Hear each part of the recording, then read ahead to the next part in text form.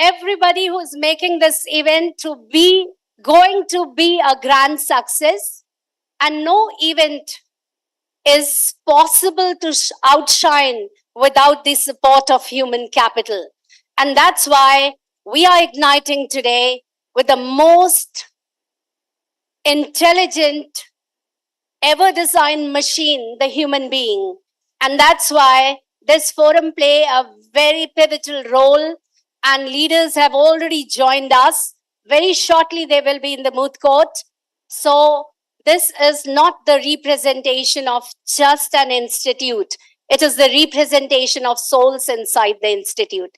So wonderful souls, be connected to witness the CEO and CHRO forum.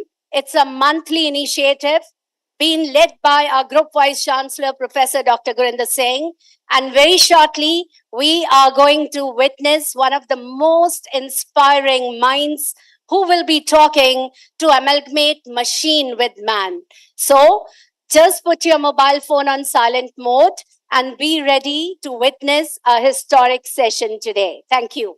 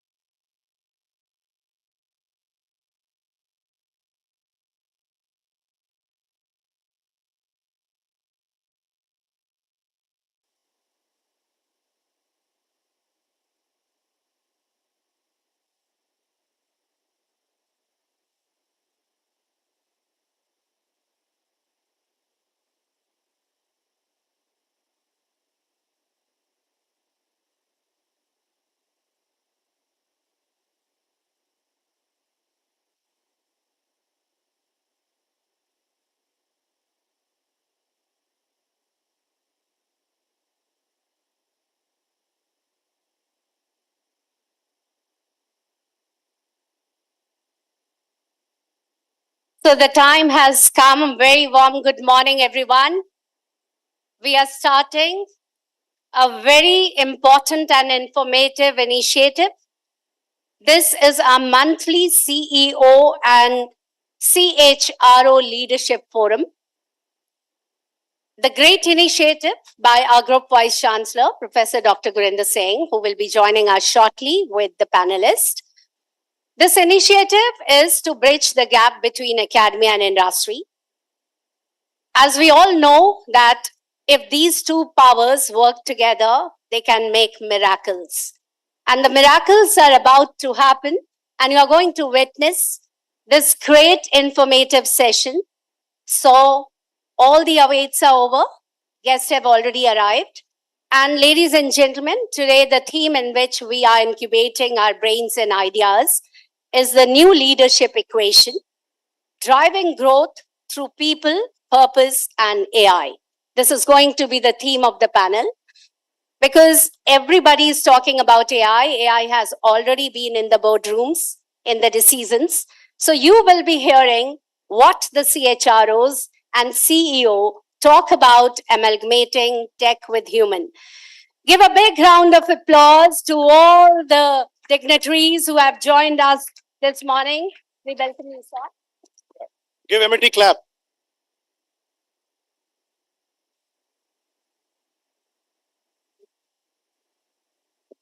So this is Amity Clap to welcome all the luminaries who have joined us today.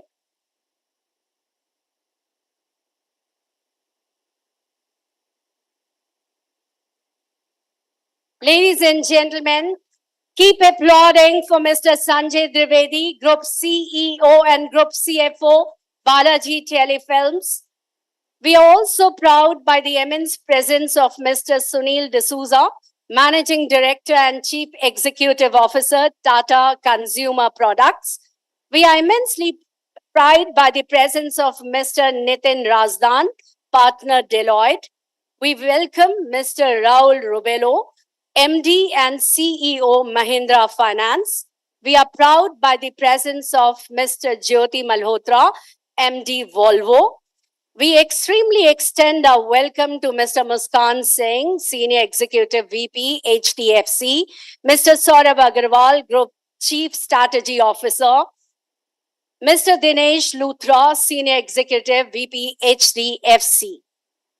Ladies and gentlemen, a warm good morning and distinguished welcome to our visionary CEO, transformational CHRO, eminent industry leaders, distinguished guests, thought leaders, innovators, awardees, partners, members of media, student, faculty, staff, and everyone who has joined us for this significant gathering to witness the monthly CEO and CHRO Leadership Forum, a special initiative by our Group Vice Chancellor.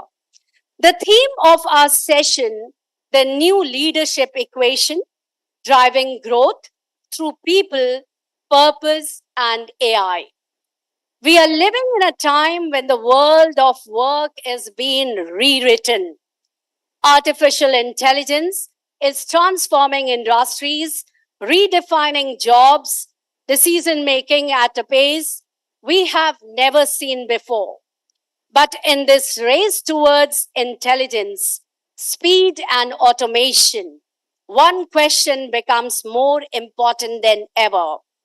What will remain uniquely human about leadership?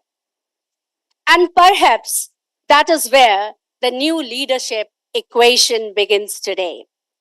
Ladies and gentlemen, I would take a special honor to invite a leader. For his great leadership is not about ahead of people, it is about standing with them, giving them a purpose to believe and in preparing them to create a future that may not yet be able to see. And this is no other than our Group Vice Chancellor, Professor Dr. Gurinder Singh. Professor Dr. Gurinder Singh is a distinguished academician, a visionary leader who has played a significant role in strengthening the connection between academia, industry, and evoking world of work. With a strong belief in empowering young minds, nurturing future leadership, and building institutions to remain relevant in the rapidly transforming world, he truly embodies the spirit of today's theme. Because people are empowered through learning, purpose is discovered through vision, and technology, including AI, becomes meaningful when guided by responsible leaders. So, ladies and gentlemen, please put your hands together to welcome our Group Vice Chancellor, Professor Dr. Gurinder Singh, for his welcome address on this great session today. Over to you, sir. Thank you. There are few days which brings a lot of energy, enthusiasm, and we are so honored that today we have leaders of leaders who are on the stage. Give them Amity clap. A huge applause for all of them.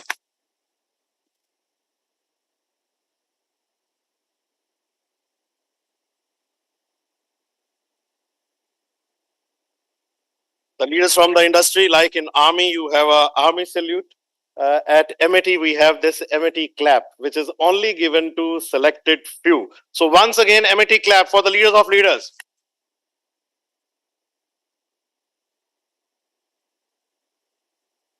Thank you.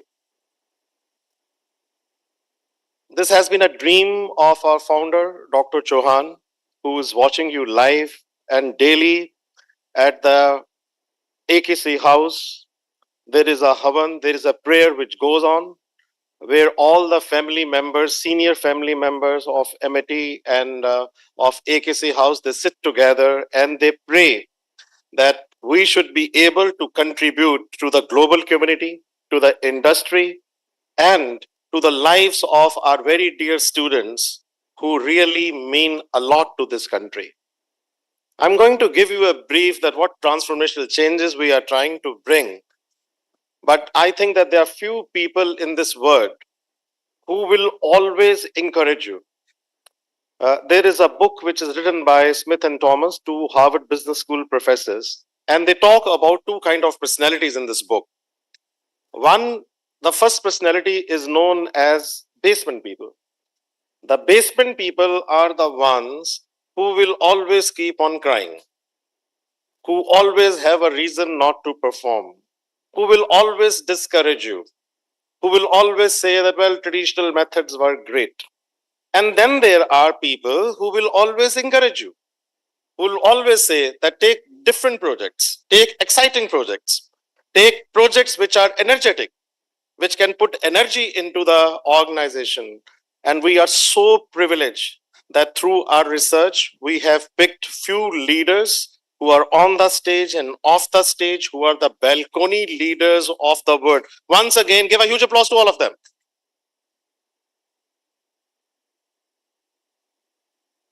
I was sitting with Mr. Sunil D'Souza, Managing Director and Chief Executive Officer of Tata Consumer Products. And I was talking about that what transformational changes he has seen in his journey. And he was talking about the program which their company does it to identify 20 great leaders, young leaders from their company, to whom they coach to take the superior and senior responsibilities. Similarly, at MIT, we do a program. That's why I wanted to share with you, where we identify the talent. We call it as 8:30 Club. So their day starts very early. So Dr. Chauhan says that you identify the talent very young. So 8:30 Club is a club where all of them, they will come early in the morning and they will start working on the product and services. And also on the financial institutions. For example, what the stock markets will look like. I can see from the Varun Beverages, Saurabh Agarwalji, who's representing Varun Jaipuria, who's the managing director, and he's the group chief strategy director there. But Varunji, you came today, but our students, they researched on you at 7:30 in the morning. So that is why I shared their research with you, that you are coming last evening at in their annual general meeting, they decided that they need to expand. So before this news can come in the newspaper, Savitaji, our students, they started doing research on it. So give huge applause to both of them. But I will like to say a few words on each of the company, on Deloitte and on Mahindra Group also. But I will first come on the Tata Group, that what we have done with the Tata Group. Uh, from the many years, our students have been working very closely with the Tata Group, not essentially with the Tata consumer, but with the various products of Tata. So one of the case studies which we have published with the Vicky Lester, which is the president and the chief of Case Center UK, was on Tata's. And this was a product that how Tata's they are doing marketing and how marketing is different in Tata than in other products. So I'll just give you a glimpse and we'll share this case study, which actually got an award last year in London to present it. Now, if you look at the marketing strategy of Tata's of 90s, it is very different from the marketing strategy of the Tatas, what they are doing now. So tell me that how marketing was done in 90s. Yeah, tell me.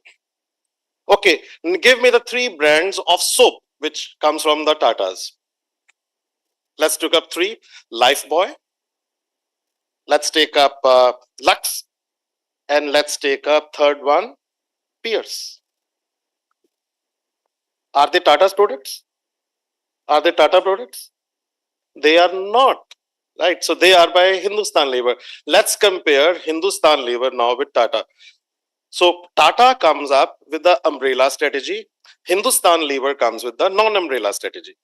So if you look at the advertising, it is very much reflected that how Hindustan Lever and Tata's are different. And we compared the strategy of both the companies. For example, Hindustan Lever comes up and they say, if you look at the old ad of Lifebuoy, तंदुरुस्ती की रक्षा करता है Lifebuoy.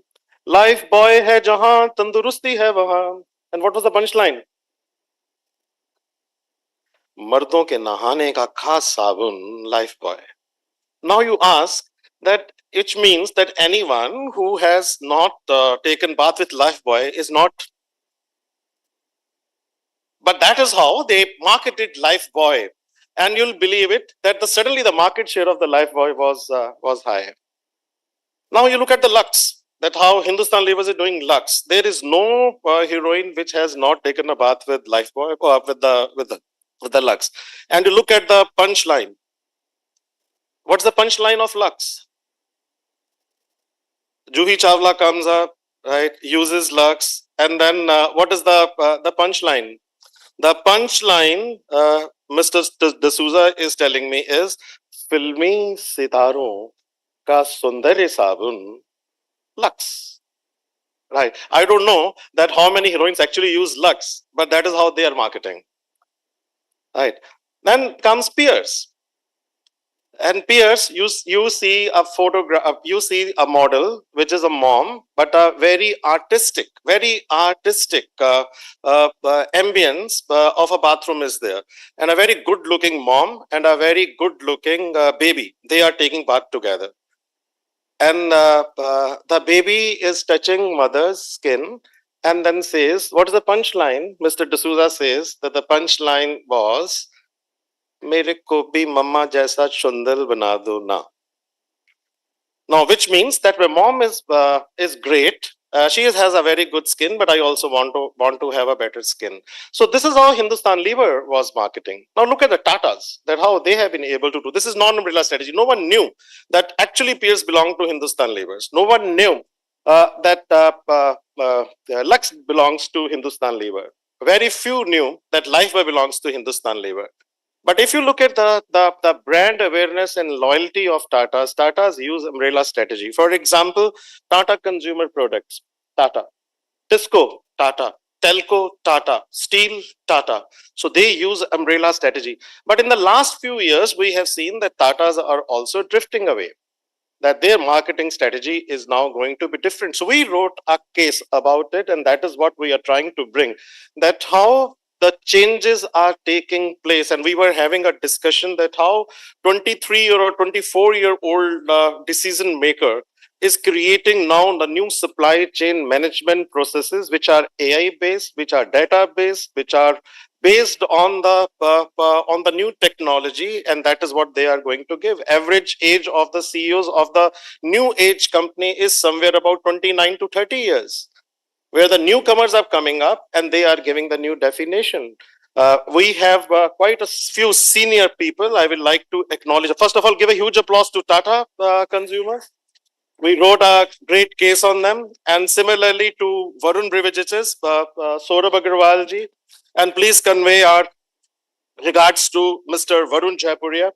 Varun Beverages has been very kind to be associated with MIT right from the very beginning. I think every inbush, they are the sponsors, main sponsors, and your products are, by the way, everywhere in our cafeterias, in our all campuses. Also, equally very happy to see very senior people from the industry, Mr. Rahul Rebello, Managing Director and CEO of Mahindra Finance. Give a huge applause to him. Gurnani ji is a good friend of ours, and he keeps on coming to the campus. He was here when we gave him the honorary doctorate. But one thing unique in Mahindras is that they always encourage young talent.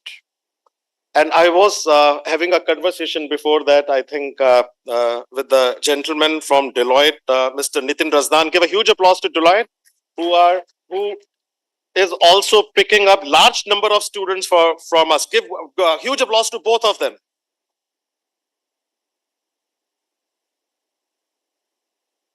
And then we have also got Mr. Dinesh Luthra from HDFC. Give a huge applause to Mr. Dinesh Luthra. I think that we work with all the three brands, but I'll give you that how we are. Mr. Luthra, your team was here yesterday, and we had a long chat with them. We also acknowledged the presence of Mr. Thakur, who's the zonal head of HDFC, and Harjeet ji, who is the branch head of HDFC Bank. But equally very happy to see Miss Jyoti Malhotra joining very soon, who's the managing director of Volvo. But what we saw was that, especially in the finance industry, Mr. Mahindra is there, and HDFC people are there, that the youngsters, they are redefining. So what we have done at MIT University is that we are trying to use technology. We are trying to integrate technology into our all programs. So under the vision of our Chancellor, Dr. Atul Chauhan, who himself is a technocrat, has studied at London School of Economics, at University College London. This is a university which has brought transformational changes into our ecosystem. We created a system called Boundless, where the students, while taking up one major, they can specialize in various fields. For example, someone who's doing international business, they can specialize in many other fields also. But in technology and how we have integrated in our business school, we are trying to take decisions based on AI data science. So we created few courses which are known as MBA in international business and artificial intelligence. And we did it 8 years back when people had no clue that what AI, artificial intelligence is all about. We sat together and we saw that this is going to be the future. And we created this course. Similarly, we created a course, International Business with Data Science and Business Intelligence, because we thought that this is going to be the future. But I was with someone and trying to understand some of the fund managers who are now taking decisions that how funds are being created and how the decisions are being taken. And that's what we are going to speak and we are going to discuss. Each student of our business schools, especially, they are being given the capstone projects, each one of them. And they will only qualify to sit in the placements if they will successfully finish that project. So they have to work on technology, they have to work on data, they have to understand that how the things are going to be while working on the various sectors. So the entire MBA and the BS batch has been divided into 25 sectors from this year. We are trying to bring industry to the classrooms. That is what Dr. Chauhan is trying to do.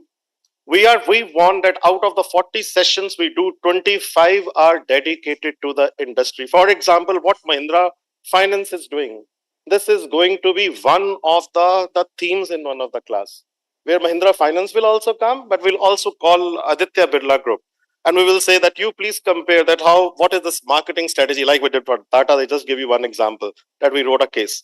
So each student is being given a case to write, and once they write that case, we present that to the company. That this is what our students have done research. We are trying that we should be able not only to create jobs, but we should be able to create entrepreneurs.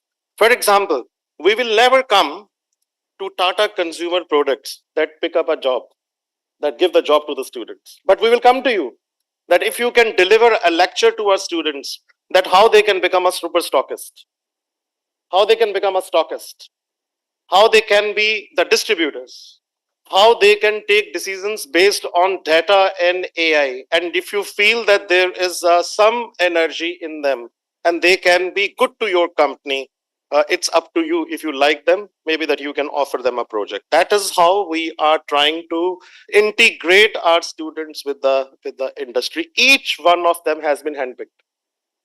Each one of them that do a project, sit with them, work on it.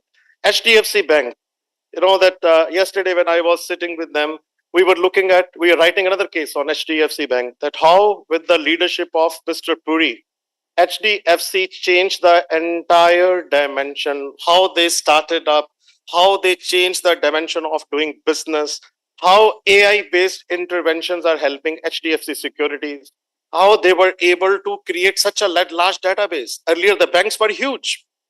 Isn't it, Mr. Singh? Banks were huge. Today, if you look at the banks, they're small. How the banking is being done. Mr. Puri came and he said that, well, you don't have to visit the banks. You need to do the banking on the phone. The entire dimension of the finance was changed. Mahindra Finance coming up with the new dynamics. I met someone at Aditya Birla, 27-year-old coming from the Goldman Sachs and is managing a huge fund. Huge fund. Quant funds are coming up where the human intervention will be nil. People will be deciding on the click of the button where to invest. The returns are higher. So we are trying to build that.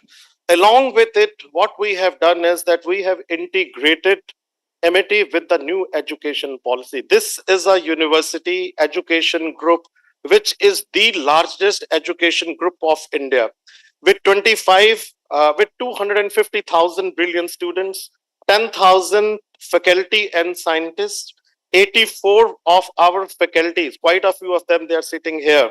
They are in the top 2% scientist list, which has been published as per the Stanford list of 2025. I have been given to understand that in 2026, we are going to touch somewhere about 110 unofficially.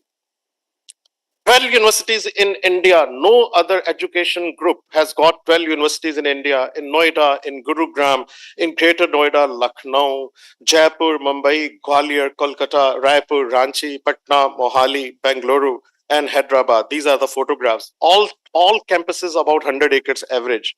150 institutions in the country, 16 foreign campuses. Again, the only education group from Asia which under the leadership of Dr. Chauhan has been able to create videos in London, in Singapore, in New York, Dubai, Abu Dhabi, Sharjah, Mauritius, South Africa, Kenya, China, Amsterdam, San Francisco, Tashkent.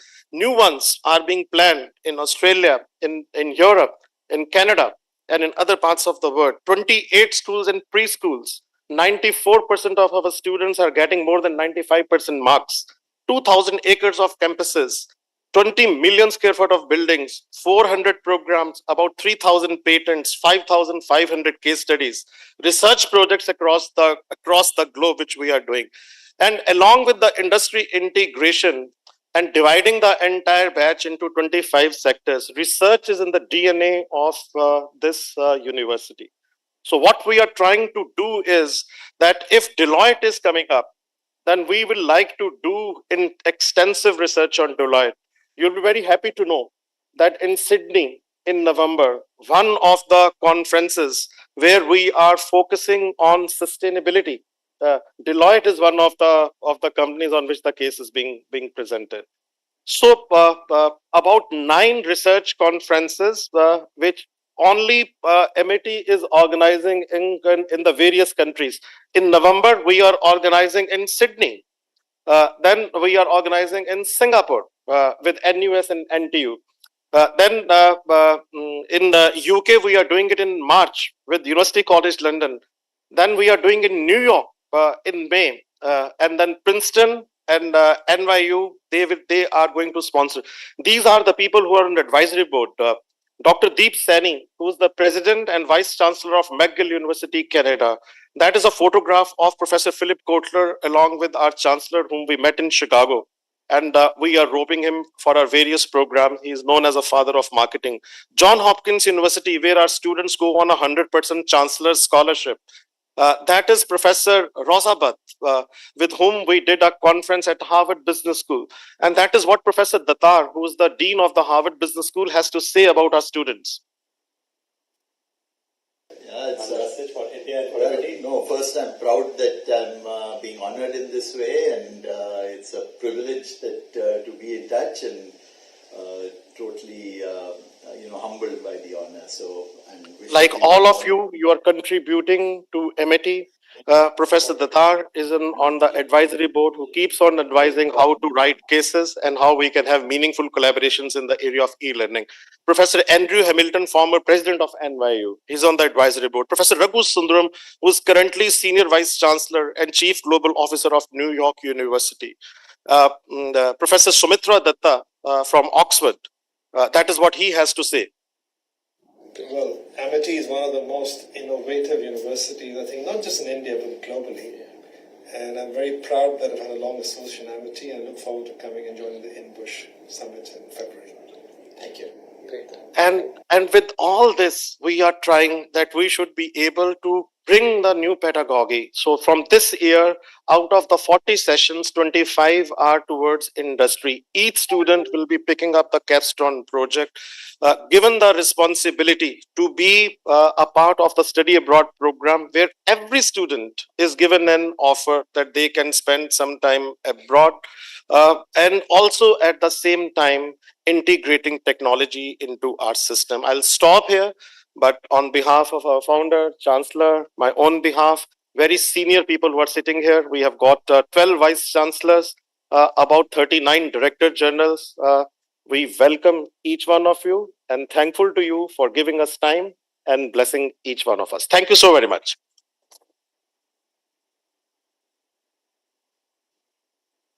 Thank you, Group Vice Chancellor, sir, for setting the tone for our next session. Our Group Vice Chancellor, sir, always wants the best to happen, and that's why the industry academia amalgamation is the need of an hour. He always says that good, better, best. Let them not rest until good is better and the better becomes the best. So the best are here, and we are going to start the panel discussion. Before the panel discussion, I will take a little time of yours to bring the brief profile of all the panelists.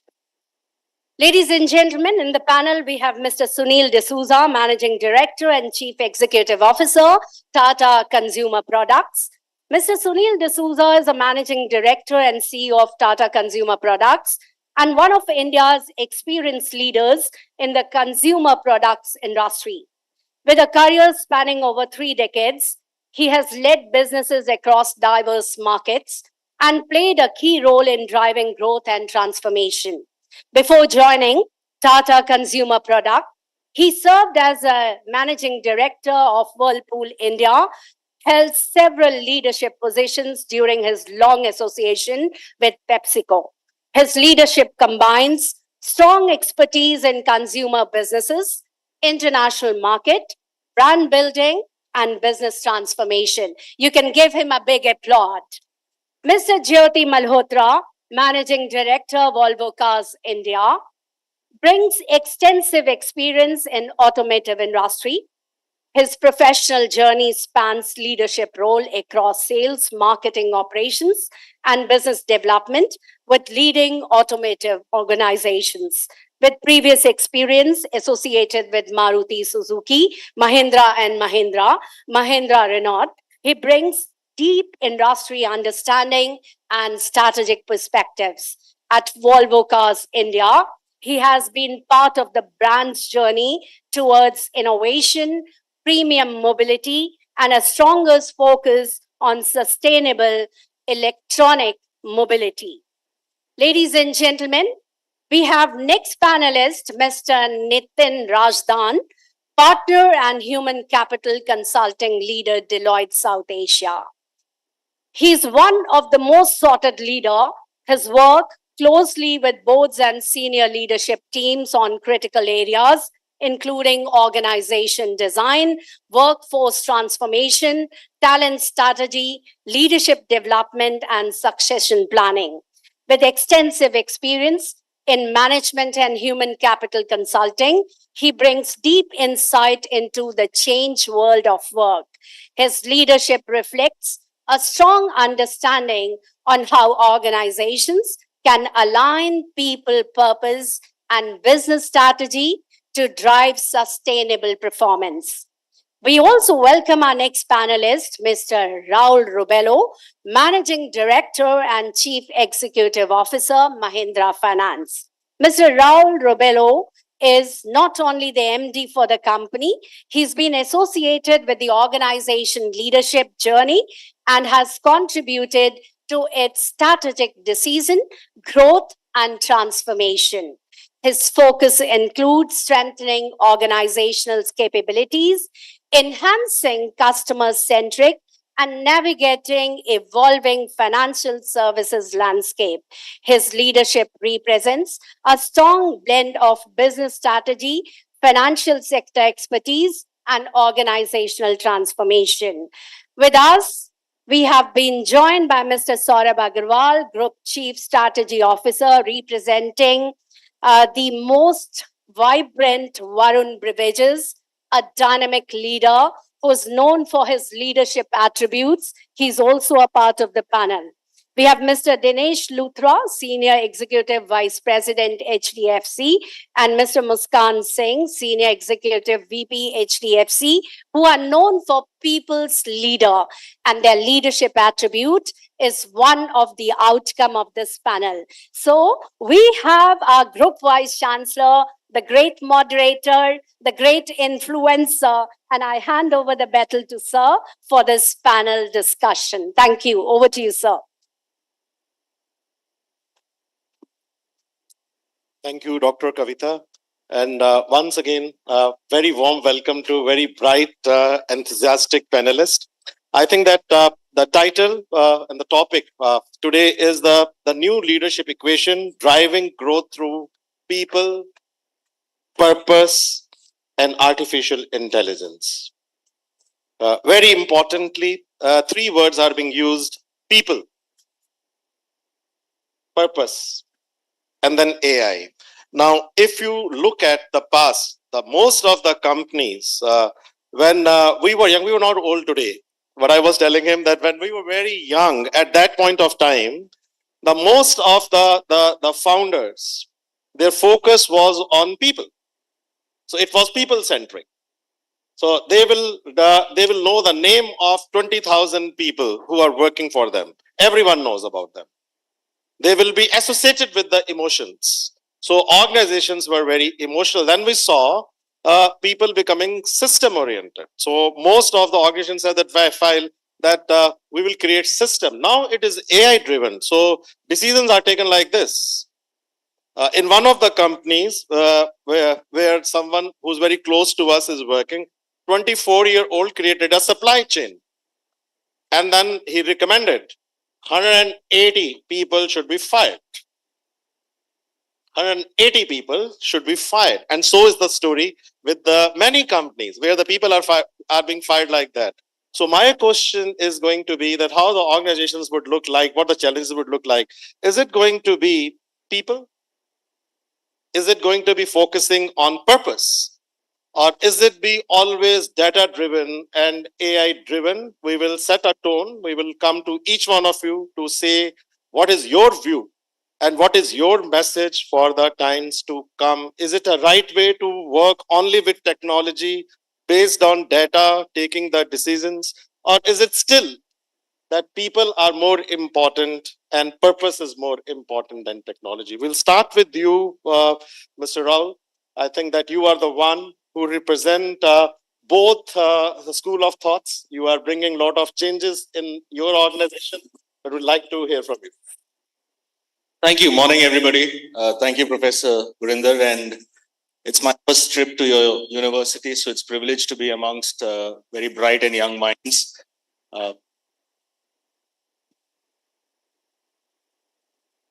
So I was just checking with my CHRO, and he said last year we had 5 of your students join us. So thank you again for the partnership that we have. Okay, so this is a very intense subject. It calls for a lot of deep deliberation. Let me first say that, at some industries, like in financial services, I represent an organization. I'm privileged to have 24,000 colleagues. Of course, I don't remember 20,000 colleagues' names, but we are a business which is only built on human capital. We don't have factories. We don't have products which are tangible. So it's always going to be human capital that wins it for us in the marketplace. In today's day and age, like you said earlier, probably people were the only priority, and processes, of course, came in to streamline things. But the conundrum today is we have this new animal of AI, and today the trade-offs that all leaders are making is between human capital cost and token cost. When I all using frontier models, and like you said, some of these frontier models are so strong that many commoditized tasks can be done through agentic routes. Having said, am I audible? Because this is going on and on.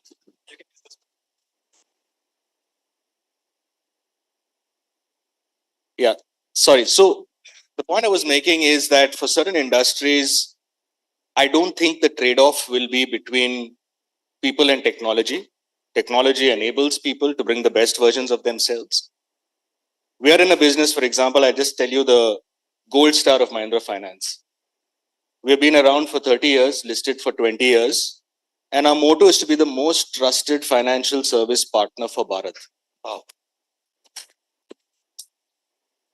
Now, can a machine evoke trust? It can give you capabilities to evoke trust, but finally it's going to be the 24,000 employees of mine who live, breathe, and evoke trust in their daily dealings with our 2.7 million customers. I can't outsource that to a front desk bot. It's going to be 24,000 employees who bring those behaviors of empathy, bring those behaviors of service orientation, and they can be enabled by the back end, by technology. But we can't outsource the toolkits of agentic to make the customer feel that trust, because trust is intangible. And when you unpack trust, it's about being consistent daily. To be consistent daily, yes, my officer on the front end will be enabled with a screen that whether customer visits a Noida branch or a Gurgaon branch or a Coimbatore branch or a Barabanki branch, technology will enable consistency, because consistency is that flywheel for trust.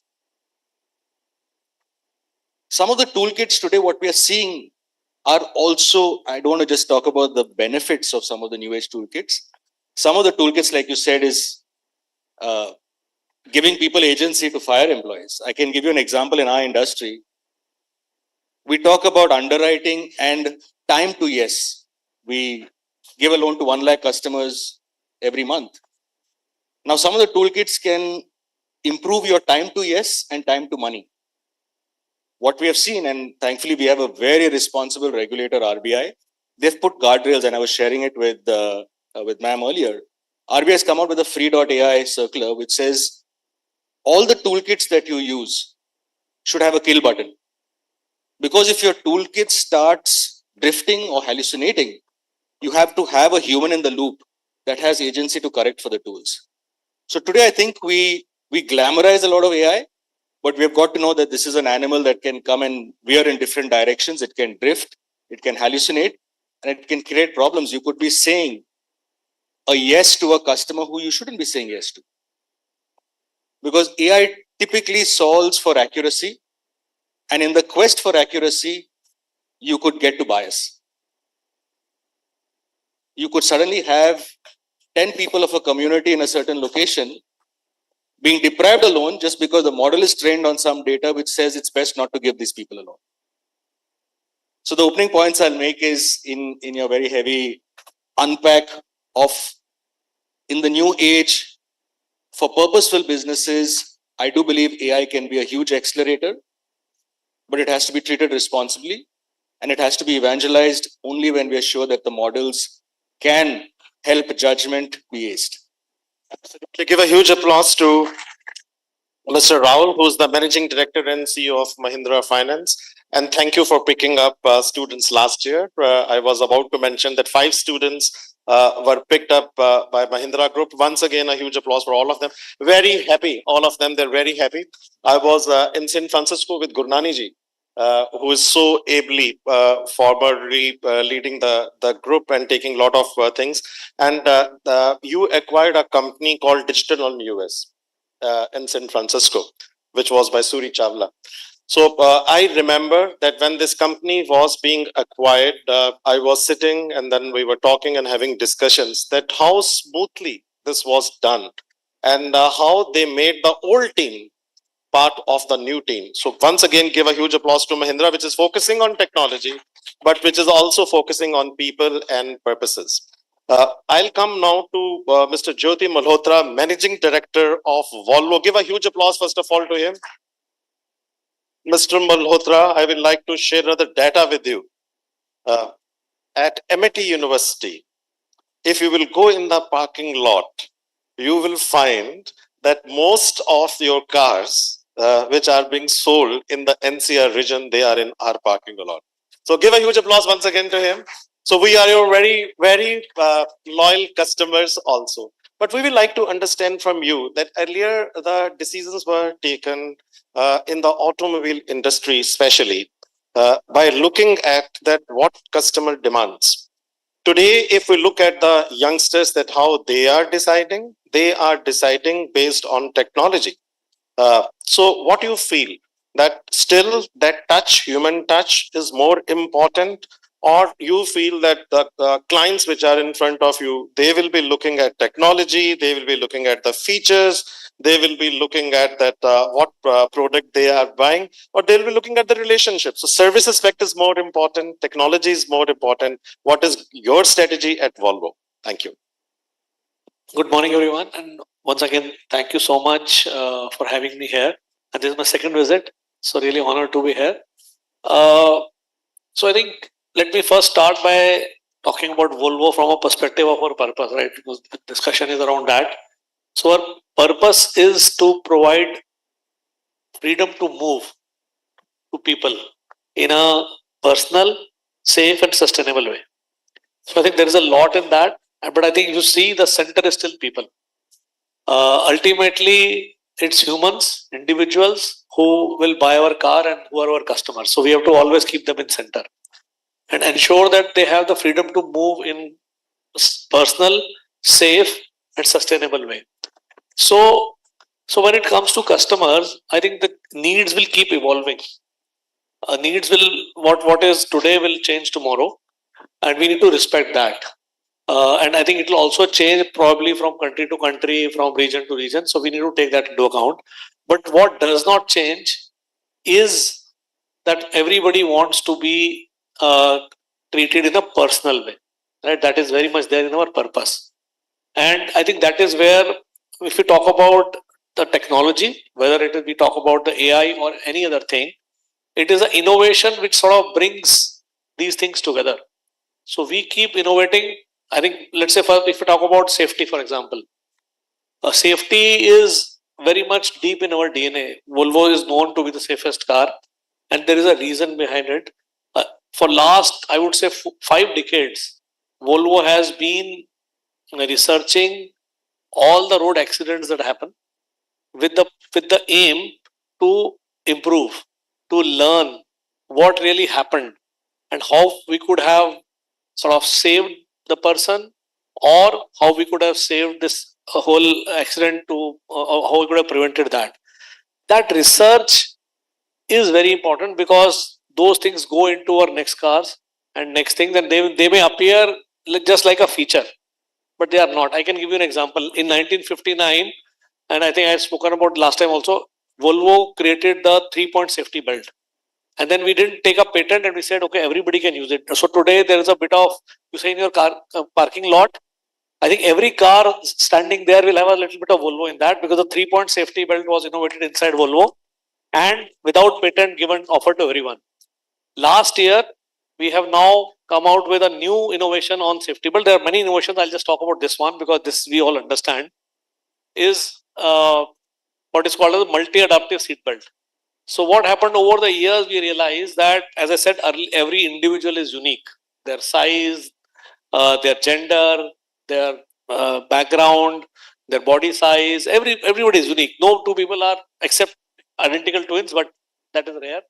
But everybody is unique. So our seat belt needs to also adapt to that, right? How much force is required? Otherwise, it is same for everyone.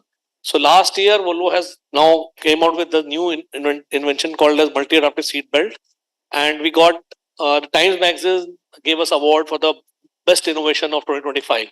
So we keep innovating, and when it comes to the customer, and I think we are talking about AI.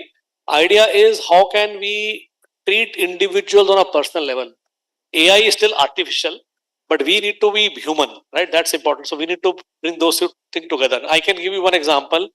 So how we use AI, for example, is that when a customer comes in, a customer comes, do their research online, they will go to website, they will visit showrooms, but ultimately at one point they will come on a face-to-face contact with the sales consultant on the floor, right? That is when the human interaction happens. Now, AI can help us to understand that customer better uh, by taking a lot of information which is available around that customer, and then present understanding the needs and presenting the car in a very personal way. Somebody may be looking at safety, somebody, as you said, somebody may be looking at technology, somebody may be looking at the look, somebody may be looking at the sustainability. What are the, let's say, hot levers? Identify those and then put a discussion keeping that in the center. So AI can create a very strong means to do that. So end of the day, there is no one way. It has to be personal, and that is very, very deeply rooted in our purpose itself. So that's how we look around that, and hence for us, the center and most important part is to offer the best consumer experience. As a luxury car brand, for us, the most important thing, we need our customers to get the best consumer experience, and we keep evolving our needs accordingly. Thank you. Give a huge applause to Mr. Jyoti Malhotra, Managing Director of Volvo. I know that he had a very pressing engagement. He had a flight, but then we specially requested that you have to come, and I know that you need to reach at airport in next 2 hours, but we'll not leave you. Because one of our students, Geetika, has written a case on Volvo. That's how we have selected the companies to be here. And they have compared Volvo with other brands. To name a few, we have seen Audi, we have look at Mug, and then we have compared BMW with Volvo, and then we've also seen that how the decisions are making. So I think one that we have still need to conclude that how now people are taking their decisions. Is it based off the consumer experience you are talking about, or is it most of the marketing is done today based on data? That if the data suggests that the customer is on that side, then you will go on that side. Or is it going to be that the customer still wants to experience first of all, and the kind of sales services are being given to them? So what is your view? Before you go, please educate us how at Volvo you feel the marketing dimensions are changing. We have seen, without naming a brand, that one brand giving huge discounts. We have seen new models coming up, old are being discarded. So what is your message to the youngsters who are focusing on AI based marketing, that at least in automobile sector, which are the 2-3 things they have to focus on? See, I think it's very important. As I said earlier, everyone has their own needs, but the common grounds are important. See, automobiles can take you from point A to point B. Any car will take you from here to there. Uh, and I think all of us have learned, especially after COVID, and I think that consciousness increase in India with regard to safety. And when it comes to mobility, I'm sure all the students here, when they travel, everybody's parents are always worried if when they're driving or they're going from point A to point B. And I think hence the safety is very, very important. And as a company, we have never waited for regulations to sort of uh, dictate us. Uh, Whatever regulations, most of the regulations come in India, which are already there in Europe and many other countries, and we have always been the forefront on bringing the best when it comes to safety. So my first important thing is always keep safety as one of the strong, understand the safety. Don't assume that if you're buying a car of X worth value, it's going to be safe. It is not like that. Safety is, there are two elements of safety, passive safety and dynamic safety. One is which will prevent the accident, and second is it will save you when the actual accident happens. So it's important that both the aspects are taken care of. So in my view, I think when it comes to I think any decision, safety becomes the foremost. It should be almost the foremost. Second thing is sustainability. I think we are all, I think now when I was growing up, I think we used to hear about climate change. That will probably happen somewhere, I don't know, maybe next generation. But we are all witnessing it now. It's happening all around us. There are events which tell us that climate change is upon us now. And the responsibility is also on us. And I think it's important that we look at it from that perspective. Hence, I think a company who believes in sustainability, I think if you value that, then ultimately you are helping the Mother Earth. For us, when we talk about sustainability, it is our extension of safety in a much larger context of saving or safety for Mother Earth. And that's why the sort of material that we use, the sort of technology that we use, the sort of energy that we use. So it's now what is output, but how do we produce the car? In what environment we produce the car? What sort of energy that we use, and so on and so forth. So I think sustainability is equally important. That takes care of. So when you decide, please look at that, because ultimately, as consumer, you are only sort of driving change, and you can drive the change if you are keeping these things in the foremost.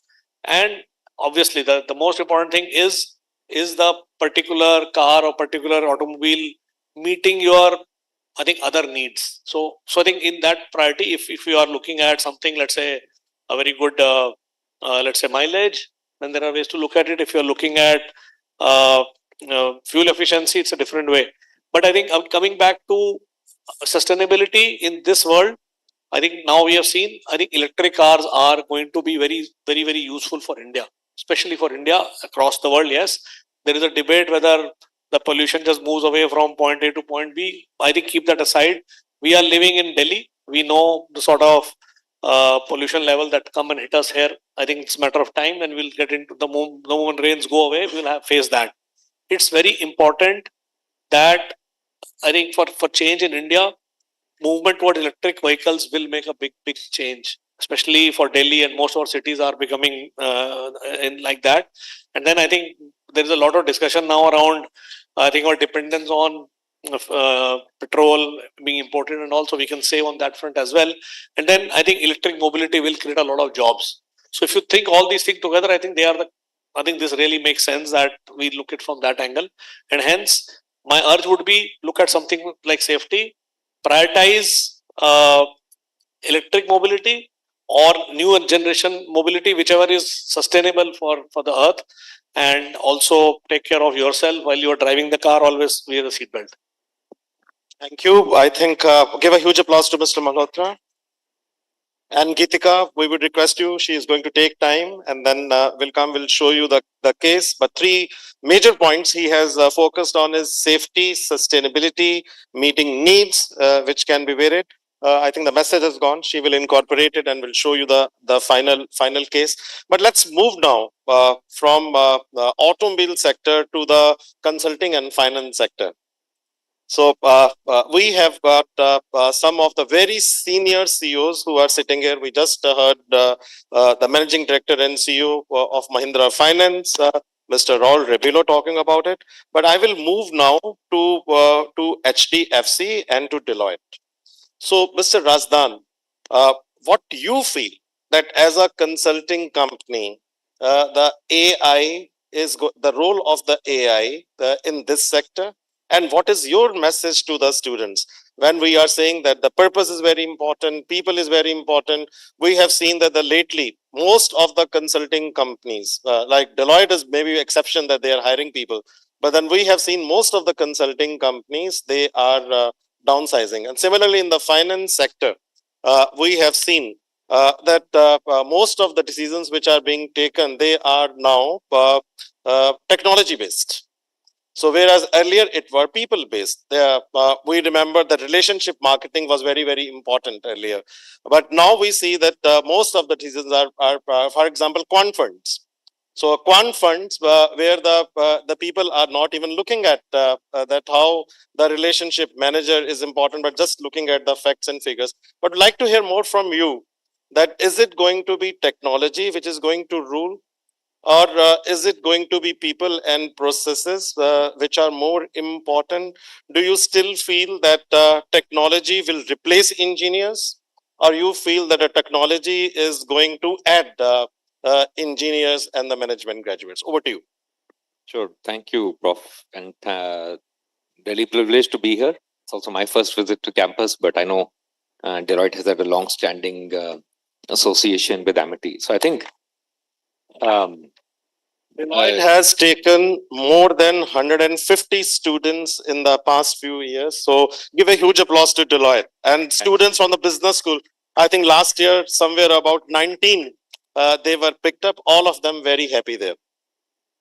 Thank you. So I'll state a couple of points. I think one is today, every time you open a LinkedIn account, you'll find self-professed gurus on AI, and many have predicted the demise of professional services, the demise of consulting. So you'll see somebody saying, "RIP Deloitte. Here is a $500,000 PPT deck which you can get with one prompt." The irony is that number one, as a firm, we're a $70 billion firm, nearly 200 years old. Globally, we've survived pandemics, recessions, depressions, world wars. We continue to grow. And technology is very much front and center of what we do. Technology-led transformations for clients across all sectors is probably 2/3 of our business today globally and in India. And so therefore, it's not a question of whether technology and people and process, one is more important than the other. It's actually bundling all of this and providing meaningful outcomes to clients, which keep us going. The second point is on AI itself.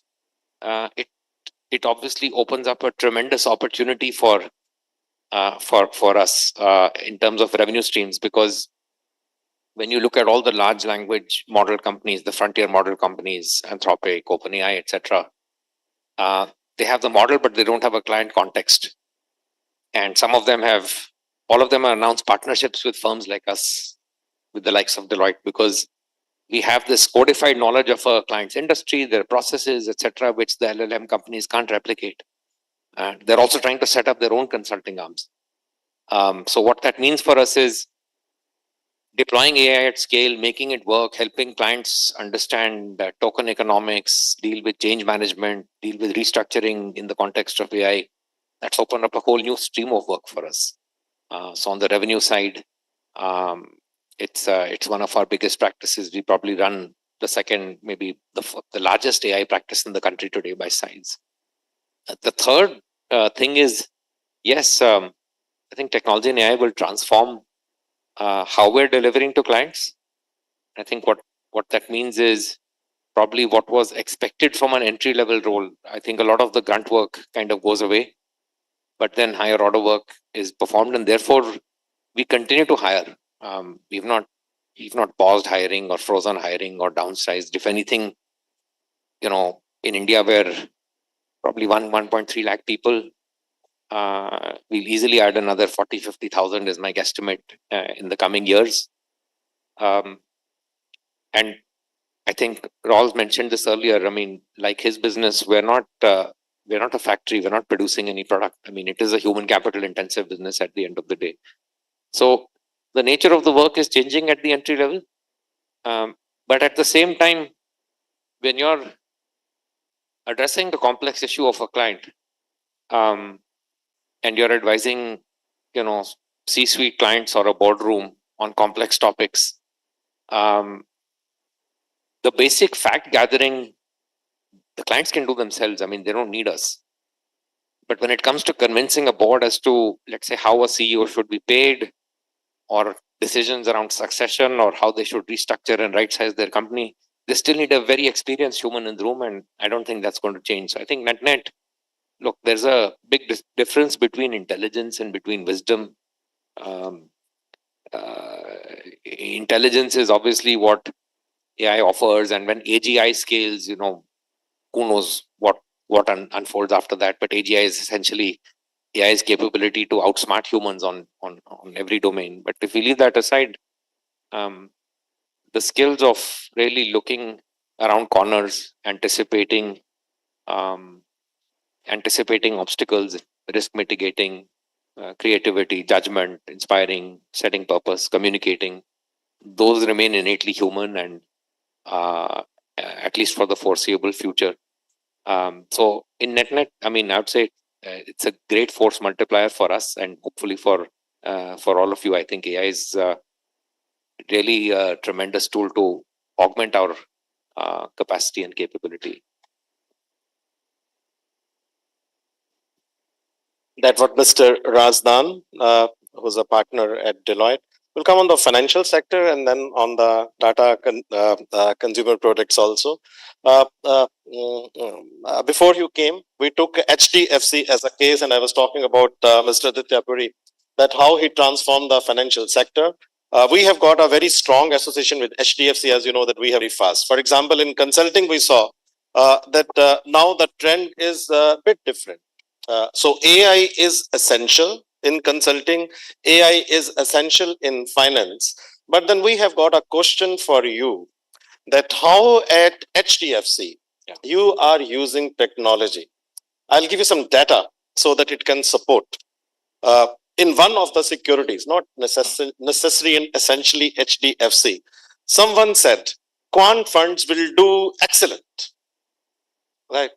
And everyone who was AI based doing the investment, they said, okay, let's invest in quant funds. Like people are saying, consultancy are not required. We will be able to do the entire work. But then after 1 year, they fail, right? And then they come to the consultants. Correct. So, but then AI is also doing great things. They are helping. So we want to understand from you that if the technology is so great, if the AI is so great, if data science is so great, then why is it so that from the last 2 years, the returns in quant funds is less than 5%? Whereas where the people and processes were focused, the returns are much higher.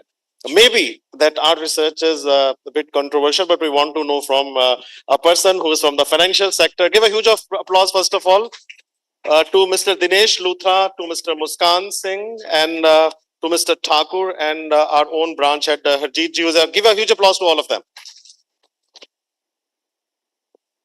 Hi, good morning. While everyone was on the panel was talking about how many visits they've made, let me also confess, I've lived here. Now, I'll tell you how I've lived here. I was actually the first batch of Amity Business School.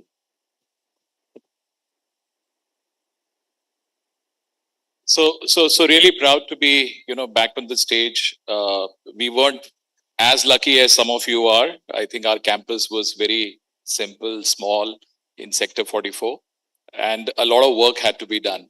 But really happy to be back here on the stage. Although I did visit in the past, a few years back when we were hiring.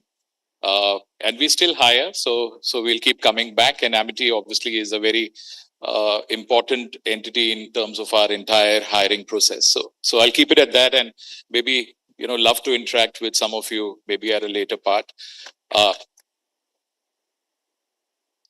Now I think the most relevant question which was asked by the professor. Let me shape it a little differently in terms of while last week only somebody asked me this question. He said, HDFC Bank, the total digital transactions that you guys do, 98% of your total transactions are digital, and you have 9,800 branches. So why do you require so many branches when 98% transactions are digital? Digital means it's straight through. People can access the way they want through the mobile, internet, etc. And my only answer, and I think which sums up the entire discussion today, I think my only answer to them was transactions can be digital, but relationships can never be digital. Right?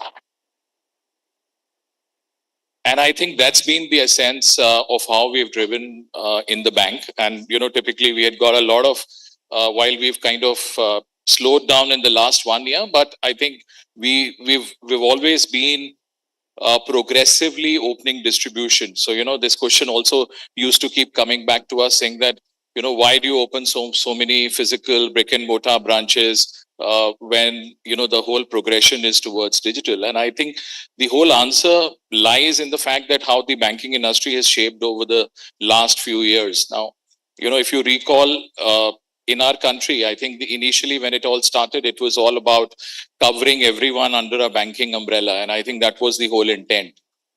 Second step, it moved into developing scale. Third came in the digitization, right? When you had the ATMs and the mobile banking, internet banking, and all of that came in. And now in the present scheme of things, we're looking at data sciences, AI, Gen AI, kind of, speeding it up. I think it's an evolution. It's a process. And, initially a few years back, we were all told, as fintechs being a very big competition to banks, right? And I think this question also used to keep coming in, that, a bank versus a fintech. But I think the evolution and the adjustment over the last few years has been that both of them have to go hand in hand. And I think it's about collaboration. Fintechs do bring in agility, and which needs to be taken from a merit point of view and absorbed in the bank. And that's what we're doing actually in the bank. Now, coming back to the future of what we are trying to do in the bank, largely, I think it's all about relationship. As I said, my one statement actually summed it up in terms of, how we are looking at technology. But yeah, the intelligence that technology brings in obviously brings in that distinct advantage of knowing a customer better, and I think that's where the real essence is. I think it goes hand in hand. And at the end of it, I think whether it is auto, whether it is financials, whether any industry, I think relationship does play a very, very critical role. Yeah. Thank you. I give a huge applause to HDFC Bank. And Dineshji, keep on coming. It's always good to see someone from your own family coming and then speaking as the helm of at the top of the bank. So feel so proud when someone from the MIT comes up. Dr. Chauhan, while I was speaking, he sent me a message. He said that please convey my best wishes. But we all feel so proud that the great things you are doing at HDFC. Equally proud that Mr. Muskan Singh is there. Both of them, they are very senior executive vice president. Give a huge applause to both of them. I was discussing with your team, which came yesterday. So of course, placements is very important, but I think that for us, research is equally important. We are doing a lot of research on HDFC along with the other financial institutions, and our compliments to the changes you have been able to make, but we will speak to you separately. That what kind of synergies between MIT and HDFC Bank. But let me come now to Mr. D'Souza. So I think that Tata Group has always focused more on people and processes. But we have seen in the very recent past, TCS, Tata Steel, telco, that they are making quite a few changes. In the consumer product especially, so as you are heading that division, what you feel is going to be the role of Tata's company, and what is one thing you want AI to change, and what is one thing which you don't want AI to change? Over to you. Okay, before I go there, right, the statement that all of you will constantly hear, AI is going to change the world tomorrow, right? I would probably say I would split it into two pieces. AI is going to change the world, but it's not tomorrow. AI is going to change things. AI is going to change the way jobs are done. AI is going to impact different industries differently, right? If you look at recent research, depends on which research you look at. If you look at CEOs saying value has got created out of AI, there is a research which says 5%.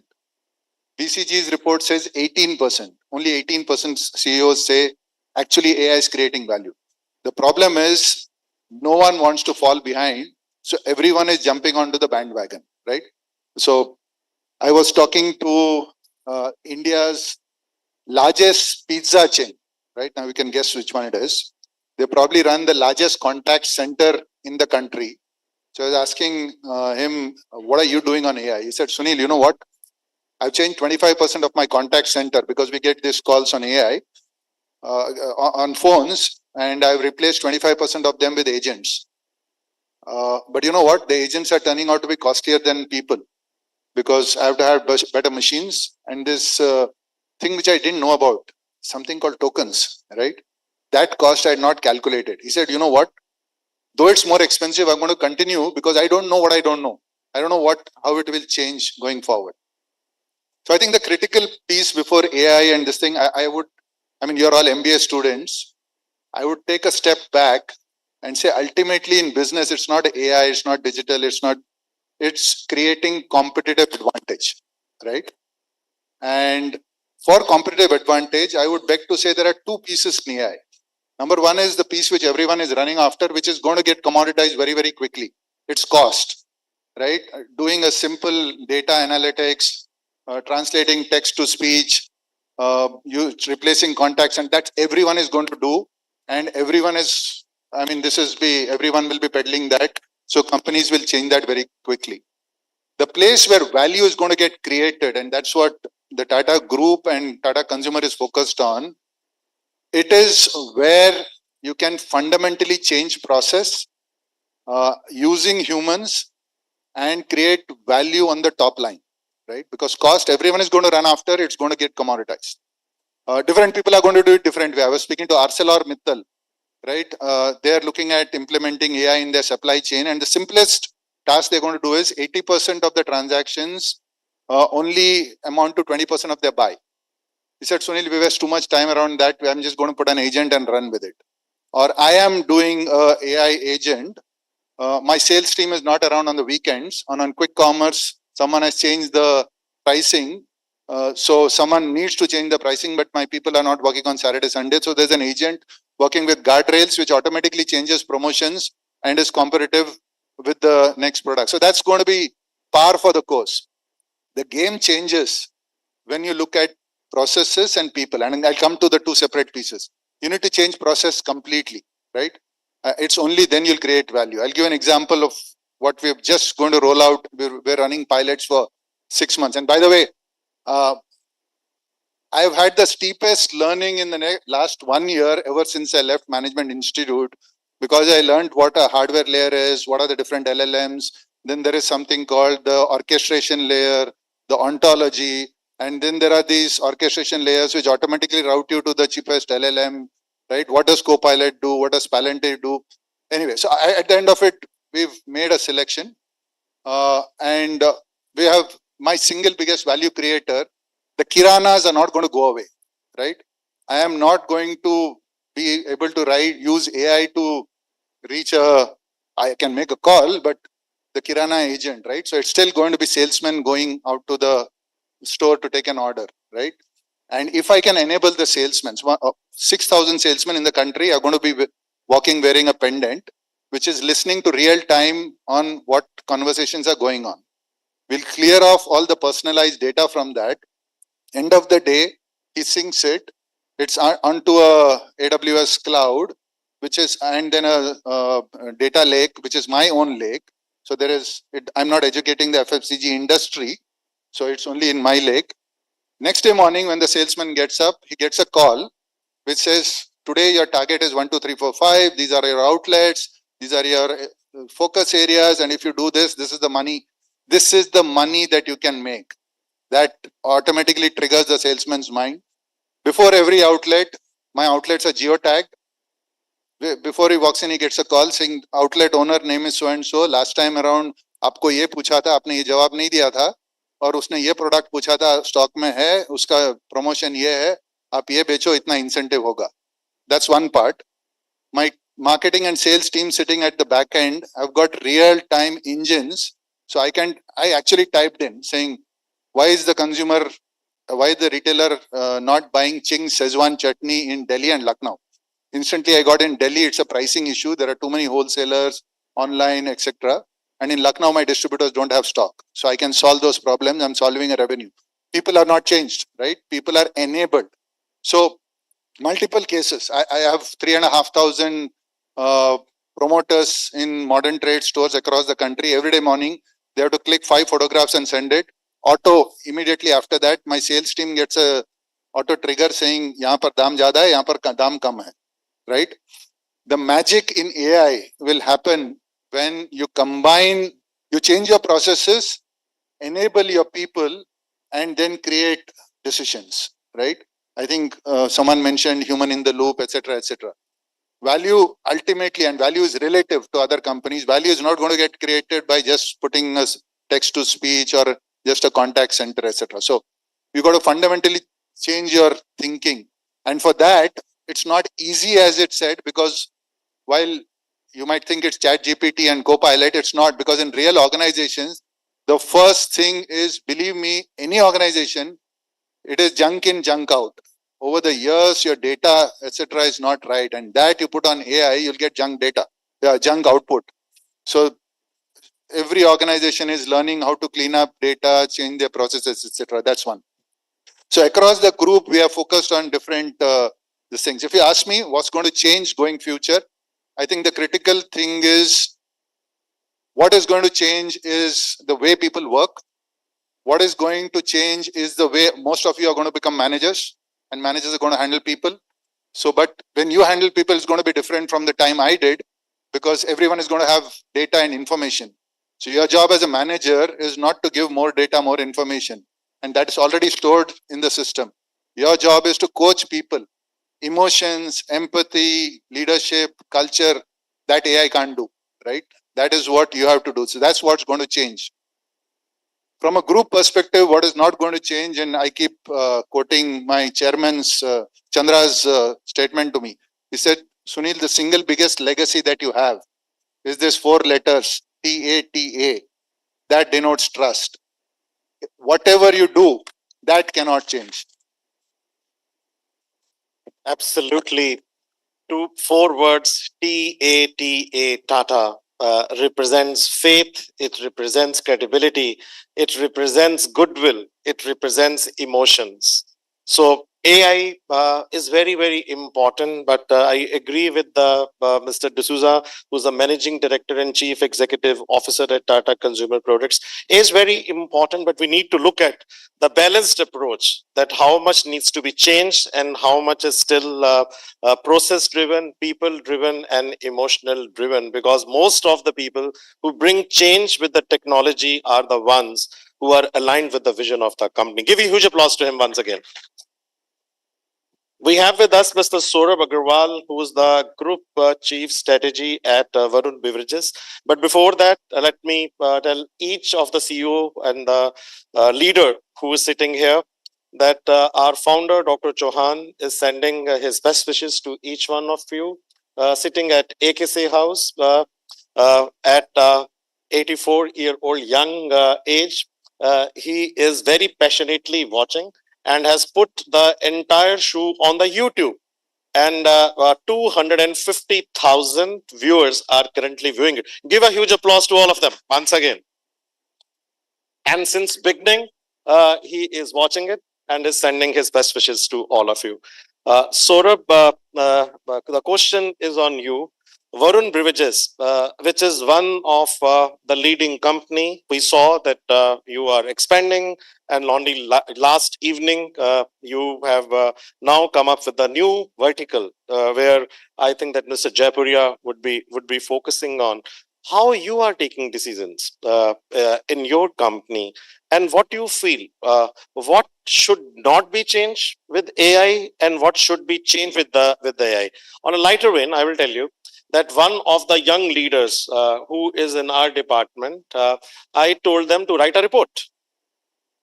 So I got a very quick report in 15 minutes. So I was amazed, and everyone said, "Great report." So when I read the report, at the end it was written two options. If you want, I can give a better version also. So please use AI, but use AI very intelligently, because it's not always the speed. So we want to understand from you that how at Varun Beverages you are focusing on things which will AI will change and the things which AI should not change. Over to you.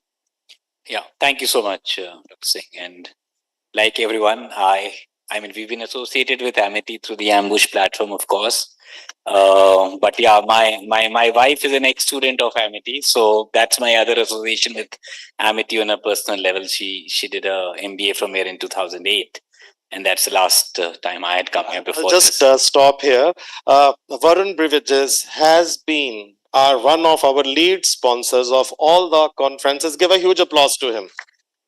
And from the ages, I think from the last 3 decades, they are associated with. And there's one gentleman who's also sitting very silently, if you permit, Mr. Luthra, from your bank, Mr. Thakur. So from the last 2.5 decades, he has also been supporting. Give a huge applause to all of them. Thank you, but over to you. Perfect. So, I mean, like Mr. D'Souza said, you know, it's eventually around what value can you create out of AI, and the way we are leveraging it right now, divided into two. One is on what is AI doing? It's essentially converting a lot of data into a very usable insight, which we as leaders take decision on. And one way we're using AI is, you know, there's, I don't know, billions and billions of conversations going on the social media. Youngsters like you talking, we're leveraging a lot of that information to really decide what's the next product that needs to be launched. So what are people talking about? What are young people talking about? What's the kind of next drink that you want? You know, we are a beverage company at the end of the day. So what should be our next launch? That's one. I mean, researches like these used to take years or months. What AI has done is shortened the time frame. I mean, it's just enabling taking decisions much faster by converging a lot of data and conversations together. That's one part. The other, of course, is how do we decide? You know, again, I don't think it's AI versus a manpower or AI versus a human. Of course, some roles will get eliminated with AI come in, and I'm not debating that. Some of the very, very basic fundamental roles will get eliminated. But what AI is doing us is enabling us to take decisions much faster. Decisions about investment, decision about where to expand. It used to take months and months of researches earlier.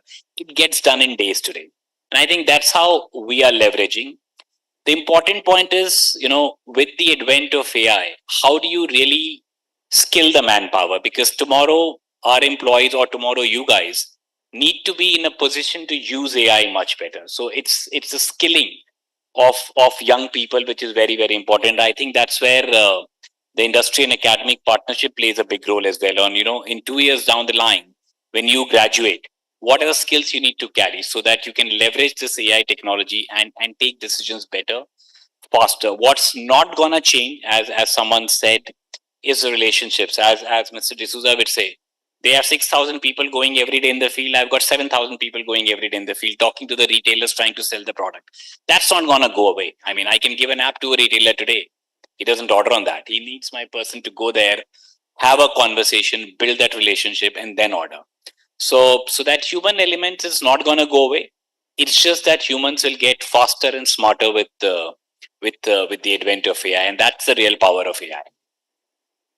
Thank you. We have with us Mr. Muskan Singh, Executive Senior Vice President of HDFC Bank. But before we call you, I'm aware that Mr. Jyoti has a flight.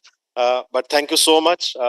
He accepted this, and he was saying that I have meetings, but from the bottom of our heart, we are extremely thankful that you came, though you had to fly today. Can I request the master ceremony if we can facilitate him?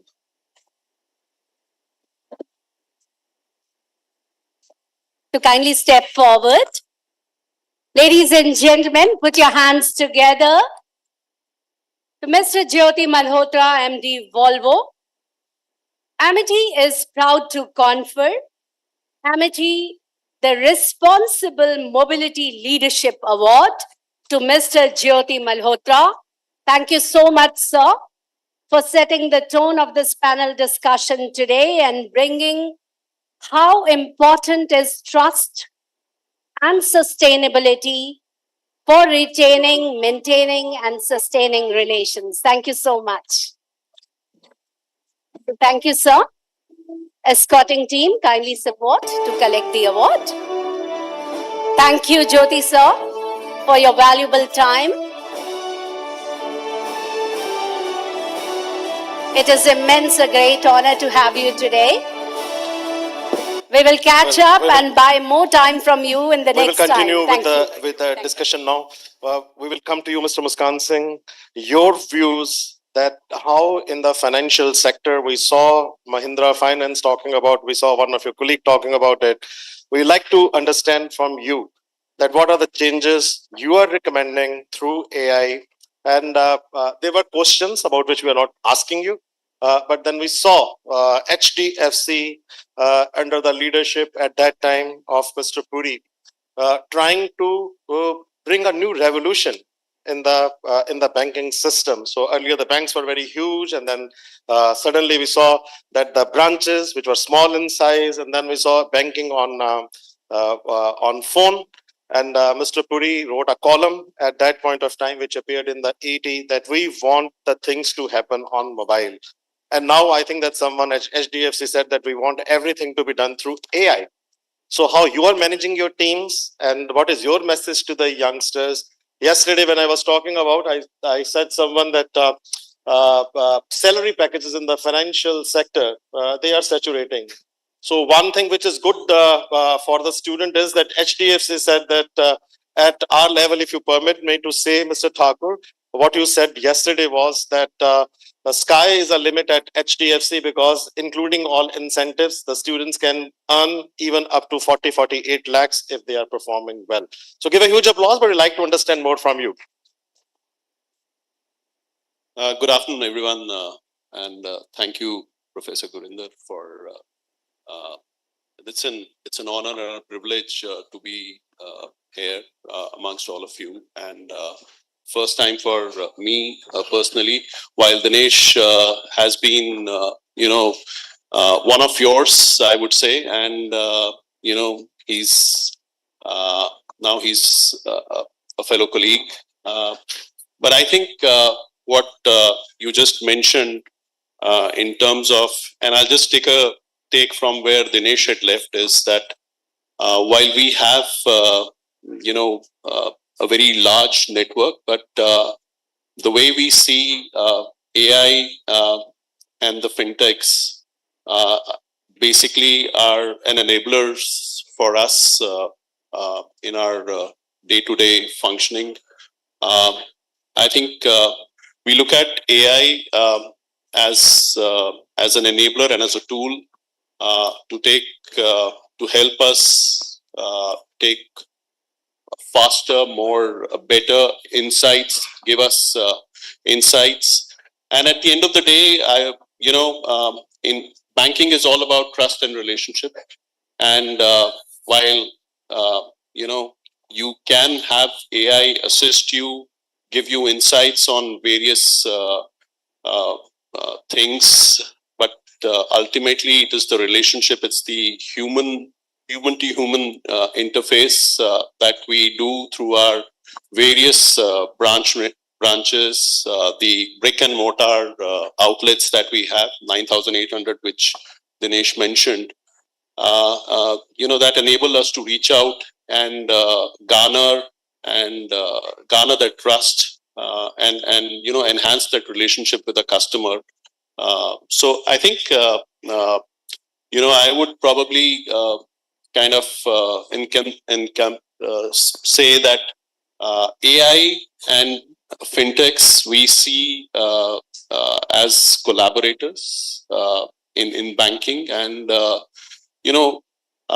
ultimately, since most of our panelists, the views were that you cannot replace the human capital at the end of it.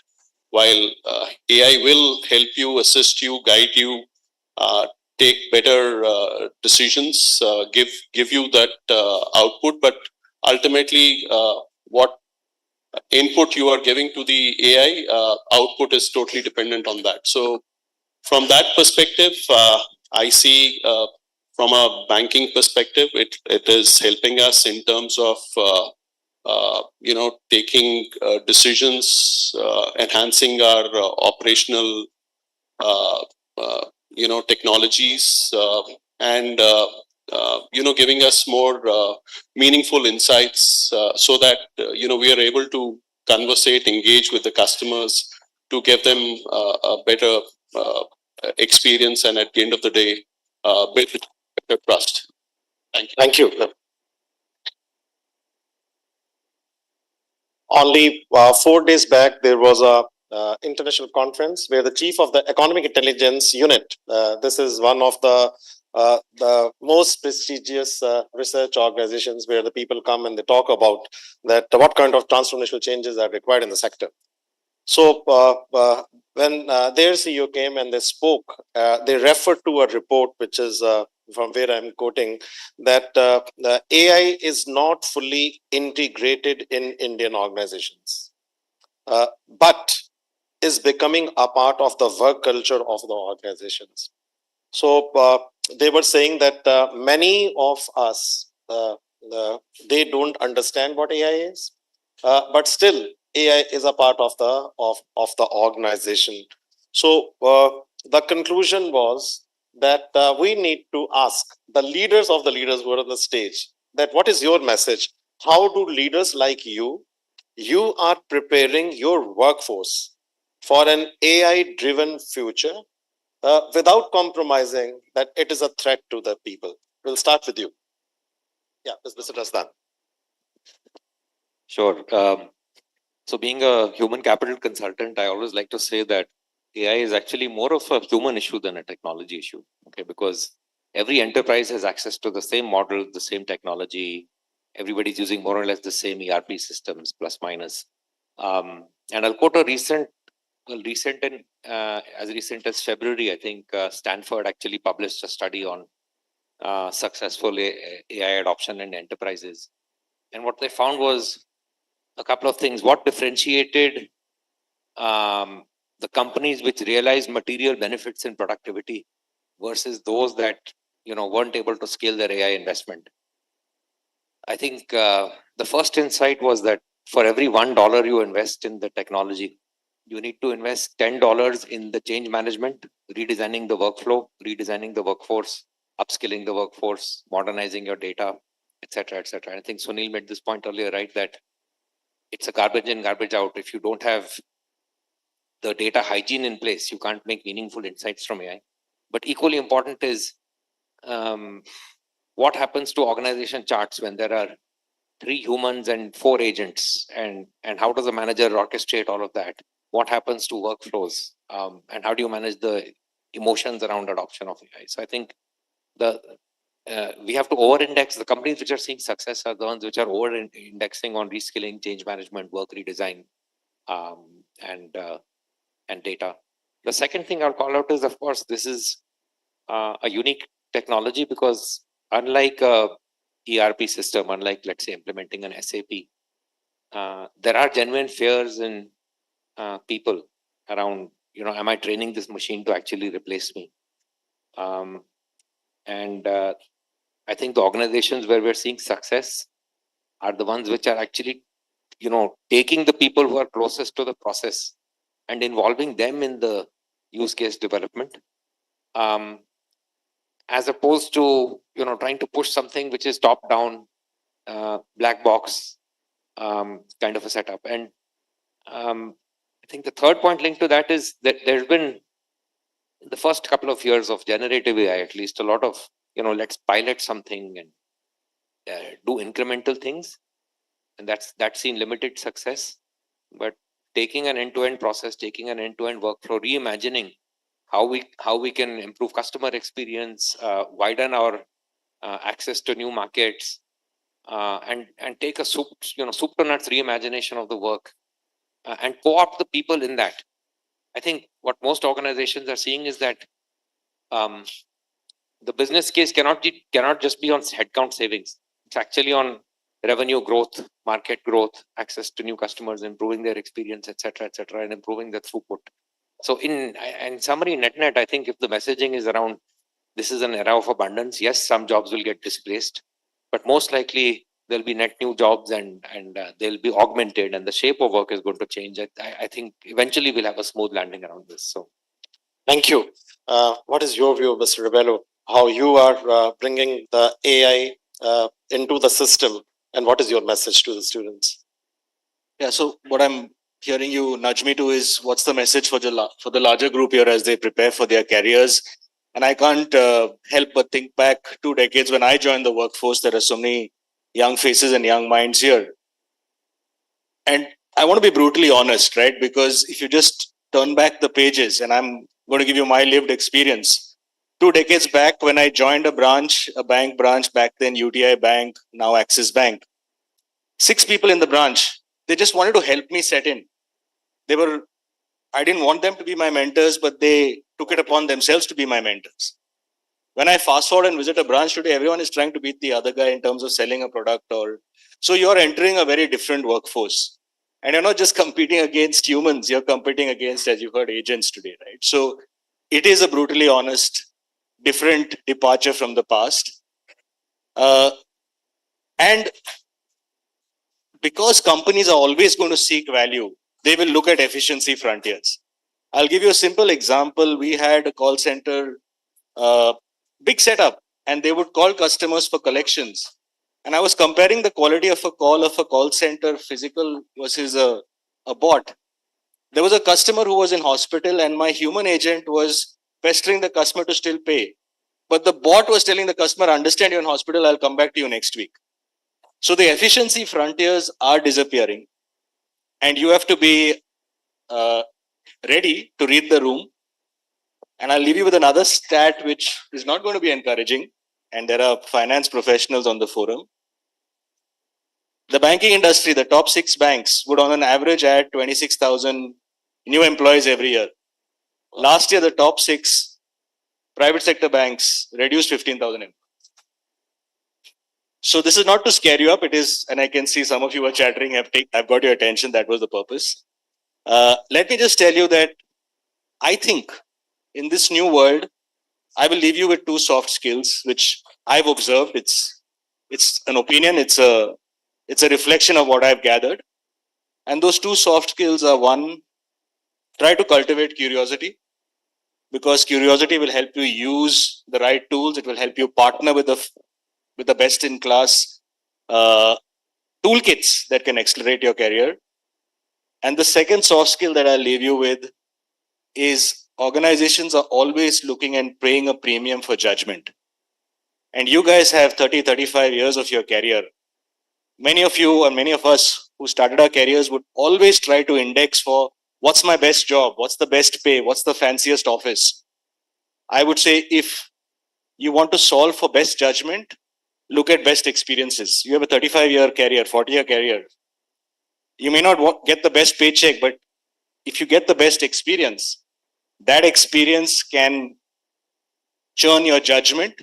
And in the long run, as you finish 5-10 years of your career, you'll realize that you're in a much better place, because companies who index for best judgment, your experiences the accountability that you take through those experiences will help you get a premium and help you have a long career, because all of you want to have long careers. So thank you.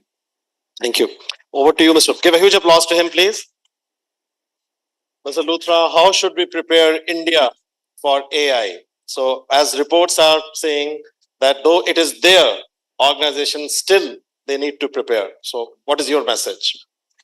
Yeah, so I'll also keep it short. In fact, this thought was coming in my mind when I was, even making that first statement. I think, if you typically, and let me talk about the bank since it's the organization that is being asked here, but, typically in a bank, and I'm sure all of you will realize when you get to the industry, in a bank, there are basically three umbrellas under which people work. So one is service, second is acquisition, and third is relationship. Wow. Now, there are people who get distributed among all these three umbrellas. Now, the reality is that yes, the umbrella on service via AI and technology and straight through is shrinking. And I think that's a reality which all of you also need to understand. And therefore, your orientation has to be more on acquisition and relationship, because that's where, with the support of AI, you can still really grow big. I've been with the bank for about 28 years now. 97 is when I left the university, and I joined the bank in 1998, and I've stayed along. So I think, from a stability point of view, it's also very important not to keep running organizations, because yeah, because typically, what you earn in terms of a learning curve for an organization, by the time you realize that you're going to reap the benefits of it, you're like into another organization. And I think that's what makes the difference. But coming back to more on how AI can support, I think it's all about, I think banking now is not about products.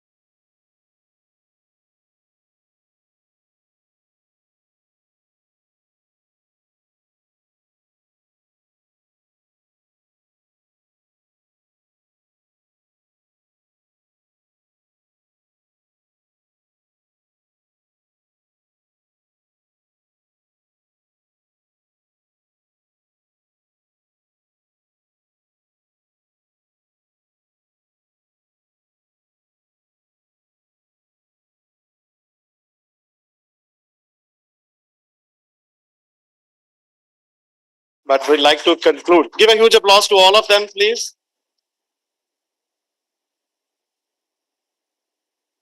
And I think that we will conclude with a summary of the discussions that AI is going to be here. But we actually need to understand that what is going to be the cost of implementing the AI and the systems. We have seen in the past that some of the leading companies of the world, they are having a question mark that what is going to be the cost of implementing the AI and the data systems. So we need to prepare the youth, the students for the challenges of tomorrow. That is what at MIT we have been able to do. We started researching on AI, data science, business intelligence, and integrating with our business school about a decade back, 9 years back. And some of the very young scientists, business schools, social scientists who are sitting here, we launched the programs like AI integrating with international business, data science, business intelligence, integrating it with business. And that is a reason that in this business school, all the students, they are studying AI and data science as one of the compulsory component. But we will end here. Keep on applauding for all panelists. Mr. Luthra, give a huge applause to him. Feel so much proud on you as an alumni and as a great leader. Keep on coming and talking to the students. Mr. Raul Rabilo, the Managing Director and CEO of Mahindra Finance. Huge applause for him, a huge one. You don't know that how much busy all of them they are, but coming to a business school, talking to the students, grateful to you. We have got Mr. Razdan from Deloitte. A huge applause for them. Deloitte has been one of our principal recruiter also coming to us. And our good friend, Mr. Sunil D'Souza, the Managing Director and Chief Executive Officer of Tata Consumer Products. A huge applause for him. And Mr. Saurabh Agarwal, Group Chief Strategy Director of the Varun Beverages. A huge applause for him. And for Mr. Muskan Singh, representing HDFC, and in the audience, Mr. Thakur, Ms. Kaur, and all others who have been working and helping us. A huge applause to everyone who is here. AI is great, but people, they change. So I don't know whether Ms. Flossie is here, or maybe that she is Flossie here? I think that she's still working, but one person who was working day and night till 10:30, she was sitting with the students, making rangoli, and student team, which has been doing case studies and doing research, are all appreciation. Give a huge applause to all of them. Over to you. Thank you, sir, for setting the tone and such the blueprint panelists here on the theme which is amalgamating AI with human resource. Without further ado, I would request all the panelists and our Group Vice Chancellor, sir, to kindly step forward for the felicitation ceremony. I would also like to extend a warm thank you to our founder president, Dr. Ashok K. Chauhan, sir, who is watching us live and giving us blessings, to our respected Chancellor, sir, for their motivation and for bringing such plethora of learners to this platform.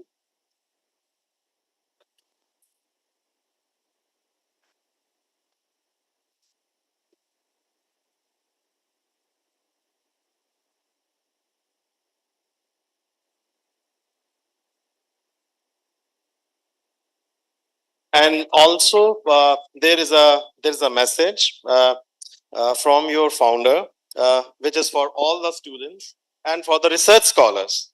That there's a lot of learning from a very learned people. So founder is applauding all of you once again on behalf of our founder. आप सब लोग खड़े हो जाओ जरा एक बार, standing ovation दो. Yeah, MIT clap.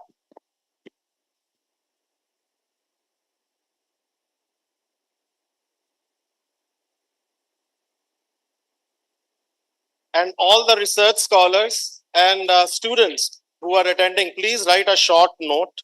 What is the take home from this discussion? And also send it directly to the office of the FPO, because he wants to understand that how youngsters, they are understanding the concepts which have been given by the CEOs, and to top 5 students and research scholars.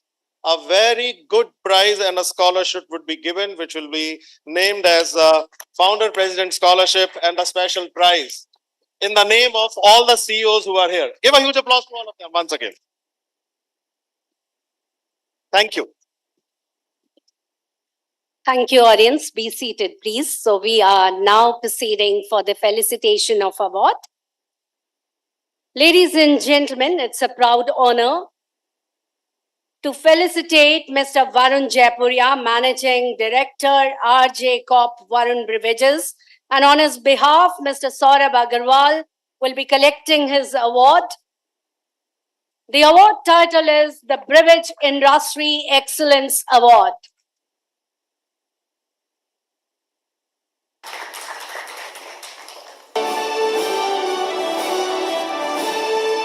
So, ladies and gentlemen, this award is conferred to Mr. Varun Jaipuria, Managing Director, RJ Corp Varun Beverages.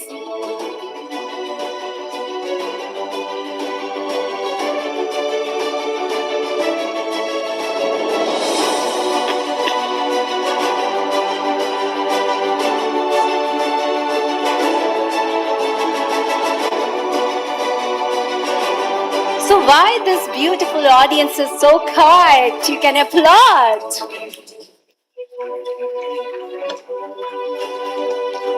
Our next award is to be conferred to Mr. Sunil D'Souza, Managing Director and Chief Executive, Tata Consumer Products, and the award title is the Consumer Business Strategist Award.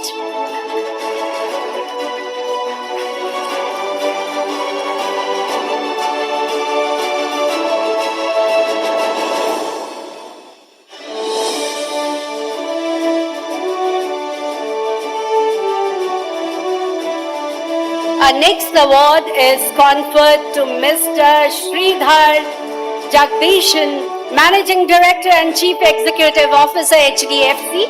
And on his behalf, the award is collected by Mr. Dinesh Luthra, Senior Executive Vice President, HDFC, and Mr. Muskan Singh, Senior Executive Vice President, HDFC.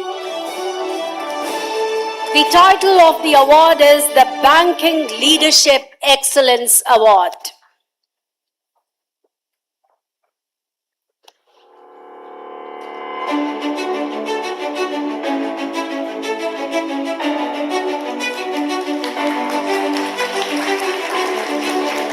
Thank you, wonderful audience. The applause energize the warmth of this smooth coat. Next category award is to Mr. Nitin Rajdan, Partner Deloitte. The award title is the Human Capital Advisor. Mr. Nitin Rajdan, Partner Deloitte, conferring his award, the Human Capital Advisor.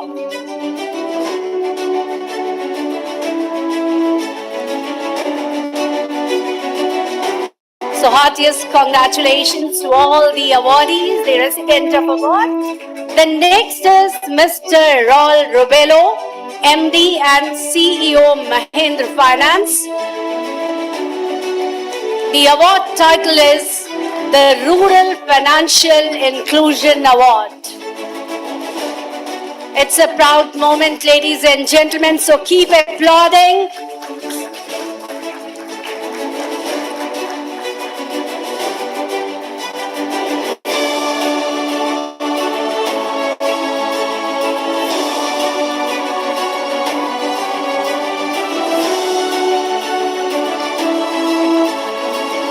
Now the special thanks and special warmth has been conferred to Mr. Saurabh Agarwal, Group Chief Strategic Officer from Varun Beverages. We are indeed proud by your eminent presence.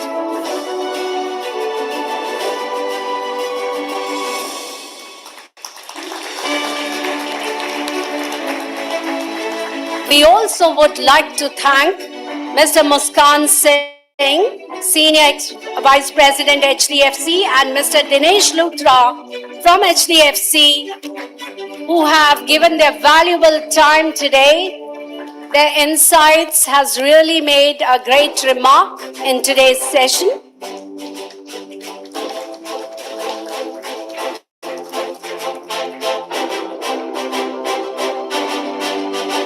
So a big round of applause to our students who made this possible. And no other capital is better than a human capital. Technologies will come and go, but human relations are the most important relations we have earned ever. Machines will not create problems. Problems will be created by human being. So handling the human toughest machine, we have the leaders like a group vice chancellor who has made this show go a grand success. Thank you, sir. And with this, we close the session. Students, be seated. First, the guests will proceed. There is a formal lunch for the guest. So be seated. And I would request all the program leaders to be here. Thank you, sir. Wonderful. Yeah. Thank you so much for coming. So students, just stay with us and let the guests proceed from the corridors.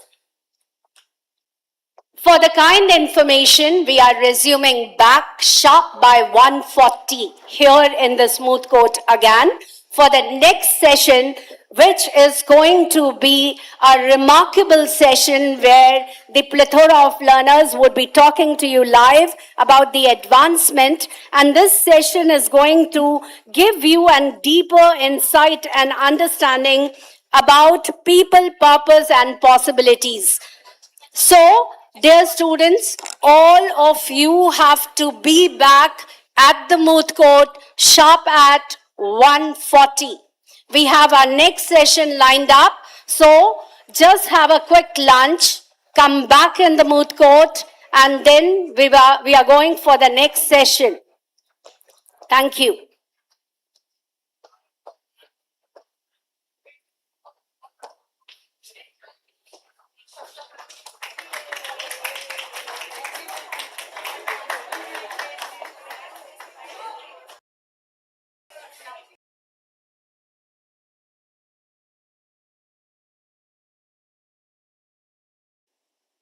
This is not MIT clap.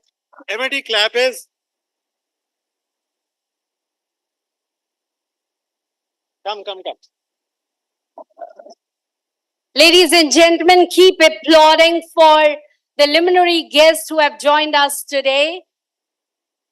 Put your hands together to welcome Colonel Tarun Vora, Vice President and CHRO, Lumax Industries Limited. We are proud by the presence of Dr. V.K. Singh, Chief Executive Officer, Power Sector Skill Council India. We are immensely proud by the presence of Ms. Romita Bharadwaj, Director, Head HR India Wipro Technologies. We are immensely proud by the presence of Mr. Rupak Chakravarti, Partner and Country Head, Talent and Reward Consulting Avon. We are immensely proud by the presence of Ms. Suman Gopalan, Managing Partner, Riverdale Advisory. Ladies and gentlemen, it's an immense honor to start the second session of the CEO and CHRO series. A very warm good afternoon and a warm distinguished welcome to all the visionary CEO, transformational CHROs, eminent industry leaders, distinguished guests, thought leaders, innovators, awardees, partners, members of media, student, faculty, and everyone who has joined us for this significant gathering to witness the CEO and CHRO Leadership Forum and Award 2026. As we move into the second session, we enter a conversation that is perhaps more relevant today than ever before. The world of work is changing, not gradually, but fundamentally. Artificial intelligence is transforming how we hire, how we learn, how we make decisions, and how we build organization. But amidst this technological revolution, one question becomes more important than before: people, purpose, possibilities. People, because behind every algorithm is a human aspiration. Purpose, because technology without value can never create meaningful progress. And possibilities, because when human potential meets the power of AI, the future is limited only by our imagination. The role of human resource, therefore, is being reimagined. The CERO and CHRO and CEO is no longer just managing talent. They are shaping the future for sustainable tomorrow. Ladies and gentlemen, the man behind this great show is not other than our Group Vice Chancellor, who always believed that when academia meets the industry, they bring synergy. When the human capital gets together for a purpose to redefine the future for sustainable tomorrow, the luminaries which are here on the dais make big difference. So without further ado, I would like to invite our Group Vice Chancellor, a great visionary, a great leader, the Sutradhar of this entire incubation. Over to you, sir. Thank you. Thank you, Dr. Kavita. And what a pleasure to welcome our industry leaders. I was talking to all of them, and many of them I am meeting after many years. They have contributed very significantly, not only in the growth of India, but also in the growth of MIT family. Please give a huge applause to all of them. A huge one. Do you know that who is the biggest social worker of the world? The biggest social worker of the world are those who give time as gift to the youngsters. Because when you are struggling, when you are young, you are looking for guidance, you're looking for mentorship, you will always remember those who can come and who can give you a piece of advice. And I think that there can't be better people than those who are on the stage. बस सब लोग खड़े होकर standing ovation दो इनको. Very good. MIT clap. A lot of energy.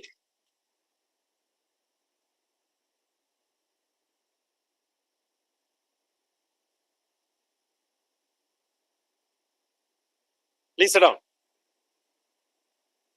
These are our brilliant students.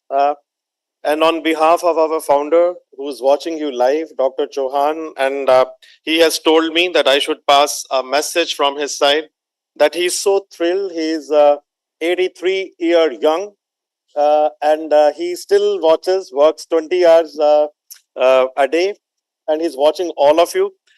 We are having 12 universities today, so all 12 vice chancellors, they are watching in the various auditoriums. This show is being relayed. It is also on YouTube. So quite a few people who are not associated directly with MIT, but are alumni, they are also watching it live.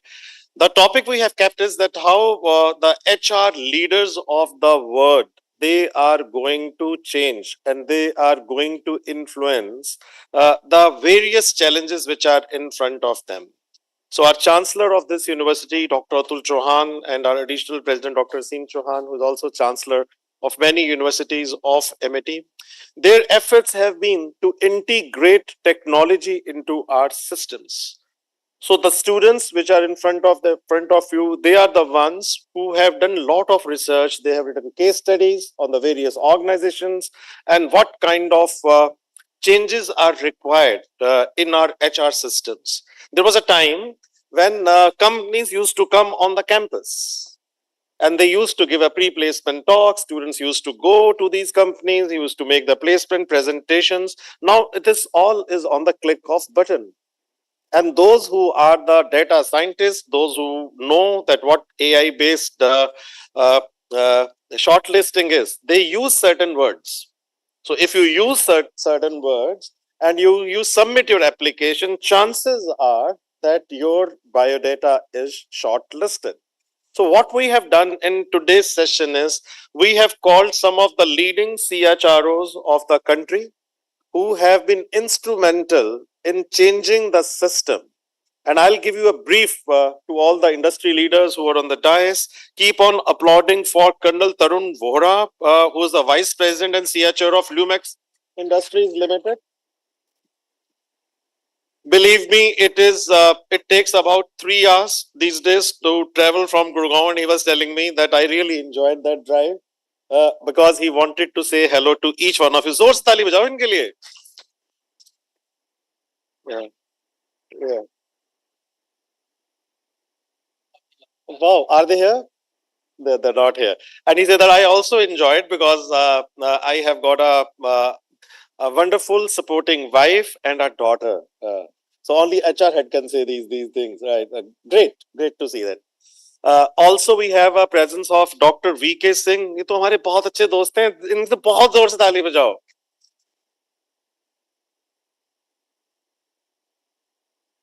मजा आ जाता है इनको मिलके. Because when we were growing, he was also growing. So he was at that time the director HR of Power Grid. So I think that we did so many programs with the Power Grid, and he made a lot of changes in the Power Grid system. As a very young person, he looks same. I'm meeting him from कितने साल बाद मिला मैं आपको? 15 साल के बाद मिला. वो आदमी बूढ़ा ही नहीं हो रहा. So he is young. Always young. It's with full of energy. So I think that he brought a lot of changes in the power grid system. We feel so proud that quite a few inputs were given by MET family, but give a huge applause to him. He is now the Chief Executive Power Officer of Power Sector Skill Council of India, the one who is very much connected with the people. He's a people's man.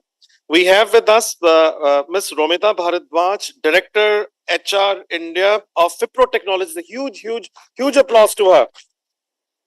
Since morning she is here. It's not easy to lead a company like Wipro and still come to a university and give your entire day. Ma'am, a lot of our students, they're working with Wipro, and we will present you a case which our students of the business school have written on Wipro. They have compared actually Wipro, Infosys, and TCS. So we will send this case to you that what is happening. And I think in the product life cycle, whenever the changes happen, we find that companies, they also face challenges. So what challenges IT sector is facing and how these three companies are going to change their strategies, I'm sure that she is going to talk in detail. We also have with us Mr. Rupak Chaudhary, partner and country head talent, Reward Consulting A1. Give a huge applause to him.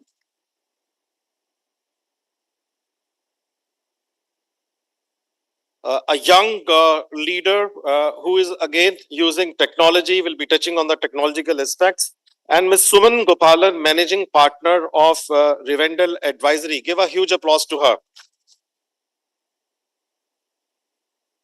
I have been told that we will be joined, and some have already joined, by some of the leading HR directors, which includes Dr. Yatindra Trivedi. Keep on applauding for all of them. Mr. Tapanno Dev, who is the VP HR of JK Lakshmi Seaman. Give a huge applause to them. He has been coming to the campus quite often. Mr. Sharad Verma, Vice President and CHRO of Iris Software.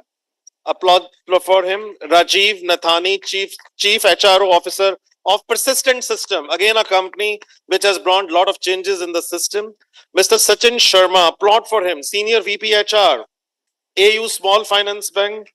Mr. Sulabh Rai, Chief People Officer, Renew Boy. Applaud for him.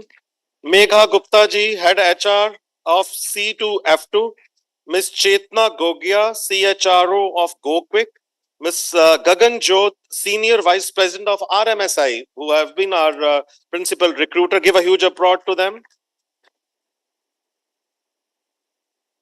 And Mr. Vijay Ranjan, good friend, who is from CHRO of LG. Give a huge applause to all of them. And many of our very senior people and industry. Maybe I have not been able to take the names of everyone, but very warm welcome to each one of you. At MET, we are excited that how we should be able to use technology, and we should bring some transformation changes in the system. So MET became the first university of India which is bringing industry to the classrooms.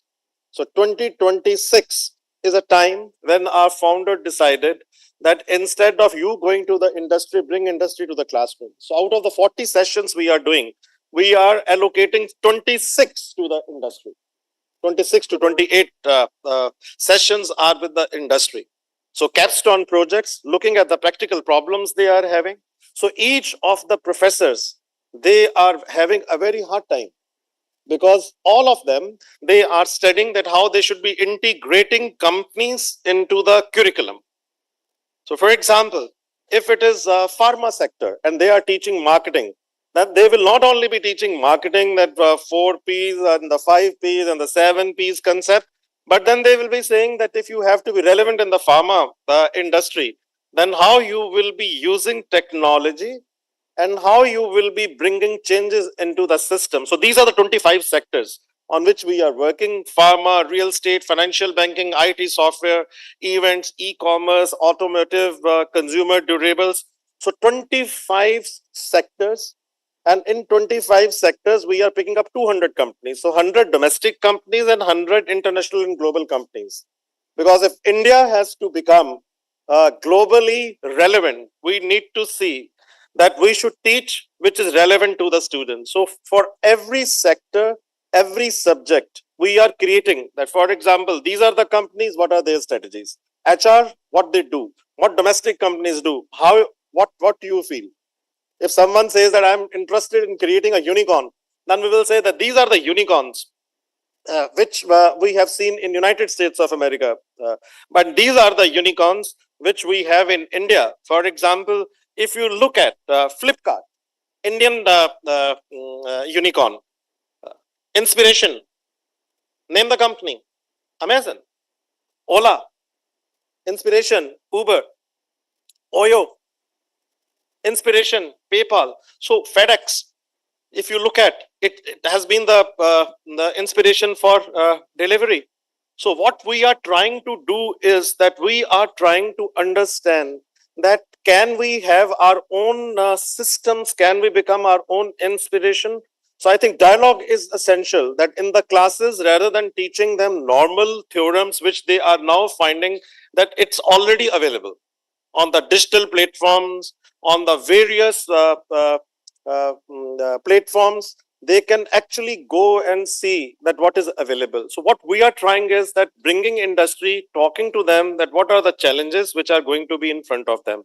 Just to give you a brief about MET, MET is today the largest private education group of India. Our focus is on research. Our focus is on providing the meaningful career to our students. With 250,000 students, 10,000 full-time faculty members, an equal number as adjunct faculty members, 12 universities in India, and 16 foreign campuses in London, Singapore, New York, Dubai, Abu Dhabi, Sharjah, Mauritius, South Africa, Kenya, China, Amsterdam, San Francisco, Tashkent. We are trying that through our portals, we should be relevant to the students. So what we are trying to do is that giving them a platform to understand that what is required to be successful globally. If in US, someone can create a company, and you will be all proud to see 33% of the CEOs of the world, to which country they belong? My country, India. Look at some of the top companies of the world. Google, who is the CEO there? You look at the Microsoft, look at World Bank, look at Harvard Business School. Who's leading it? Professor Datar. By the way, he's also on our board, and that is what he has to say about MIT. Yeah, it's a message for India and for everybody. No, first I'm proud that I'm being honored in this way, and it's a privilege. That's Professor Datar, the Dean of the Harvard Business School. We feel so proud that all of them, they belong to MIT. The Senior Vice Chancellor of NYU, Professor Raghu Sundaram, Indian. And all of them, they are contributing to both. That's it. I think that that's fine.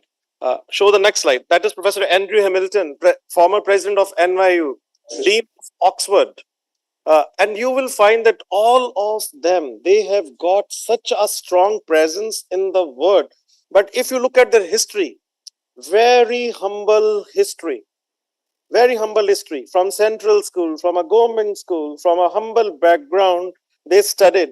And today they are leading organizations, they are leading universities. So what we want to put this fire in these students is that interact with the leaders of tomorrow.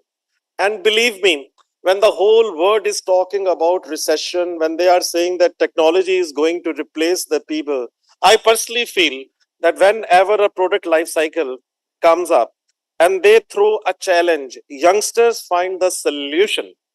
And then you find that again, those companies are up. So if you will find that the IT companies, financial sector companies, they are facing a challenge today. The students of tomorrow, the students of today, they are going to create a system which will not only create employment, it will also make India super proud. My life has gone in contributing to the education. मैंने तो काम ही दो किए हैं. Mister Singh बताएंगे आपको मैंने क्या किया. यहाँ पढ़ा हूँ यहाँ पढ़ाया, तो तीसरा तो कुछ काम ही नहीं किया. ठीक है, तो ऑर्गेनाइजेशंस और स्कूल्स इंस्टीट्यूशंस ये बनाए हैं.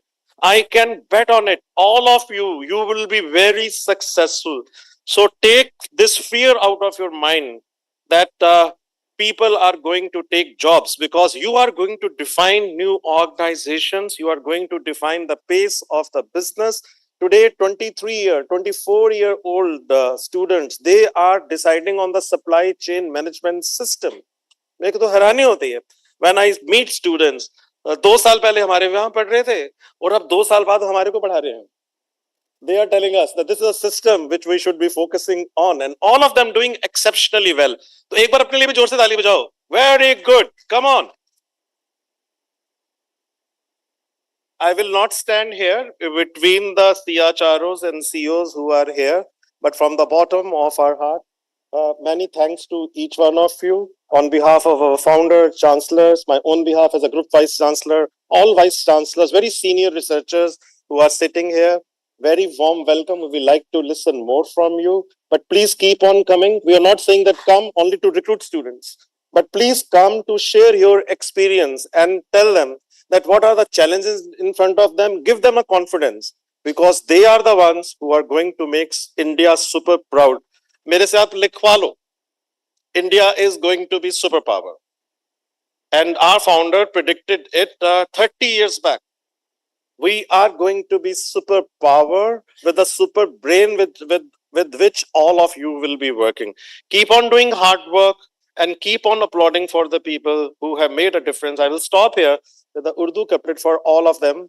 इनको हमेशा याद रखना बच्चों, अपने पेरेंट्स को, और इनको हमेशा याद रखना कि इन्होंने आपको तब हेल्प की when it was most required. And this couplet says, इन्हें भी याद रखें. जब बड़े हो जाओगे ना, खूब बड़ी बड़ी कंपनीज चलाओगे. वो एक दिन मेरे से छुटकू सा मेरे पास आया 24 साल का कि मैंने ये बड़ी कंपनी क्रिएट कर ली, मैंने ये गाड़ी खरीद ली. तो मैंने कहा ये याद रखो किसने बनवाई. इन्हें भी याद रखें, इन्हें भी याद रखें जब लिखें तारीफ गुलशन की. इन्हें भी याद रखें जब लिखें तारीफ गुलशन की. इन्होंने भी लुटाया था चमन में आशिया अपना. Thank you so very much.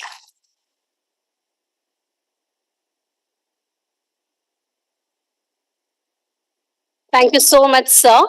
Before we proceed to the panel discussion, let me quickly take you all to the brief bio sketch of all the dignitaries who have joined us today this afternoon for a very inspiring session.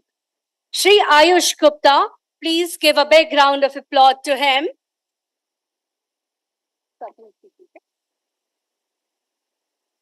Shri Ayush Gupta, Director, Human Resource, GAIL, India Limited. We are privileged to welcome him to this great panel discussion. He's one of the most sought leader in the area of HR, an IIT Roorkee alumnus, and one of the most inspiring minds who have done his degree from Oxford, has been instrumental in driving HR initiatives, employee experience, and future-ready talent strategies at GAIL. Sir, your presence bring the powerful representation of building people capabilities with purpose, scale, and sustainability. Ladies and gentlemen, we have next panel dignitary with us, Colonel Tarun Vora, Vice President and CHRO, Lumax Industries Limited, whose leadership journey very powerfully bridges Indian Army and the corporate world. With extensive experience in leadership, operations, people management, and HR, he brings a distinguished perspective on discipline, resilience, employee well-being, and building high-performing team. We are proud by the presence of Ms. Romita Bharadwaj, Director and Head HR India, Wipro Technologies. She is not only a dynamic HR human capital worker, but she is a transformer who have brought people leadership and people values in her work ethics and culture. Her human capabilities, cultural inclusion, and meaningful employees is the outcome of our orientation at Wipro. We are also being joined by Mr. Rupank Chaudhary, partner and country head, challenge and rewards consulting on. He is one of the most sought leader in the area of human resource, who has not only brought transformation in his organization, but one who holds technology, mending with human synergy. And you are going to listen him live when he addresses. Ms. Suman Gopalan, Managing Partner, Riverdale Advisory. She is one of the most youngest dynamic leader in her organization, which blended people and perception, people outcome, and the trust, empathy, judgment, and human connections, which you are going to witness. And without further ado, let me also bring you Dr. V.K. Singh, a dynamic leader who has headed the Maharatna company, and today he is giving his insight in Skill India, where he not only bridges the gap between the requisite skills and is making people ready for any turbulence and any consequences to face not only in Vani, but Bani also. So with this, I hand over the session to our moderator, Group Vice Chancellor, Professor Dr. Gurinder Singh, who has brainstormed a lot to bring the theme today, people, purpose, and possibilities, reimagining human capital in the age of AI. Over to you, sir. Thank you, Dr. Kavita. And what a privilege to be a chair and moderator of this session and see our good friends from public sector. I was talking about Gail before you came. Gail was very close and is always very close to us. We have done a lot of programs with Gail. So give a huge applause to the CHRO of Gail, Mr. Gupta. And we will start from you. We have got good representation from public sector, private sector, IT sector, finance sector, consulting sector. So we will come to each one of you with a few questions on which the students have a lot of research. This much big question list I have from all the campuses. As you know, we have got now 12 universities. So before you came, the circular went. So I was given this much. How many questions I have? Oh God. So there are about 119 questions. Don't worry, I'm not going to ask for 119. So I've classified only 3 questions. And then we will coming to each one of you, and then you are going to do that. I think that we are clustering one, which is on the human capital. So Mr. Gupta will start with you, and then I will request each one of you to say, and then you can even speak on the context that what challenges we are facing. So this is a question which is coming from our Singapore campus and also being supplemented by some of our researchers who are sitting in New York. They're saying if human capital in the global industry looks fundamentally different in 5 years because of AI, and they are giving so much of data that lately we have seen so many companies coming down. Stock markets are putting question even when they are amongst the top companies of the world. Then what's the one possibility you are most excited about and the one risk you are most worried about? So one possibility that these companies will survive, because a lot of budget is being spent on AI. Everyone is talking about AI. So, but the cost of implementing AI in the HR systems is very high. But at the same time, what is the opportunity and what is the risk and how you are dealing it in GAIL, and then we'll come to the other public sector, in the power sector, with both of you. But then we'll come to you that how at Wipro you feel that this is going to change in the times to come. Over to you, Mr. Gupta. Thank you very much. First of all, for the nice introduction and kind words. If I talk about the one big opportunity which I see in terms of AI being used, or if we may use the word overused in HR or human capital space, is it will definitely, without any doubt, increase our efficiency and quality of decision making when it comes to managing huge humongous data. And when we, especially when we talk of large organizations, multinational organizations managing data of employees, and data getting complex every day. So that is one big opportunity definitely which everyone is seeing, and because of which everyone is pushing for AI.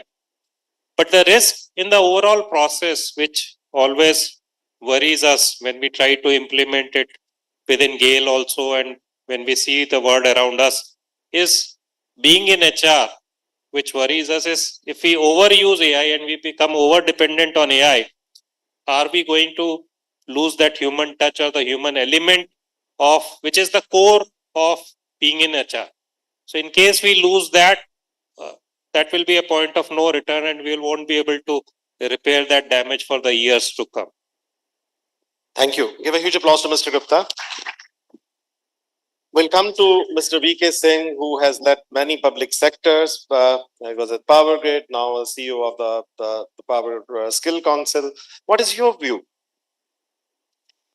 Thank you, Mr. Govindan. I'm very fortunate to be associated with Amity for last 15-20 years. We did a lot of programs in India and abroad, both, and beautifully done. And we also inducted some of the Amity students who think work directly under me, and very smart student, I must compliment. And coming to AI, I must say the total landscape is changing. Ayush Gupta has raised some reservation regarding overuse of AI. But I'll tell you my Power Grid experience. We started about 8 years back when there were whispers about AI, that AI is coming. We were training about 50 engineers every year. So it took us about 10 years time, and by the time we built on them the AI knowledge as such, and each engineer came with and they built a project inside the company, and we hardly spent 7-8 lakhs rupees on their education, but in return, they the kind of system they built was worth several crores of rupees. I must say several crores. Dwivedi ji is coming right now. He is a current director. He can test it. He can vouch me also in his speech and whenever comes. So spending very little on AI, we reap a lot of benefits. And today, I think Power Grid is one company which is leading in terms of AI. Almost there is a competition for getting into AI, learning AI. Now AI for all is the motto basically. And actually right now I am in Skill Council where we happen to get into the school education also. Today when I enter, Govindaji was telling about that our students are doing this. But I must tell you now what you are doing at MBA, people are doing at 8th class. That is what, today when we taught about the one DPS, I will not name them, 150 students, we taught them an AI, and out of 150, more than 100 came out with a app. They developed their own app, they developed their dashboard, they developed their lot of platform, IT platform. See what was earlier happening at MBA is now happening at 8th class, and now they're without, maybe the next time new generations will be coming, they will be trained in AI. You won't have to make much effort. That's kind of future landscape what I see about tomorrow's student and AI preparedness. So imagine now now we started from 8th standard in DPS. Now 3rd standard students are also coming that we want to learn AI, and they are enrolling. And beside 3rd standard student, the parents have also come. We also want to learn AI. Teachers also want to learn AI. So that is kind of transformation which is happening in AI in all over area. There is a AI is a in thing. It is not future. It is already arrived. I think we are delayed. I mean, those who have not entered into, they are already delayed. So this is future is there. You need to be adaptable. That's all I would say. And any organization, if you want to lead in future, you should not worry about overuse as such, but need to use intensively in whatever area. And even people criticize AI that it cannot be creative, it cannot be empathetic, it can do everything which human can do. Only thing your topic is today people purpose. Now people need to work with purpose. That is most important. You need to have purpose. So there is a different dimension coming in the industry altogether, which you need to get prepared. That's all. Thank you. Absolutely. Please give a huge applause to Mr. Singh. Dr. Singh. We got a lot of public sector. Very warm welcome, Dr. Trivedi, presently the Director HR of Power Grid. We do have a school with them in Gurgaon. A lot of training programs we have done with you. But very warm welcome to you. So we have seen the public sector talking about it. So from the government, you can see the focus is on AI. But we would like to now see and talk to the IT company, to Singhania Group, and to Colonel Vora.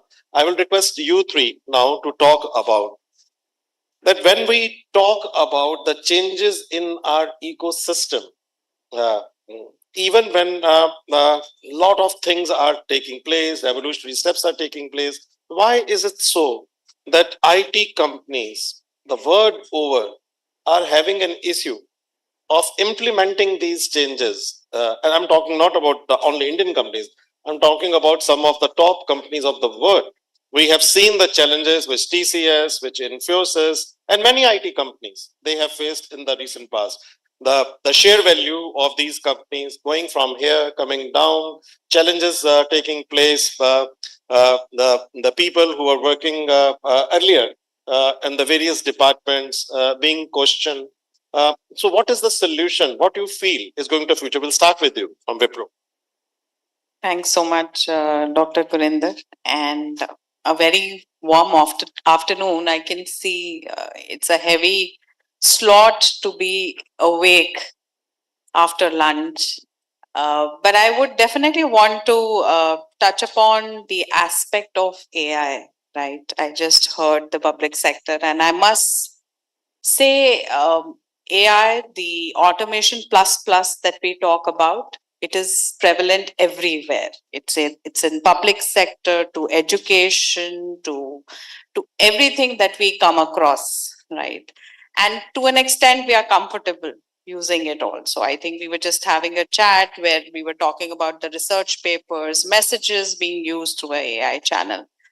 But coming back to the industry, right, where how do you see this change, whether it's been accepted with open arms or not?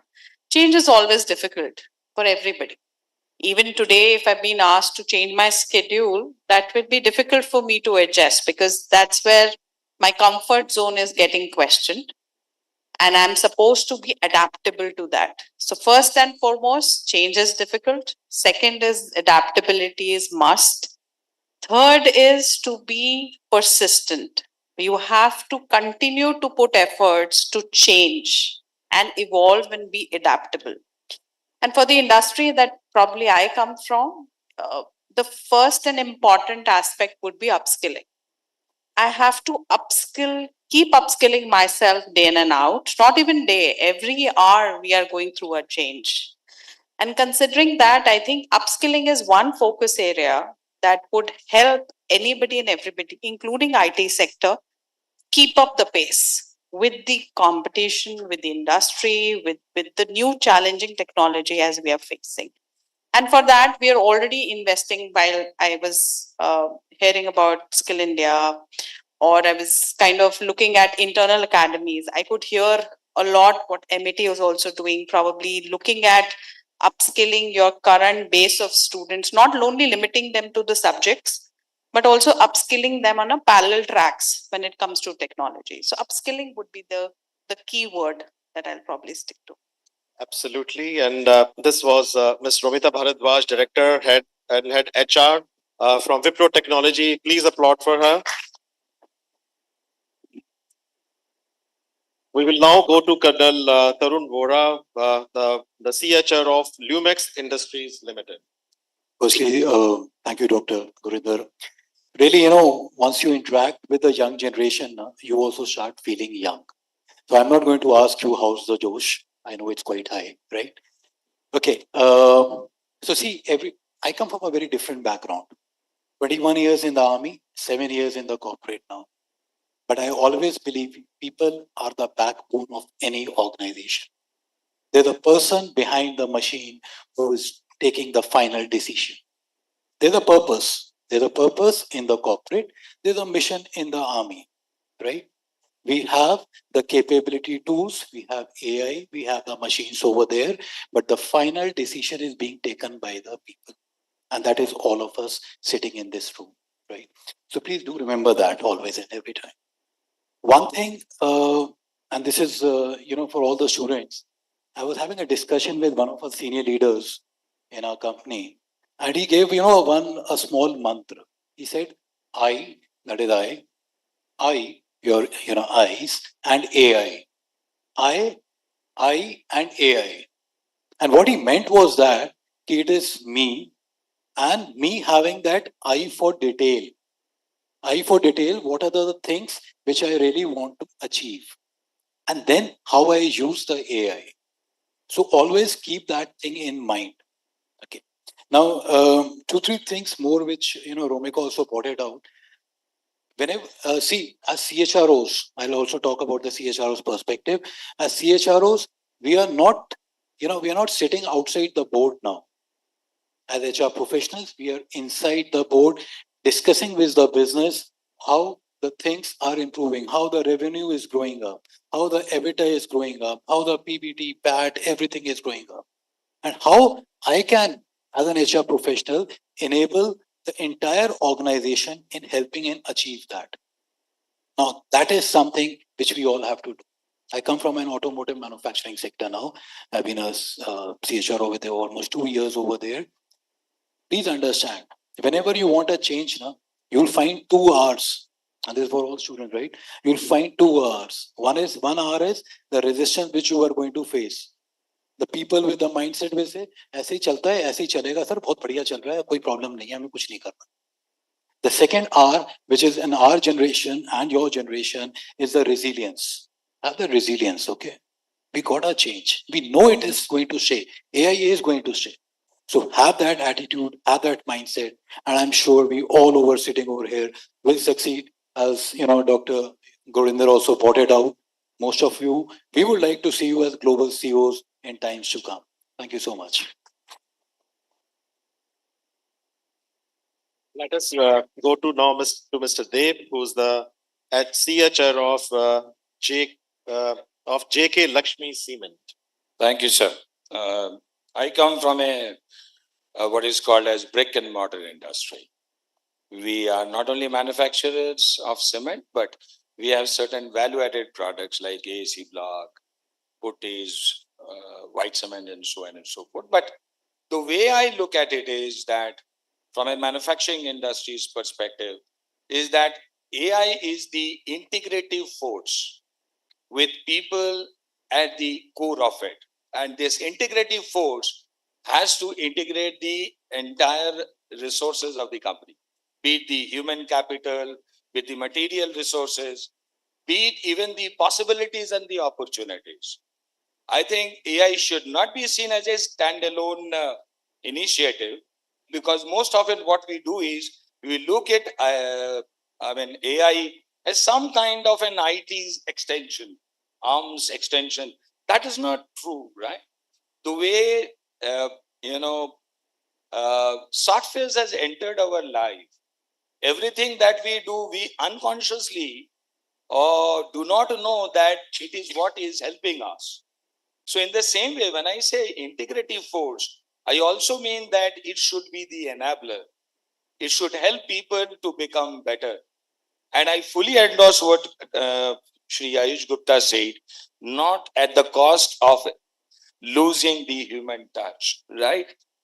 And I think every company, and it was trend started by the IT of help desk. And honestly, ask me today, even manufacturing has also picked up that help desk. But how much real help goes to the people is a matter of debate, right? The question is that systems and processes are created to create efficiencies and effectiveness, right? And the way I look at today the AI is it is, but it should be also be visibly transforming our lives, make our lives, be it the shop floor, be it the marketplace, uh, easier, better, more uh, wisdom oriented, right? Knowledge and skill is absolutely fine. We all have it. But the question is, do we have the wisdom to apply it correctly and appropriately? I'll leave it here. Thank you.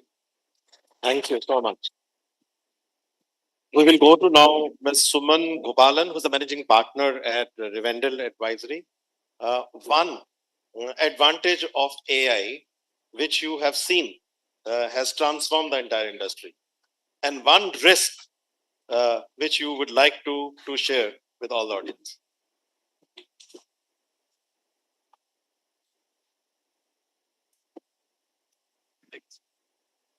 I think this works.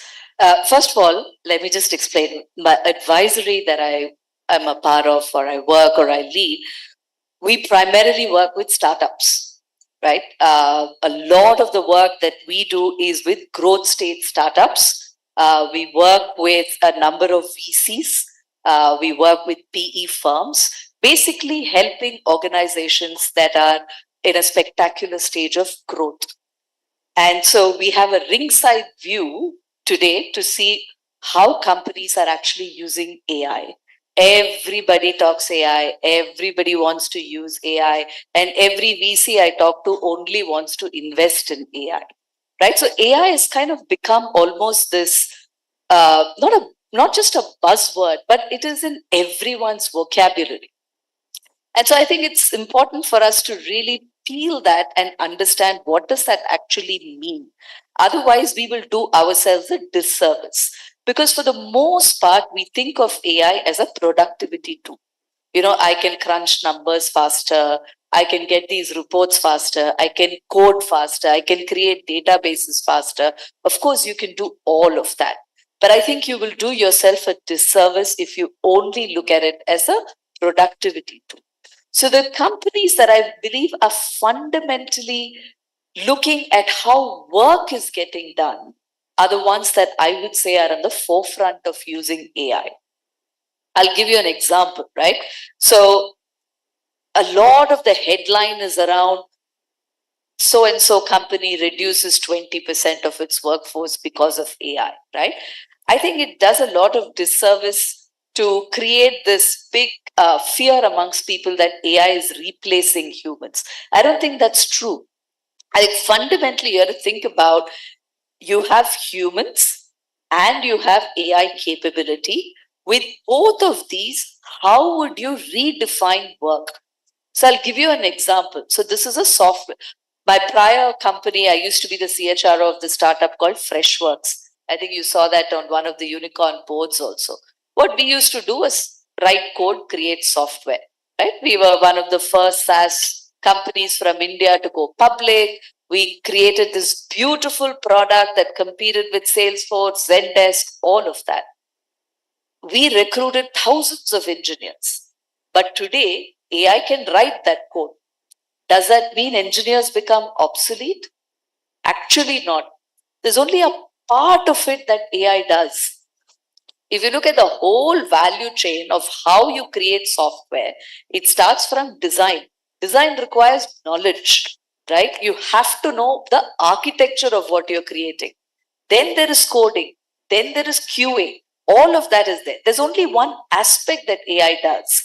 And today, when you integrate that AI-based coding, I would imagine that everybody is able to turn around products really fast, right? If AI is doing the coding, not people, you don't have a limit on the number of engineers. Why can't you code faster? Why can't you push out, your features faster?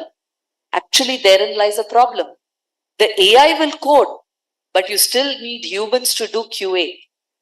And that is because fundamentally the way we are designing hasn't changed.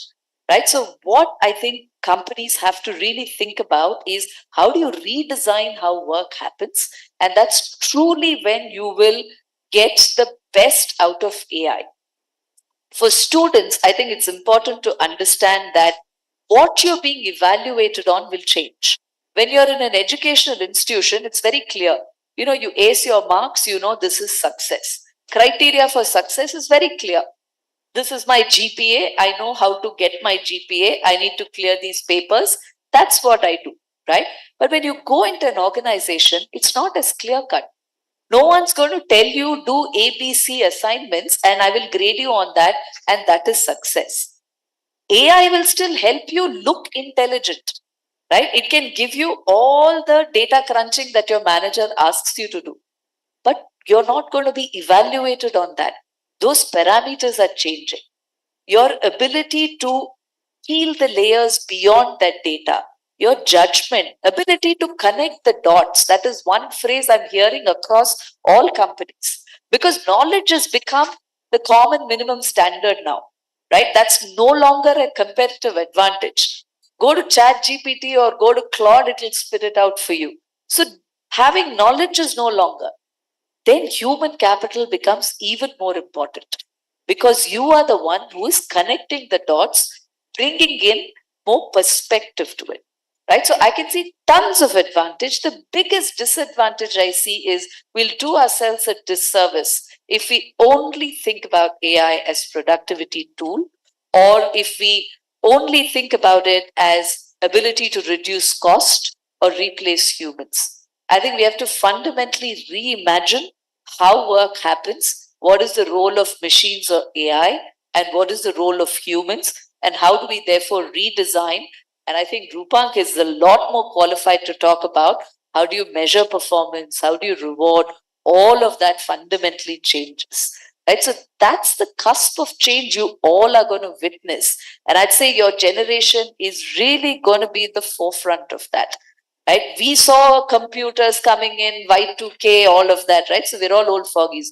You guys are going to be on the forefront of how this revolution happens in the workplace. So I would say the more you're arming yourself with the knowledge on what's coming and how to be prepared, I think the better you will have the chances of succeeding and acing at work.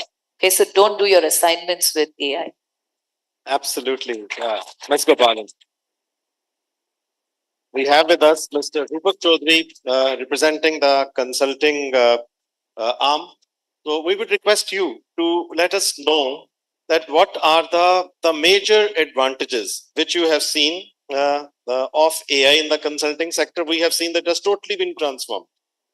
Consultants, the kind of reports they were preparing earlier, most of the reports now they are available. Most of the organizations, when they were hiring the consultants, they were giving them the jobs which are being done by the AI. Data analysis, which was being done by the consultants, it is being done at the fraction of seconds. So the challenges in front of the consulting companies and the advantages of AI for the consulting companies, which AI has been, and your message to the students. Sure. Thank you, Dr. Singh. And I must say that your pedagogy must be very strong, because unlike most panels, you did not share these questions before with us. This was a bit like a surprise test. So if that is what the students go through, I'm sure they're going to be doing really well. So I must compliment you on that, because I always feel that panels which are more spontaneous end up adding more value than having a scripted Q&A done before. Okay, so I think this question comes to us every day as consultants, that what is happening in the world of AI and what is it going to do for our clients and what is it going to do for us, right? I honestly still think that we are in the stage where we can still go by the 20, 30, 50 rule. For most of you who don't know that, it really means that 20% of the jobs are getting automated and getting replaced. 30% of the jobs are getting augmented by automation technology or AI, and 50% of the jobs remain where they are. They are being done by humans, and at this point of time, nobody's going to take them away. So I think that's the first thing to understand. This may change going forward, but at this point of time, however much we are getting AI to be overhyped, that's where things are. Now, from a consulting standpoint, what do? We deal with data, and then we bring in insights to solve problems for clients. With AI, the data analysis is done very quickly. Now, that is the pro and a con, right? The pro is that everything can be done very quickly, and you can very smoothly move on to the insight path. If you ask a client, they don't want data, they want story, they want insights. In the past, in consulting, we would spend a lot of time looking at data, analyzing graphs, charts, whatnot. All that can be done in half an hour. So you can actually spend more time on less routine tasks and more strategic stuff, making logic, making sense of the data that comes in front of you. So that's the first part. That's the advantage. The disadvantage is that folks like you who come into the sector will never understand how to work with data, because all you will do is do a click and you'll have data. When you actually get your hands dirty, work with numbers, Excel sheets, charts, which many of us have done, you understand how granular the data can be. That step is going to be missing now. I see that as a very big challenge, because not getting your hands dirty means that you are straight away getting into a recommendation mode, which if you don't understand your product or your solution is going to be risky. So we need to figure out how to manage that, which is why using ChatGPT to your assignments is not going to work, because you are missing one big step in how you look at analysis, right? So the one big advantage I see is that we can focus more on strategy and less on routine. The couple of disadvantages I see is twofold. I think the first one is that AI is based on data that is already existing. It's nothing original. So whatever biases sit in the data will come into your decision making. For example, in HR today, AI is being used for hiring. You have bots doing the screening and figuring out what profiles work and what don't work.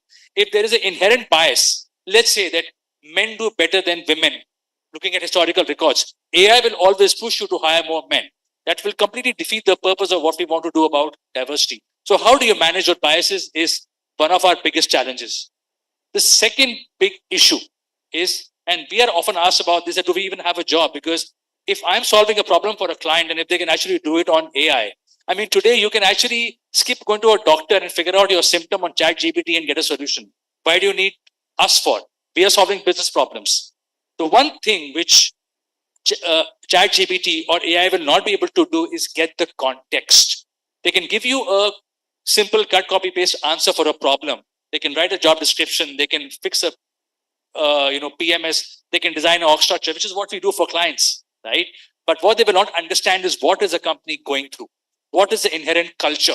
What does the management want? What is the context? What will succeed in this particular company? And most importantly, when you deal with people, how do you deal with change?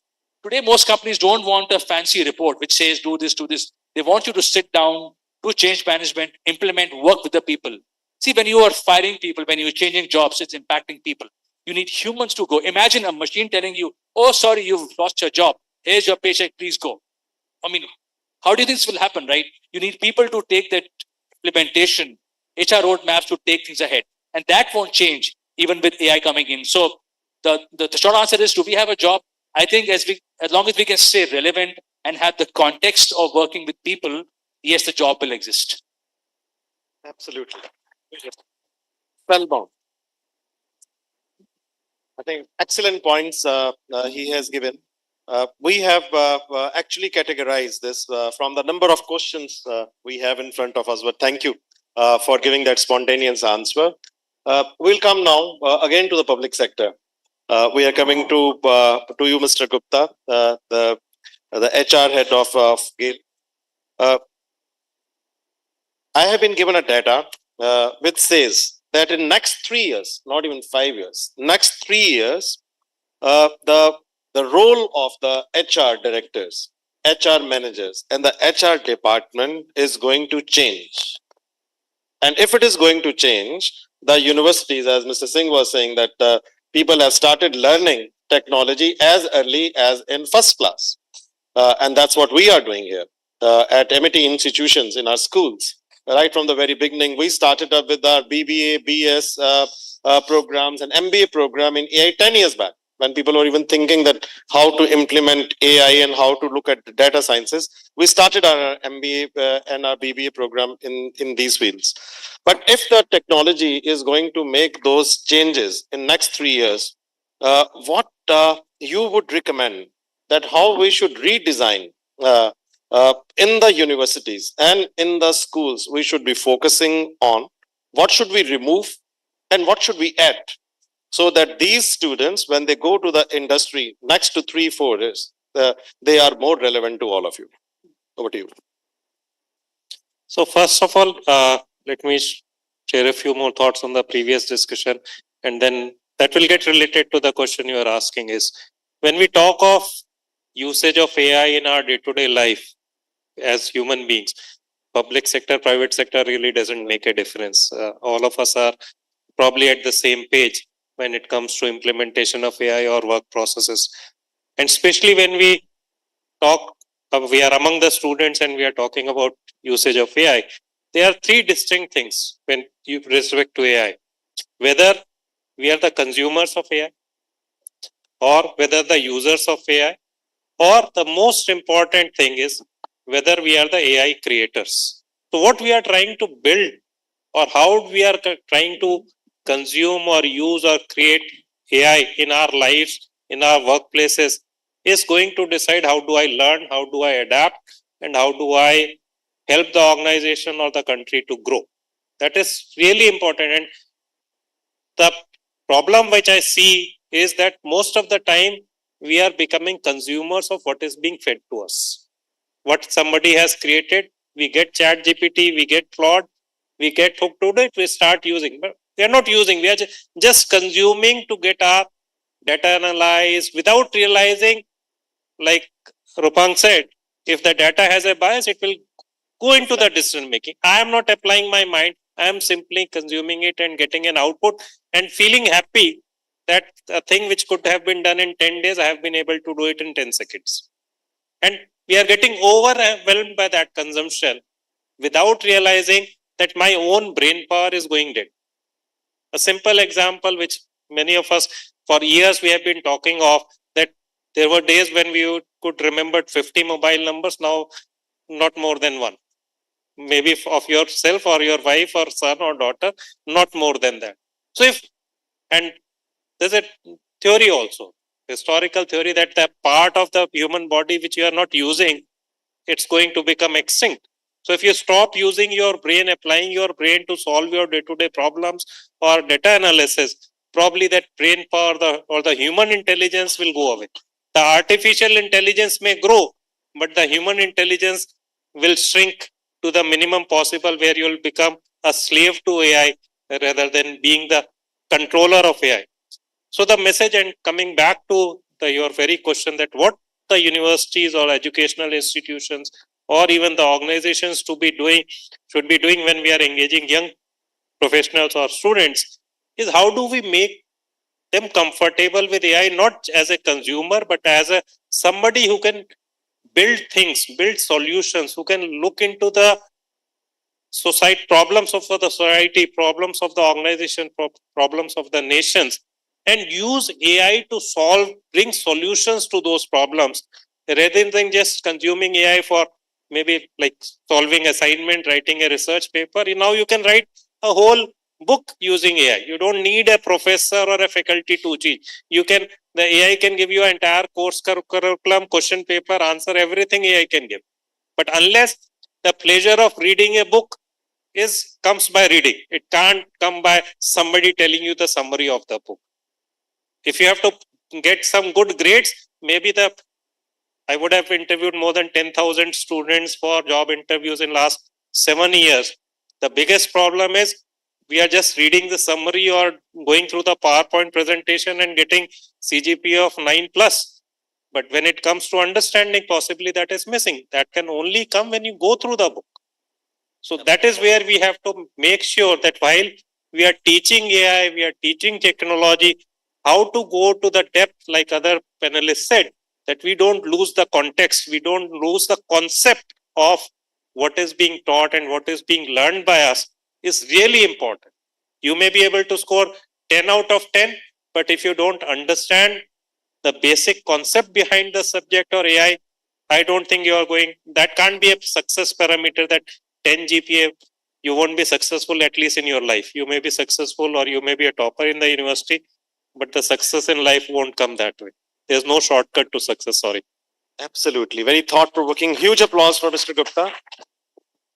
I think human intelligence is base of artificial intelligence. Artificial intelligence has been out as a product of human intelligence. So softer skills are also equally important because psychologically, if you will speak for 2 minutes, your personality will come out. If you are a positive person, you will speak positively. If you have a negative attitude, it will be very much reflected.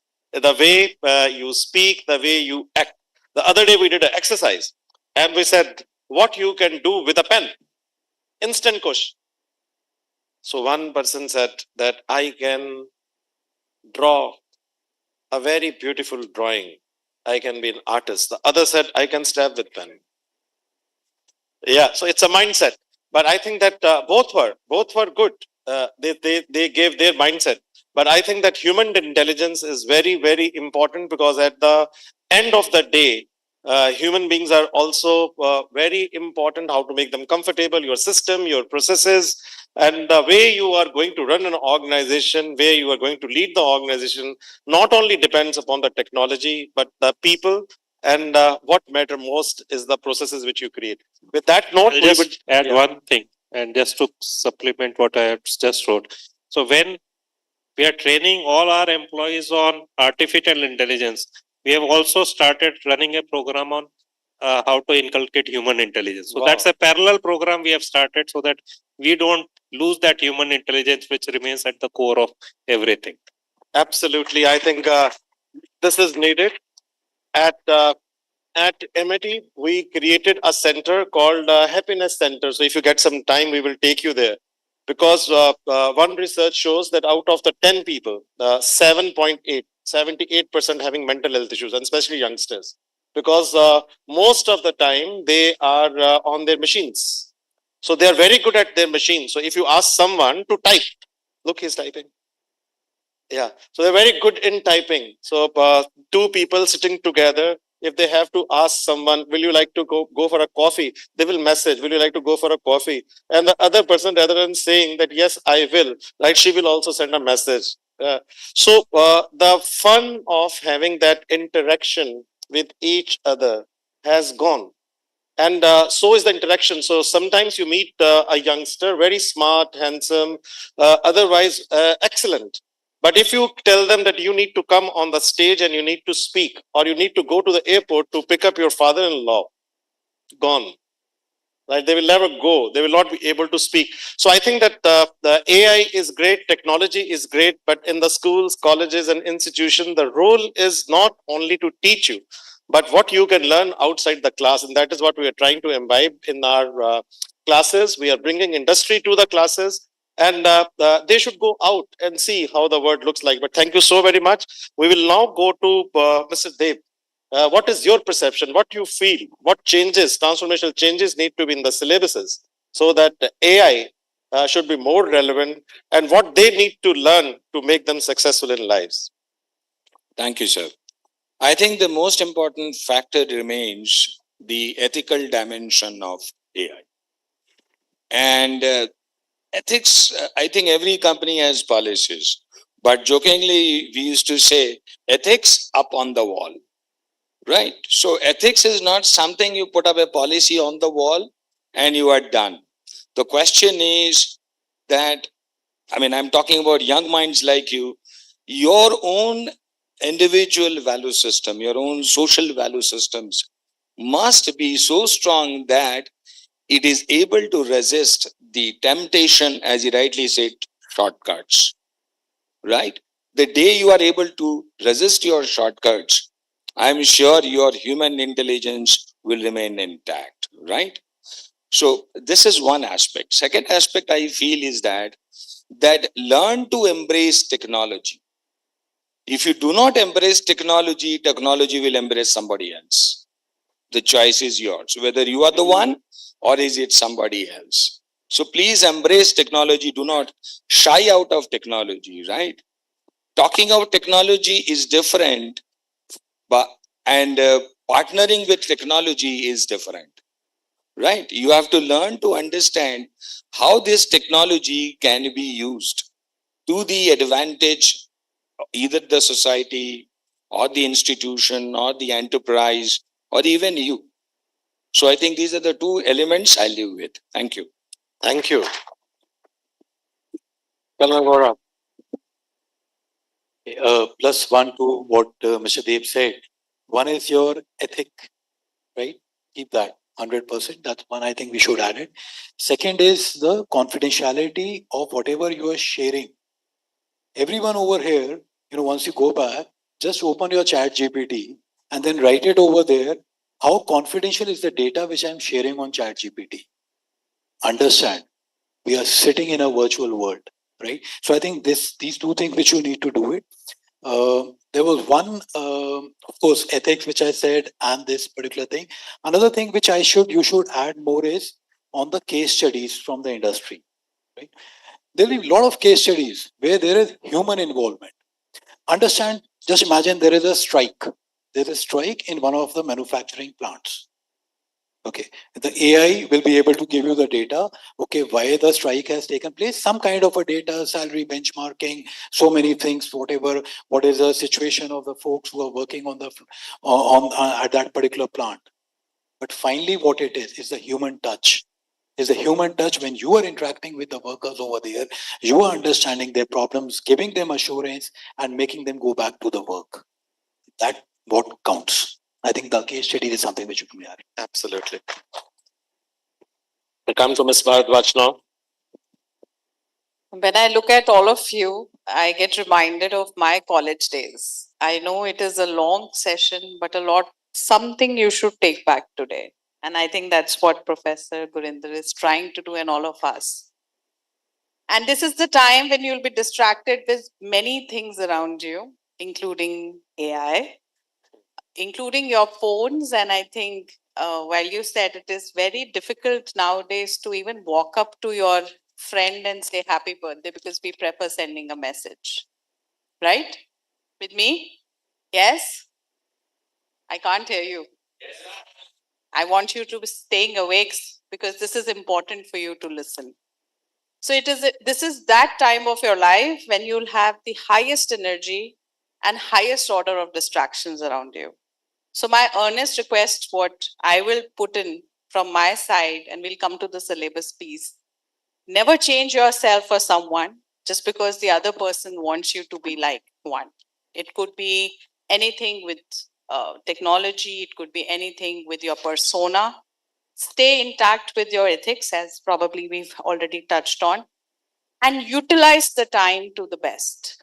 Ensure that you're reading enough, you're upskilling yourself, while as an institute, MIT would try to give best through the faculty, best through the curriculum, best through the case studies, best to have the best of faculties visiting you, industry experts coming. But it is your responsibility to make the best out of it.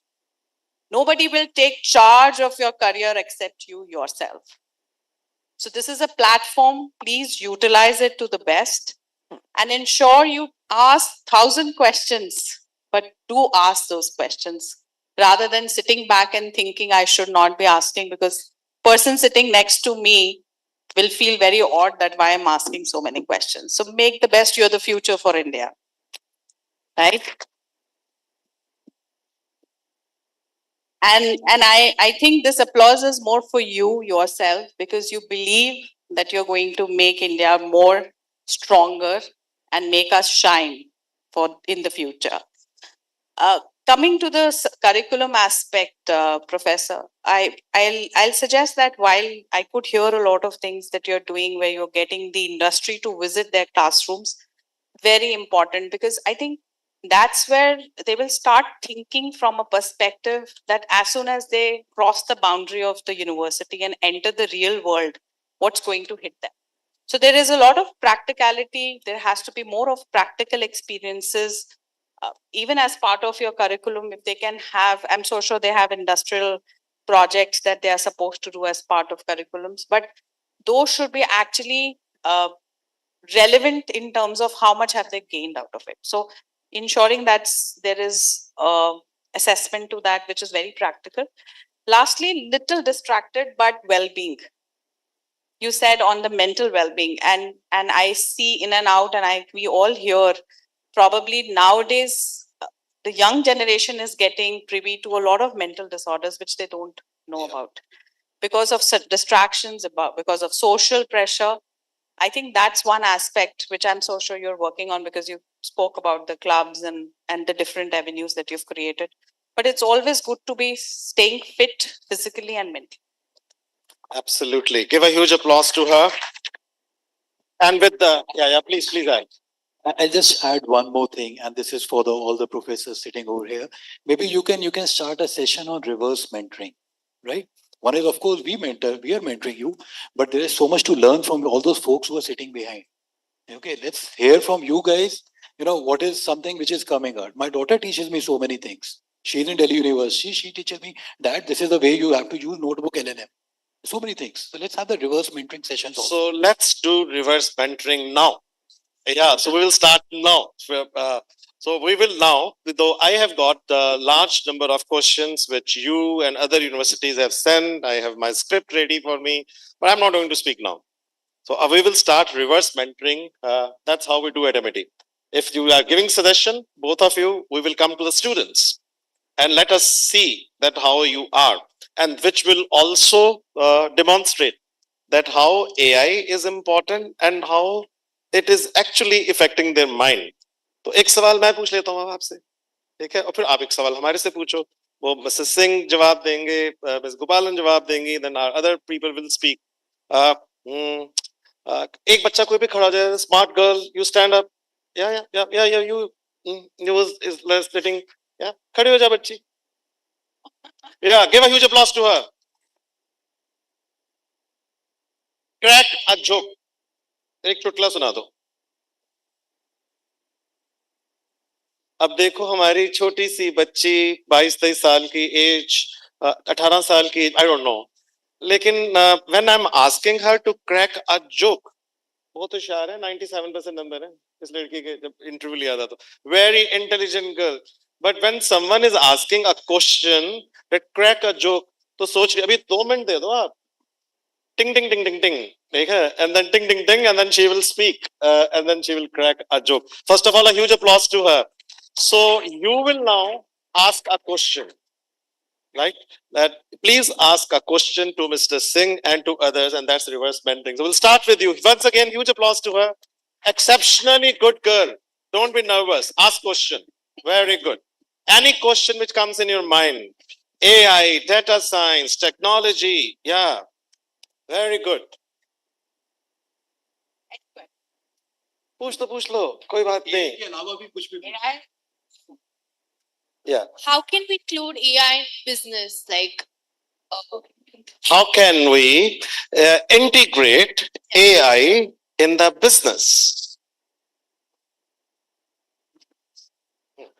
A very smart question. AI is for the business use only. If you're not making use of AI in business, it's of no use basically. Now, most of my predecessors said about importance of AI. It's not learning AI is not AI based. That's the only beginning. Unless you make good use of AI, make your own AI models, build your own AI. That is the question. That is the answer. You need to build your own AIs. As long as you are consuming AI, it's a learning only. Unless you build your own model, your own dashboard, own apps, own everything, that is the proper use of AI in business. So whatever business you are doing, you have to think what you need, and you need to build those with the use of AI tools available. But you need to build your own AI. That is the answer. Yeah, please. So that, I think to give you a very practical example, how you can use AI in a business. Take a very simple example, right? Look at customer service today. Many businesses have customer service. Now, the people that you speak to, first level customer service, are actually bots. There is AI interacting with you when you're actually interacting with the company first. That's AI. I mentioned about routine tasks, right? You have so much data. How do you look at the data and figure out what do your customers want? What should I go and sell to you next? That's AI. AI will tell you what you should be going out in the market and using to sell to your customers. So simply put, by using AI, you can actually increase efficiency, increase productivity, and eventually increase profitability because you are actually saving of time, energy, effort, cost of doing certain things which were being done, which was being done by humans earlier and now can be done by AI. So that's the very simplest example of integrating and using AI in any business, be it technology, be it FMCG, be it financial services, or be it even manufacturing. Thank you. So we have a lot of students sitting here. So I'm stopping here my script. I will ask questions from your side now. So whatever you have given, we'll forget them. But we will now. Yeah, there's a student there who want to ask a question. Please stand up. Give a mic to him. Yes, sir. So I have a. Yeah, bring mic closer to you. Yeah. Yes, sir. आवाज आ रही है? बिल्कुल आ रही है. Okay. So I have a big concern for the future. It's from my personal experience. AI interviews कर रहे हैं most companies. My experience was using Internshala. I applied to some companies, and before that there were AI interviews, which feels very weird. And most companies, I think, will do AI interviews, which of course loses human touch. And then there's another thing I noticed, which is recent layoffs. You know, big companies are doing layoffs, Meta, Amazon, everyone, because I think they've realized most tasks can be done with AI. And then they lay off people because it is more cost effective. So what is the future like for future organizations? Will they treat us employees like a variable cost, or will there still be a human touch? Absolutely. Very good question, first of all. Your name and the course you're studying. Your name and the course you're studying. My name is Akshadi Vaishnav. I'm in semester 5 BBAI. And you'll get a book as a prize also. Okay. Please pick up that book. Thank you. Yeah. Where's the book? Yeah. Yeah, I genuinely like that question. Thank you for asking. I think it is on every young person's mind. And today, if you look at young people applying for internships or, entry level jobs, we hear how difficult it is. I just want to tell you, it's a phase. Okay, and I'll tell you why. You said Meta had taken off so many people, etc. You know who they laid off? They had this big push for, they wanted to get into that, they changed the name of the company as well, right? They wanted to get into the Meta phase. That didn't happen. So that was the segment they let go. It wasn't that they were suddenly discovering that they could replace people with AI and all of that. So there is some truth to the layoff. There is some hype to it, right? The thing that I would tell you is there is, of course, entry-level roles that people are trying to see if we can automate. I'll give you an example in consulting. When McKinsey or Bain, a lot of the entry-level folks do research. And today you can go into Claude or they build their own systems that do research, right? But what they're also realizing is that is the pathway to develop associates from there. So suddenly, if you don't hire this group of people, where are you going to hire or develop associates from? Where are your consultants going to come from? Right? So that's why I say it's a phase, right? There's definitely going to be some roles that are going to be automated, but that doesn't mean all of it is going to go away. So that's number one. Therefore, you have to figure out how you stand out. It's not just GPAs anymore. Okay, gone are the days where we all had high GPAs and we got interview calls. Now, what is the work that you have done? Can you showcase body of work? Which is why the earlier question on what do we need to change in terms of our pedagogy becomes very important. Because it's not just your GPA, like I said. Have you done cases? Have you written papers? How do you distinguish and stand out becomes very important. Right? Have you done something that is up over and above what your normal curriculum is? That's number one. Number two, you said employee experiences are all going to be just mechanical. I think we're very, very far away from there. I think what companies are trying to do is become more efficient with hiring. And so they're trying to experiment with a lot. I sit on the board of a company that does this as well. The idea is not to take away the human touch.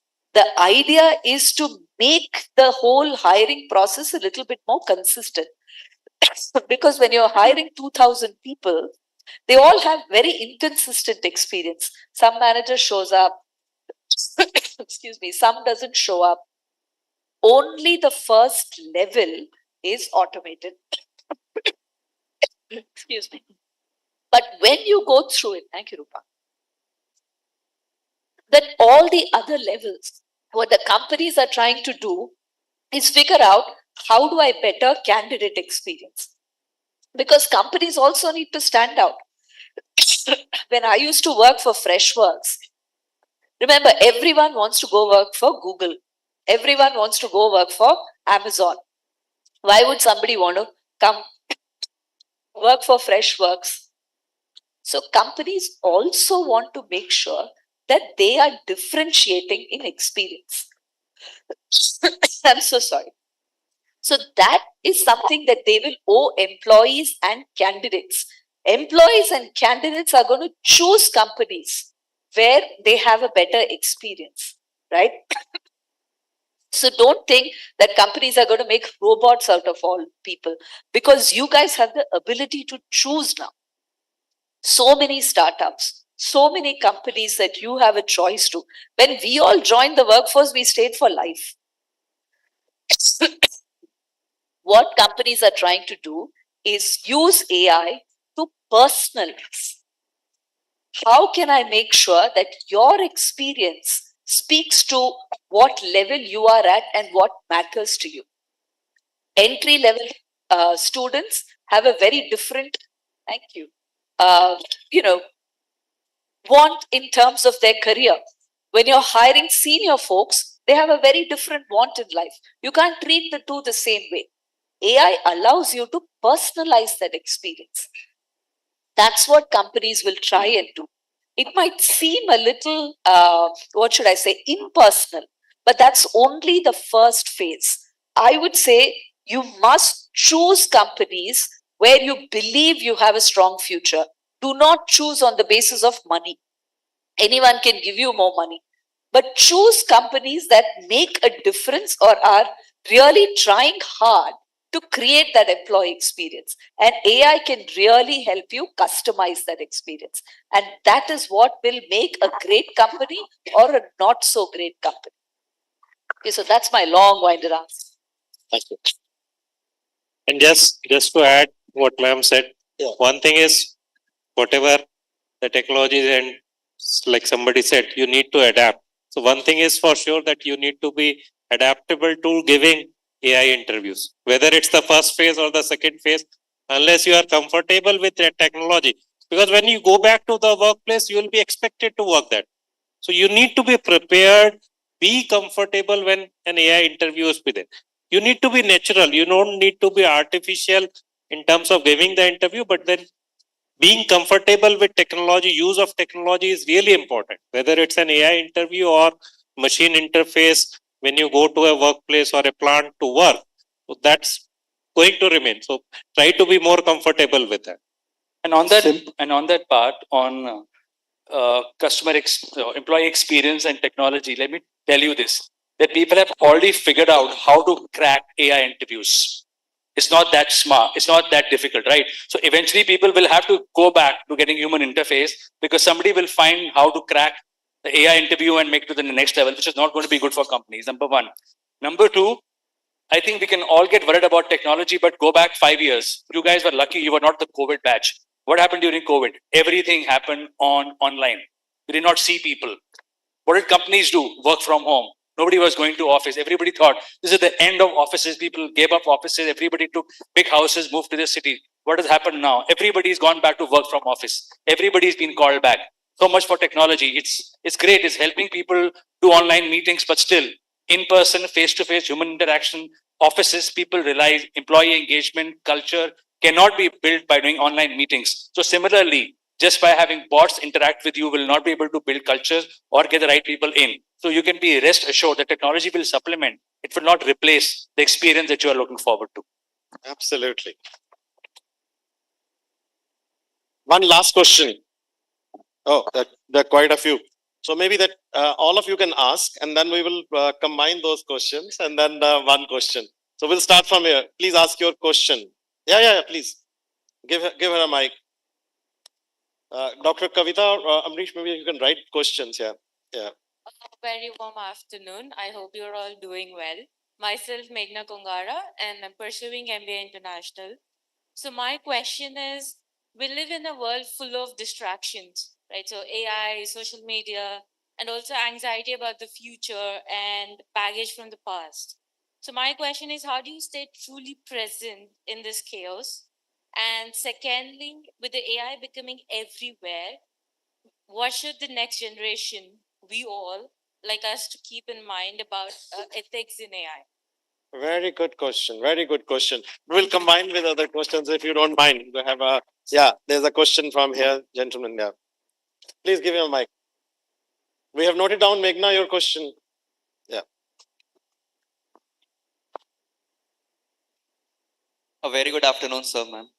So why would I as an individual choose between a good job at a very good placement at a very good company rather than choosing my own firm, starting everything from scratch, building something revolutionary, building yet another unicorn? Like, why would I as an individual choose a job rather than building something from scratch? Very good. Very nice question. Good. Great. Let's reach to someone else also. We'll just, we are collecting, trying to understand that what youngsters are feeling. Reverse mentoring. Reverse mentoring. Yeah. The productivity, efficiency, and effectiveness, but I'm realizing from years that it has somehow reduced the creativity, the art of thinking, the art of reimagining. So, what do you think about it? Wow. Very good. Great. You are going to replace us. Please sit down. Yeah. I thought that you are not attentive. All of you are very attentive. First of all, huge applause for all of you. Very good. Wow. India is in safe hands. Yeah. Okay. Good afternoon, everyone. Myself, Mouli Mitra from Kolkata, BBIB, first semester. So, my question to the panel is: what skills should students of BBA or any management background should develop now to stay relevant in AI, in this AI-driven management background, in this AI management question? Yeah. Wow. Very impressive. Good. Anyone else? Okay, gentlemen. Okay, here we'll go there, and that's last. Fine, that's it. Good evening, everyone. My name is Harsh, and I'm from MBA PIDA. And my question is to you that in the leading world of AI and human emotions, how does a leader decide what to delegate to AI and what should remain a human decision? Wow, very okay. I think we will stop here because I'm not using AI. I have to memorize all the questions, and so is Mohammed Patel. That's a good one. Yeah, okay, take the question. He says that he will be able to memorize. So, okay, fine.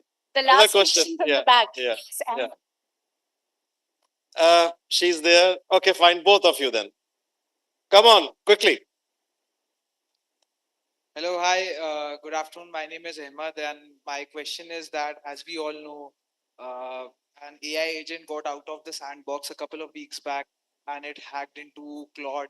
So my question is, how delicately should we handle AI when it comes to our personal information and such? Wow, good, great. Last one. Yeah, that's it. The lady there at the.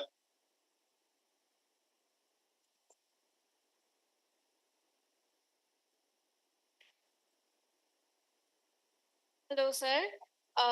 Now AI can do everything for us. It's like for starting a company, is like if we need data or something, AI can do everything for us. So it nowadays it will easy to start a company by your own.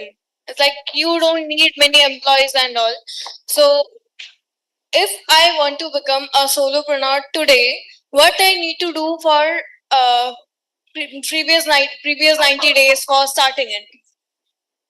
Thank you. I think that we have got about 8-9 questions now, so we'll stop here.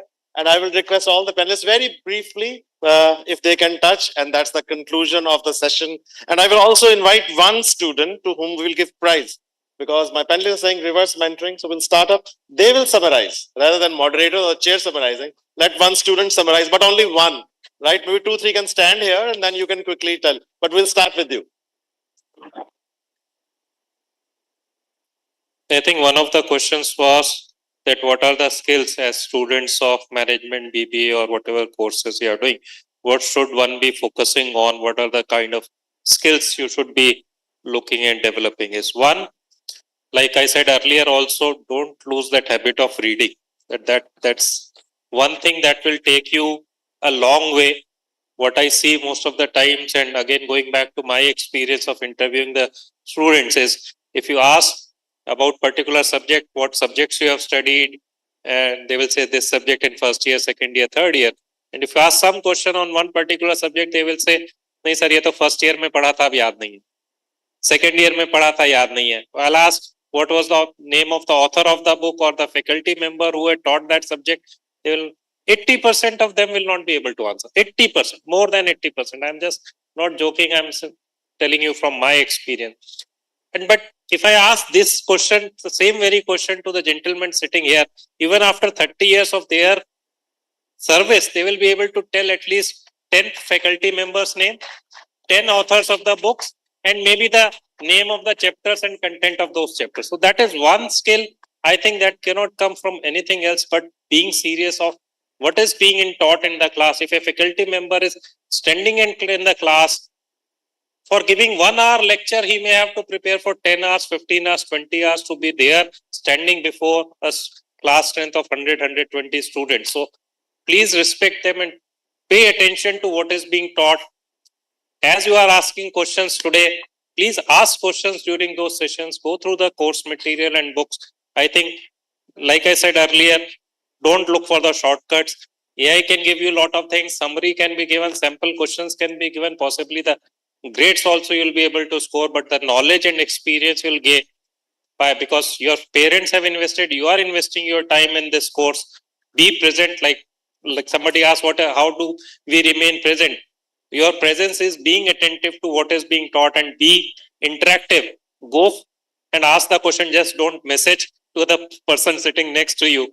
Have the courage and the compassion to go and ask, say hello, and interact with human beings rather than interacting with machines.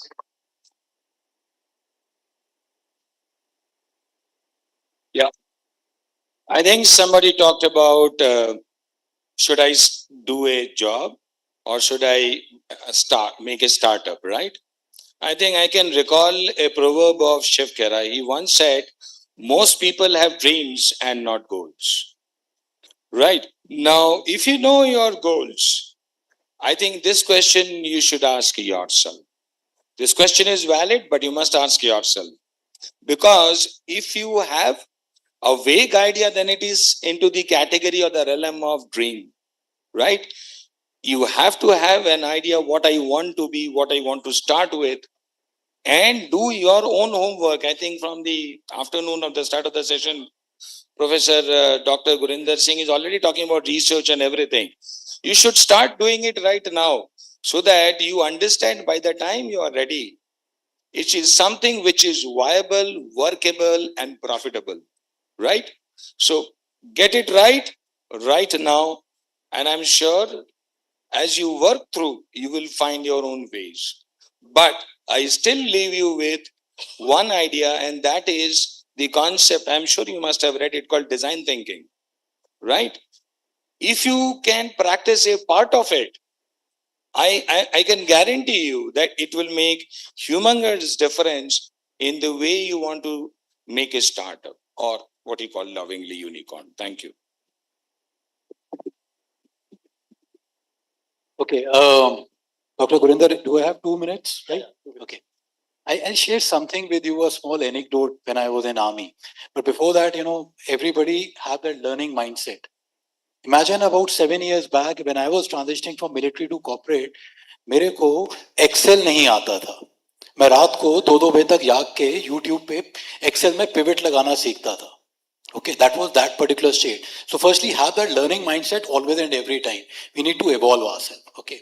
There was somebody who asked, what we should do in this world of AI, right? A personal anecdote. We got commissioned in December 98 as a young lieutenant, and the Kargil war started in May 99. Okay, I lost 5 of my course mates over there. The first person who was killed, Lieutenant Saurabh Kalia, he was cut down into pieces and sent back to us. Saurabh Kalia, Amit Verma, King Rusu, Sumit Roy, and many others. Okay, we had Manoj Kumar Pandey, 1.5 years senior to me. Paramveer Chakra Batra was 1 year senior to me. What I want to tell you is this is something which happened with me, and that was the first lesson of ownership which I learned when I was a young lieutenant. We were posted in a peace station. V hours, 0600 hours, morning hum PT bhag rahe the, right? And I had my commanding officer, a big, tall Sird like you, right? We were very afraid of him, fine. And he came in from front. मैं अपना एक squad लेके जा रहा था, 40 जवान थे, and we were running. And in the cant, it was written in a big board, देश की इज्जत, यूनिट की इज्जत, अपनी इज्जत. And he told me, Bora, read it. So, I read it, देश की इज्जत, यूनिट की इज्जत, and अपनी इज्जत. That is the time he said, okay, no, read it from bottom to top. And then I read it, अपनी इज्जत, unit की इज्जत, and देश की इज्जत. Now that was the first lesson which he gave on ownership. Why do you lead from front? Why do Indian Army officers or anybody, why do you lead from front? Because it is your own izzat. हम हमेशा अपनी इज्जत के लिए काम करते हैं. Similarly in corporate, similarly all of you are sitting over here. If your mind is getting distracted to another thing, it's your own अपनी इज्जत. You will work for your own अपनी इज्जत, your unit की इज्जत. For you folks, your university की इज्जत and the देश की इज्जत will grow up. Always remember, it's your own pride always and every time. You see a polythene which is lying down, right? Just pick it up, throw it in the dustbin. And that is the right values, the apni izzat which catch up. I took a little more time, but thank you so much. Let everyone finish. I'll just keep it short and I'll add to what Colonel Tarun said. Somebody asked that in such a world of distraction, how I keep myself focused. And that's what probably I'll just allude to what Colonel Tarun said. Very important, keep yourself, I would say your wellness at the front. We all try to keep things at the back and thinking I'll be better, so start doing something small, if not much. Start doing something for yourself for 30 minutes every day. I do that after a certain period of my time in the corporate. I realize it's very important to invest in yourself. So start investing from today. Start from 20 minutes, 30 minutes, 1 hour. It's not about only upskilling, but also about yourself, physical and mental well-being. Right? Then somebody asked, with AI coming in, how does a leader decide what needs to be given through an AI and what needs to be done through a manual intervention? Let me tell you and reiterate, I think we've been talking about the same thing. AI is just an enabler.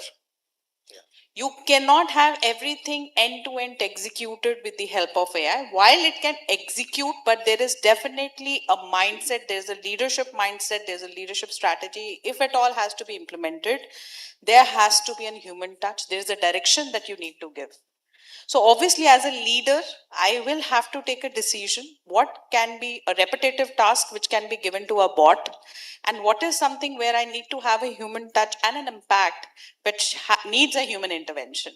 So that's where probably I'll try to answer those two questions. Thank you. My one-liner would be that I'm not giving any sermon as such as because, but most important thing, not to fear AI. Remember, most of the questions we had was some kind of fear in you. And I tell you, today, sitting all of you here, if you are using mobile, you are already hacked. Totally AI, by AI tools, you all are completely hacked. So AI knows everything. So all of question you ask can ask AI also. You don't need a big panel sitting here giving you guidance. All questions, I think you will get much better answer. That is what I'm saying. This is what my suggestion. Some answers were like what to delegate, what to not delegate, and some decision you have to take on. You whether to go in business or whether you have to see your own potential and decide. There are many things which AI also cannot decide, whether to go for business or do some service like that. What to delegate, what not to delegate. But AI is rightly said it's an enabler.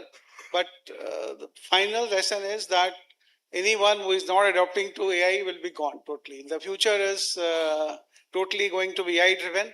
If you don't, and there are two aspects. One is a human aspect, one is a technology aspect.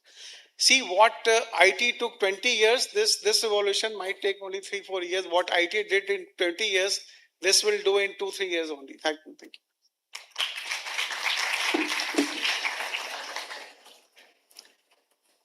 I'll only leave you all with a thought. Intelligence does not equate to wisdom. Right?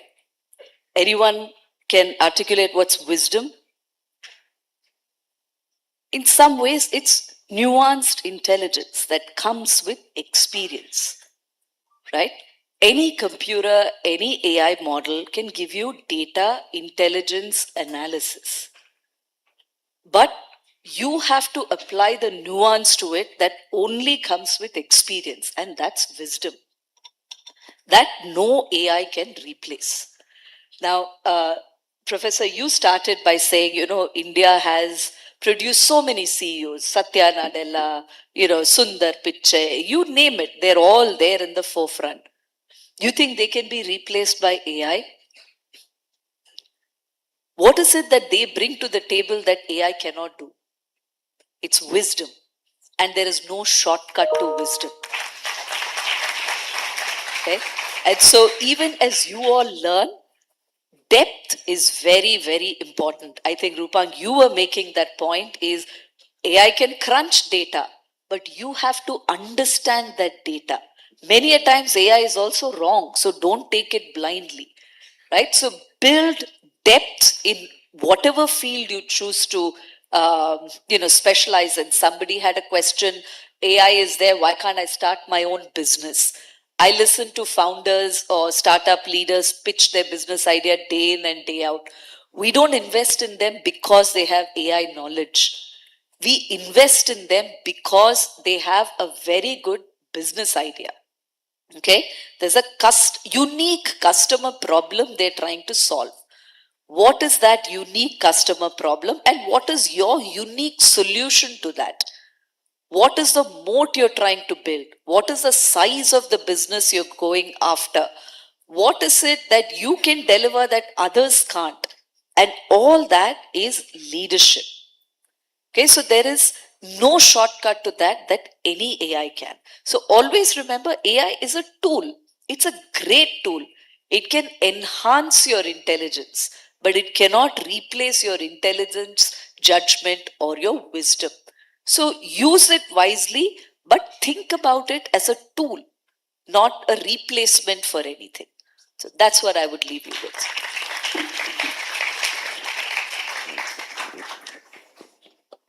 Okay, a lot has already been said, so I don't have that many pearls of wisdom. But given that you are Gen Z, I'll try and give you two sort of buzzwords that you can remember and live with. There was this question on, as a leader, what should you delegate to AI and what you shouldn't? And as leaders, we face that dilemma every day. In leadership consulting, there is a term for it. It's called digital discernment. So the whole thing about knowing when to use technology and when not to use technology. And there are very simple levers. AI will give you lots of options. For example, you look at sales data and decide which markets are not doing well, so you should shut them down. But before you take that decision, you have to look at the human impact. How many people will lose their jobs? Will it impact the morale of the company? That's where the human angle comes in. So AI gives you the solution, but the human takes the decision. That's the first part. The second part was about what can you learn and do differently now with AI. I mean, I think the other way to frame this question is when people ask us, what do you look for when you go to hire people on campuses? Because with AI, everybody has a level playing field. So what do you look for?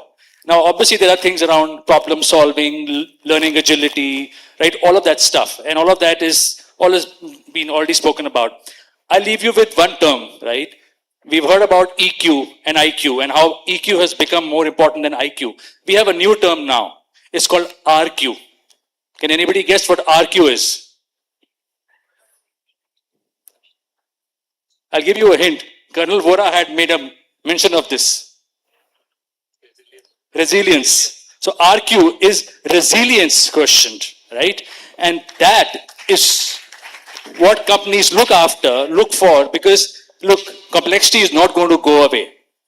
Your economic cycles are going to get repressed. There will be black swan, events happening. You will definitely have depressions and economic issues and whatnot, right? Things will be very complex. So the people who can actually be resilient enough to bounce back and actually make, their way, even when the things are very difficult and uncertain, are the people who will actually outshine everybody else, even if they have AI. So I would say IQ, EQ, and RQ.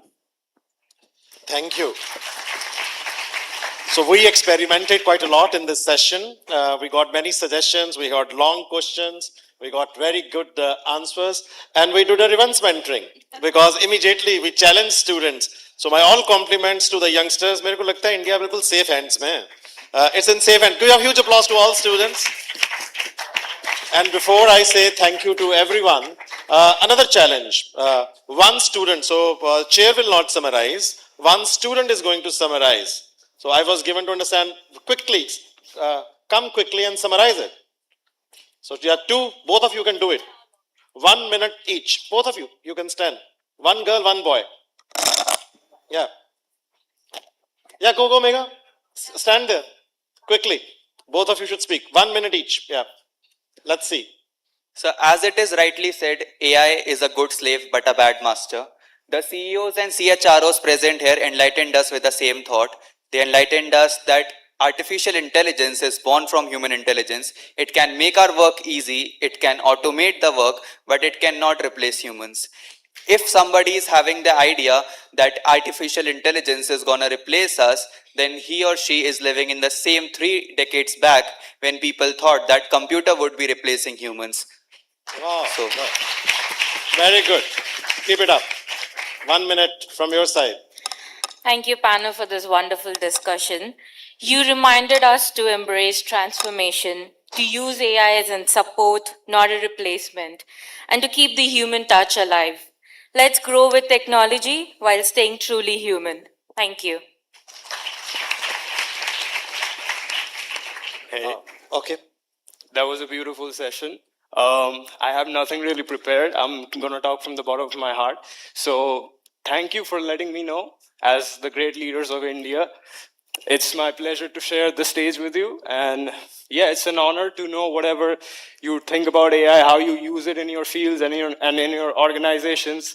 So from what I have understand that you adopt to AI, how you use it in your companies and organizations and how you change with it and all the other things that you're preparing the next generation for. So it has been an honor of mine to get to know everything from you.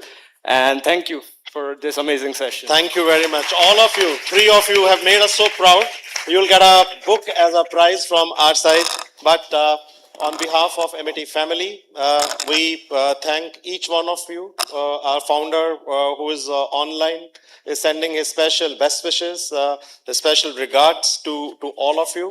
Mr. Ayush Gupta, Gail has been very close to our heart. You have been extra kind to not only offer the placements to the students, but also do a lot of training sessions from our learned faculty. Thank you so much. Please keep coming and blessing the students. Huge applause for him. We have Mr. Tapan Dev, Vice President and HR, CHRO of JK Lakshmi Group. I think that what we heard from him, such a humble man, reservoir of knowledge. Thank you so much for coming, but please coming back to the campus. The students will be sending their questions directly to you, so please answer them and mentor them. Huge applause for him, please. Colonel Vora what wonderful examples you have given from Indian Army to your own company, which you are leading, Lumex Industries. We were really touched, and I got immediately 2-3 messages from our faculty members that they would like to work with you, and the reverse mentoring, which he challenged. That it should start. Look, we have initiated it. Huge applause for him. Wipro has been on campus number of times. So first of all, thank you so much. एक बार जोर से ताली बजाओ Wipro के लिए. Yeah. But Ms. Bhardwaj, I think that it was an intellectual treat to listen to you. Great ideas and also very inspiring thoughts. We have noted it down and we are going to implement from the bottom of our heart. Thank you so very much. Applause. For our own Dr. V.K. Singh, you have always been an inspiration. I often say that you and Mr. Bhardwaj, the Power Grid, they have been very, very close to us. You are running a school at Power Grid and a skill council. We look forward to create meaningful courses. I think that you have given some wonderful ideas that how we can create a few courses which can be introduced even at a school level. Our people will be coming to you to take your guidance. A huge applause for Dr. Singh. Ms. Chaudhary, I was listening you for the first time, and let me tell you that spellbound. I think that all of us, we were so impressed the way you have been able to present the great ideas and mentor the students. जोर से ताली हो जाए ma'am के लिए.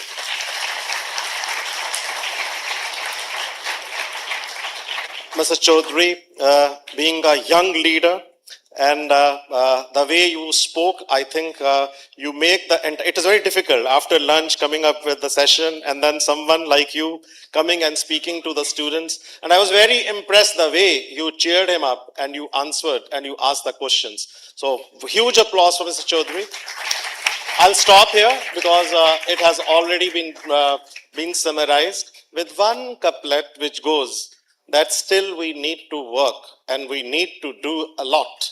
I think technology is very important, but I will stop there with the one quote which says, you need to obsolete yourself. If you will not, then someone else will. And as it says in the Urdu couplet, it says, सितारों से आगे जहां और भी हैं अभी इश्क के इम्तिहान और भी हैं. सितारों से आगे जहां और भी हैं अभी इश्क के इम्तिहान और भी हैं. It was such an intellectual treat to listen to all of you. Give a huge applause to all of them. A mighty clap.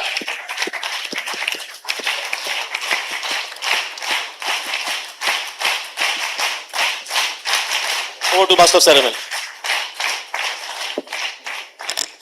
The vibrations and smiles have spoken the delight for the day. Ladies and gentlemen, before we move to the awards ceremony, there's a small announcement.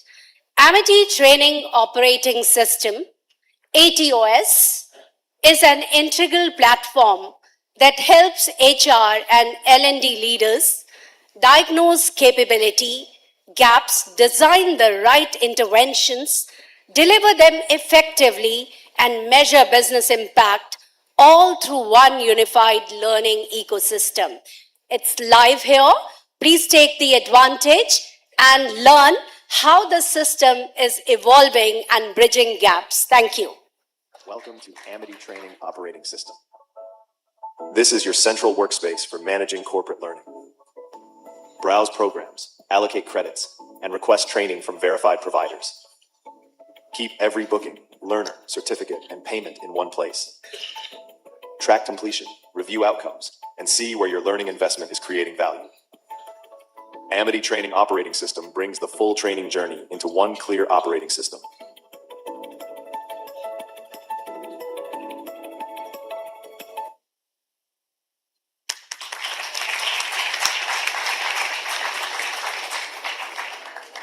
Ladies and gentlemen, now the time has come to request all the dignitaries to kindly step forward for the awards ceremony.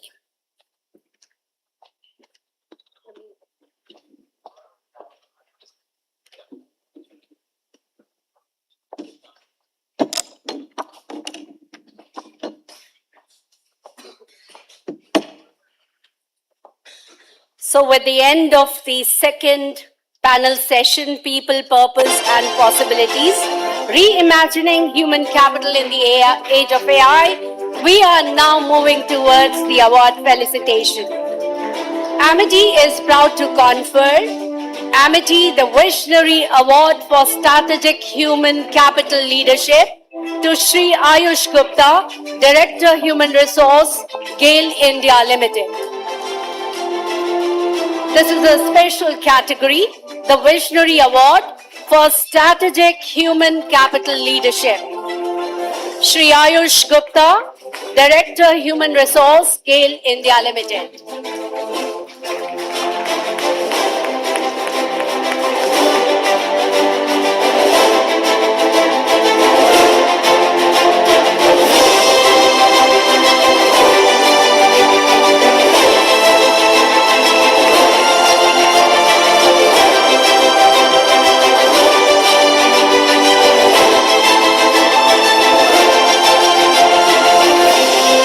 Amity is proud to confer Amity the Distinguished Excellence in People Stewardship Award to Dr. Yatendra Dwivedi, Director Personal, Power Grid Corporation of India Limited.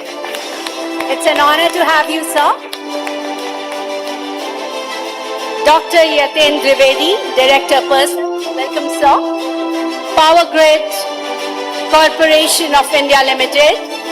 The award title is the Distinguished Excellence in People Stewardship Award. It's a great honor.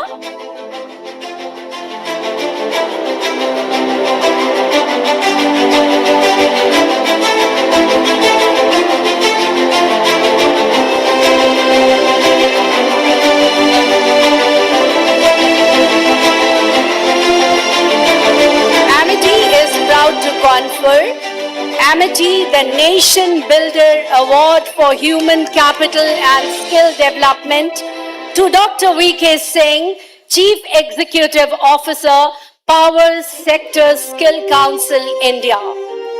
The award category is the Nation Builder Award for Human Capital and Skill Development to Dr. V.K. Singh, Chief Executive Officer, Power Sector Skill Council, India.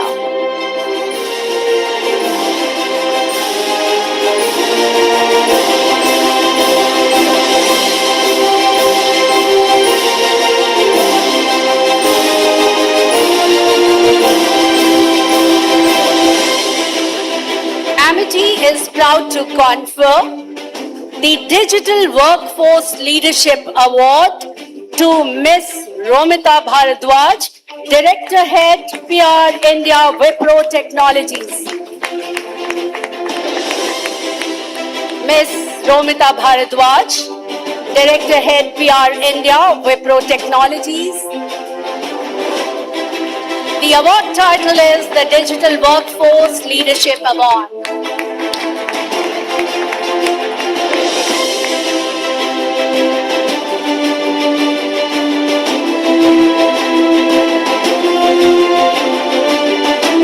Amity is proud to confer Amity Award, the Employee Experience Visionary Award to Miss Suman Gopalan, Managing Partner, Riverdale Advisory.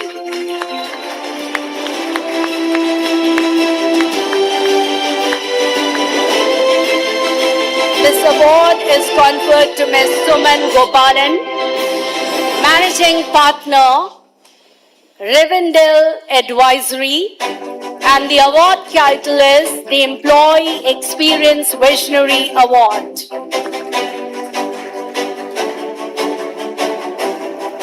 Amity is proud to confer Amity Talent and Reward Consulting Award, the Talent Strategy Luminary Award to Mr. Rupang Chaudhary, Partner and Country Head, Talent and Reward Consulting, Aeon. Mr. Rupang Chaudhary collecting his award.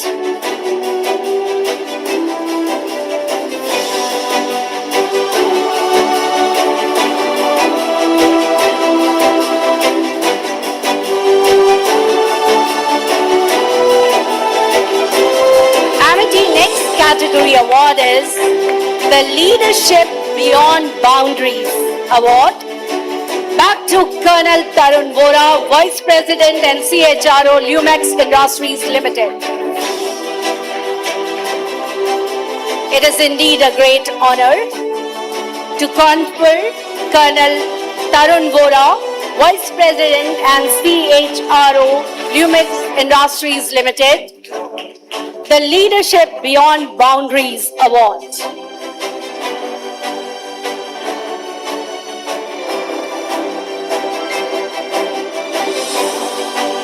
Our next category is the Foundation of Talent Excellence Award to Mr. Topamoy Dave, VP HR CHRO, JK Lakshmi Cement. Mr.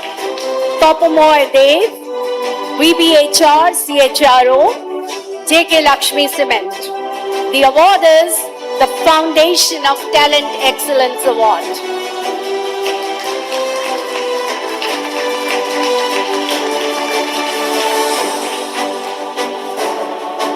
The next award is conferred to Mr. Sharad Verma, VP and CHRO Iris Software. The award title is the Strategic Talent Compass Award. And to collect his award, I would like to invite Ms. Chavi Sharma on stage.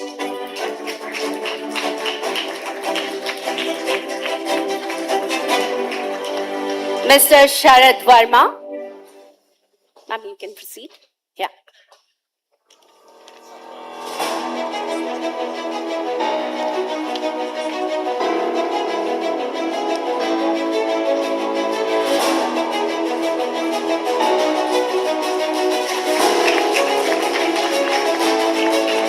Mr. Sharad Verma, VP CHRO, Iris Software. The award category is the Strategic Talent Compass Award.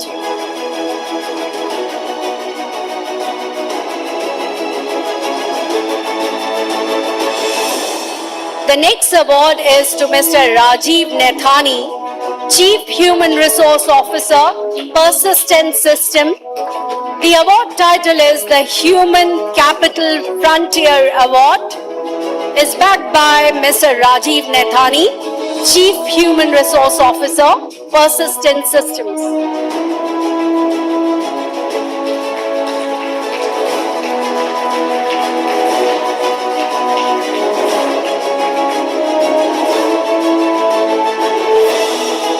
Next award is backed by Mr. Sachin Sharma,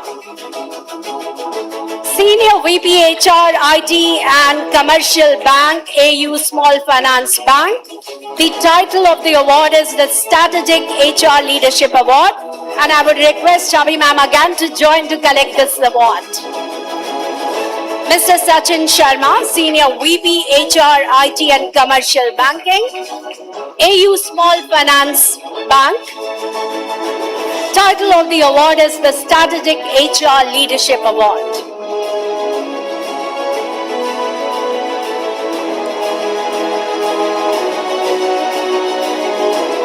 Next, I would like to invite Ms.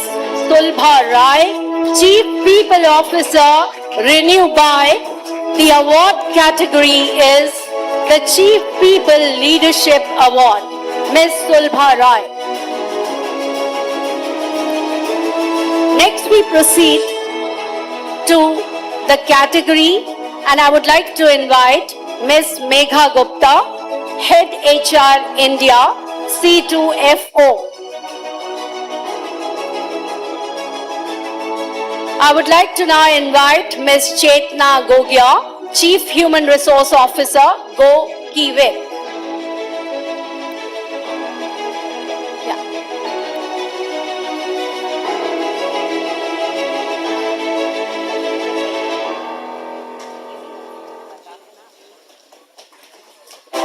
Next, we would like to invite Mr. Gagan Jyot, Senior Vice President, RMSI. Ms. Gagan Jyot, Senior Vice President, RMSI, is joining us on stage. The award category is the Global Workforce Steward Award.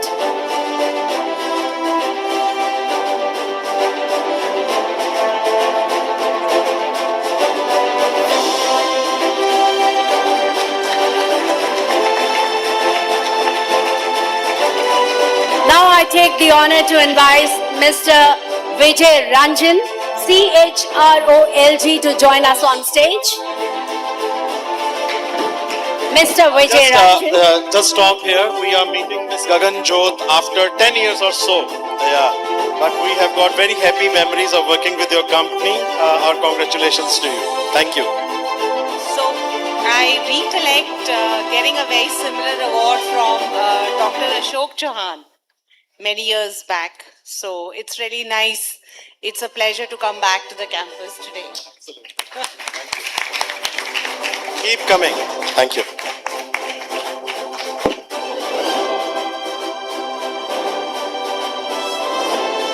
So, Mr. Vijay Ranjan, CHRO LG, for the award title, the Industrial People Leadership Award.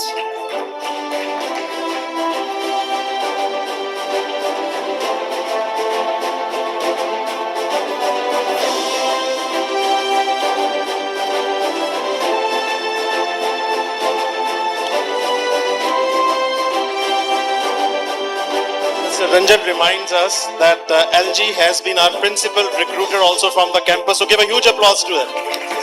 Thank you.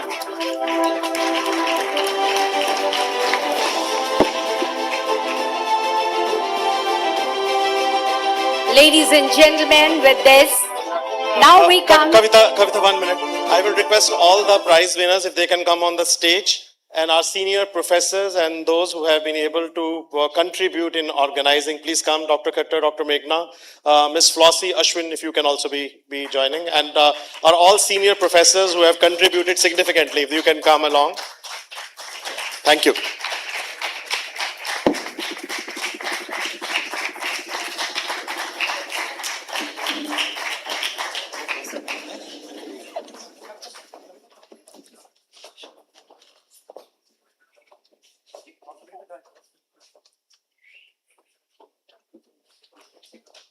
So no event is possible without a great team.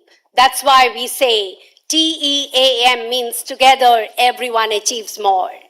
And this is the outcome of the great human capital.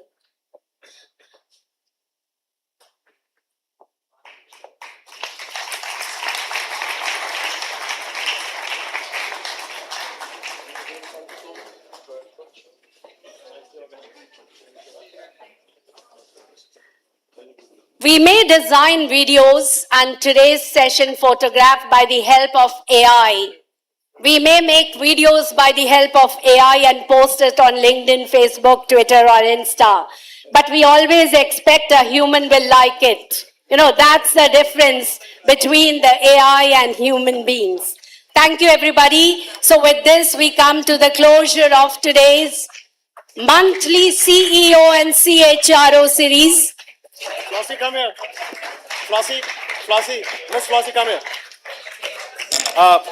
One very important person who helped us day and night to organize, Miss Flossie Gupta. Huge applause for her. Thank you.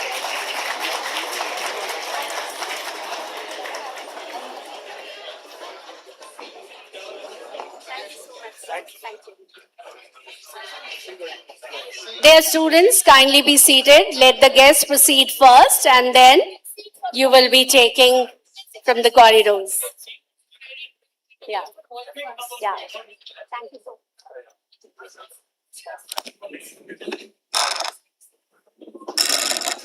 Dear students, kindly be seated. Thank you so much, sir.